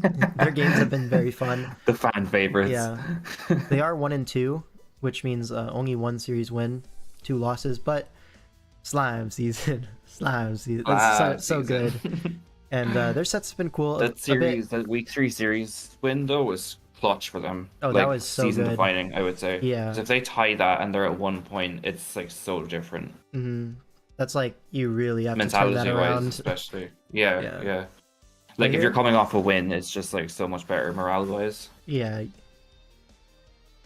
Honestly, this series or this season has been pretty competitive between all these teams. So Yeah, I agree. It's been nice really to watch fun. all these. It's been probably a great season to start doing the watch parties regularly because all the games have been, or all the series has been close. There's been some fun ones. There's been some great fun games. Yeah. Yeah. Obviously, it's Pokemon. We're playing like 32 games of Pokemon a week. Obviously, there's going to be some hacks wins, some hacks losses in there, some chokes. It's only natural. But all in all, the games have been great. And I think that's going to be it for me. I guess we could talk about mids a little bit, but not a whole lot to talk about. I mean, there's just Skrelp noms, which they Did have you see what I infinite posted? budget. Did you see what I posted in GPL General like a couple of days ago? It was like basically I posted a screenshot of when they had 4 players. I was like, Oh, yes, yeah, we're they're in the middle of they're the just auction. like basically only in the middle of the auction. Yeah.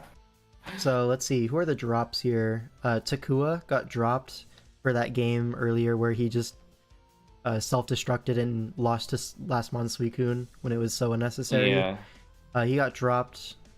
I think if it were me, I probably wouldn't have dropped him, right? Because he's just coming back off the back of like an ORS Cup finalist run. I was gonna say he made finals, And like right? the rest of the game was pretty reasonable, where it's just like one slip up in your mind, and like getting dropped feels a bit harsh, especially if you look at some of the other players on Dino Crisis and they're not dropped yet. Like if I were dropping anyone, it wouldn't be Takua. But either way, he is dropped. Yeah. Skrelp have dropped a bunch of players, being a Mishmash Seth. Beardy, Seathmon, and Mishmash. Yeah. Yeah. And they currently have picked up Impulse for 6K and Manu. Is that how it's pronounced? I think something like that. Manu, yeah. So they're getting some players back on their roster. They have 8. I think they have 8K currently on agency, or is it 9? I think it might be 9. Yeah, they have a current bid on agency. And Venga. Let's see. Well. So Slime Season, they dropped Fradazi, which is here, let me move the dimension so you can see their roster. They dropped Fradazi, which is like the guy did have like some questionable decisions in his games, but also like I think he's a fine player. She's just not used to draft. He's 1 and 2. Yeah. He's just not used to draft, and I think that came back to bite him. We have Dino Crisis, who have picked up Ice, right? Strong. I mean, Ice has played every GPL, right? So, I mean, this isn't new to him. I personally, I think Ice is definitely solid. Like, I've seen him win some clutch games in like ORAS and stuff. Yeah. So I have faith in Ice. We picked up Ice in mid-season on one of my teams, and he was like honestly fantastic. Couldn't ask for anyone better. Yeah, he's a really good. He's a really good guy. Like, he's great morale as well for a team server. Like, and definitely can pull out a win. Can definitely pull out a win. For sure, like one of the ideal teammates that you could ask for. Like in terms of attitude, he plays pretty well.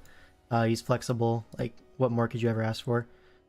For sure. All right, and then Skrelp is also currently bidding on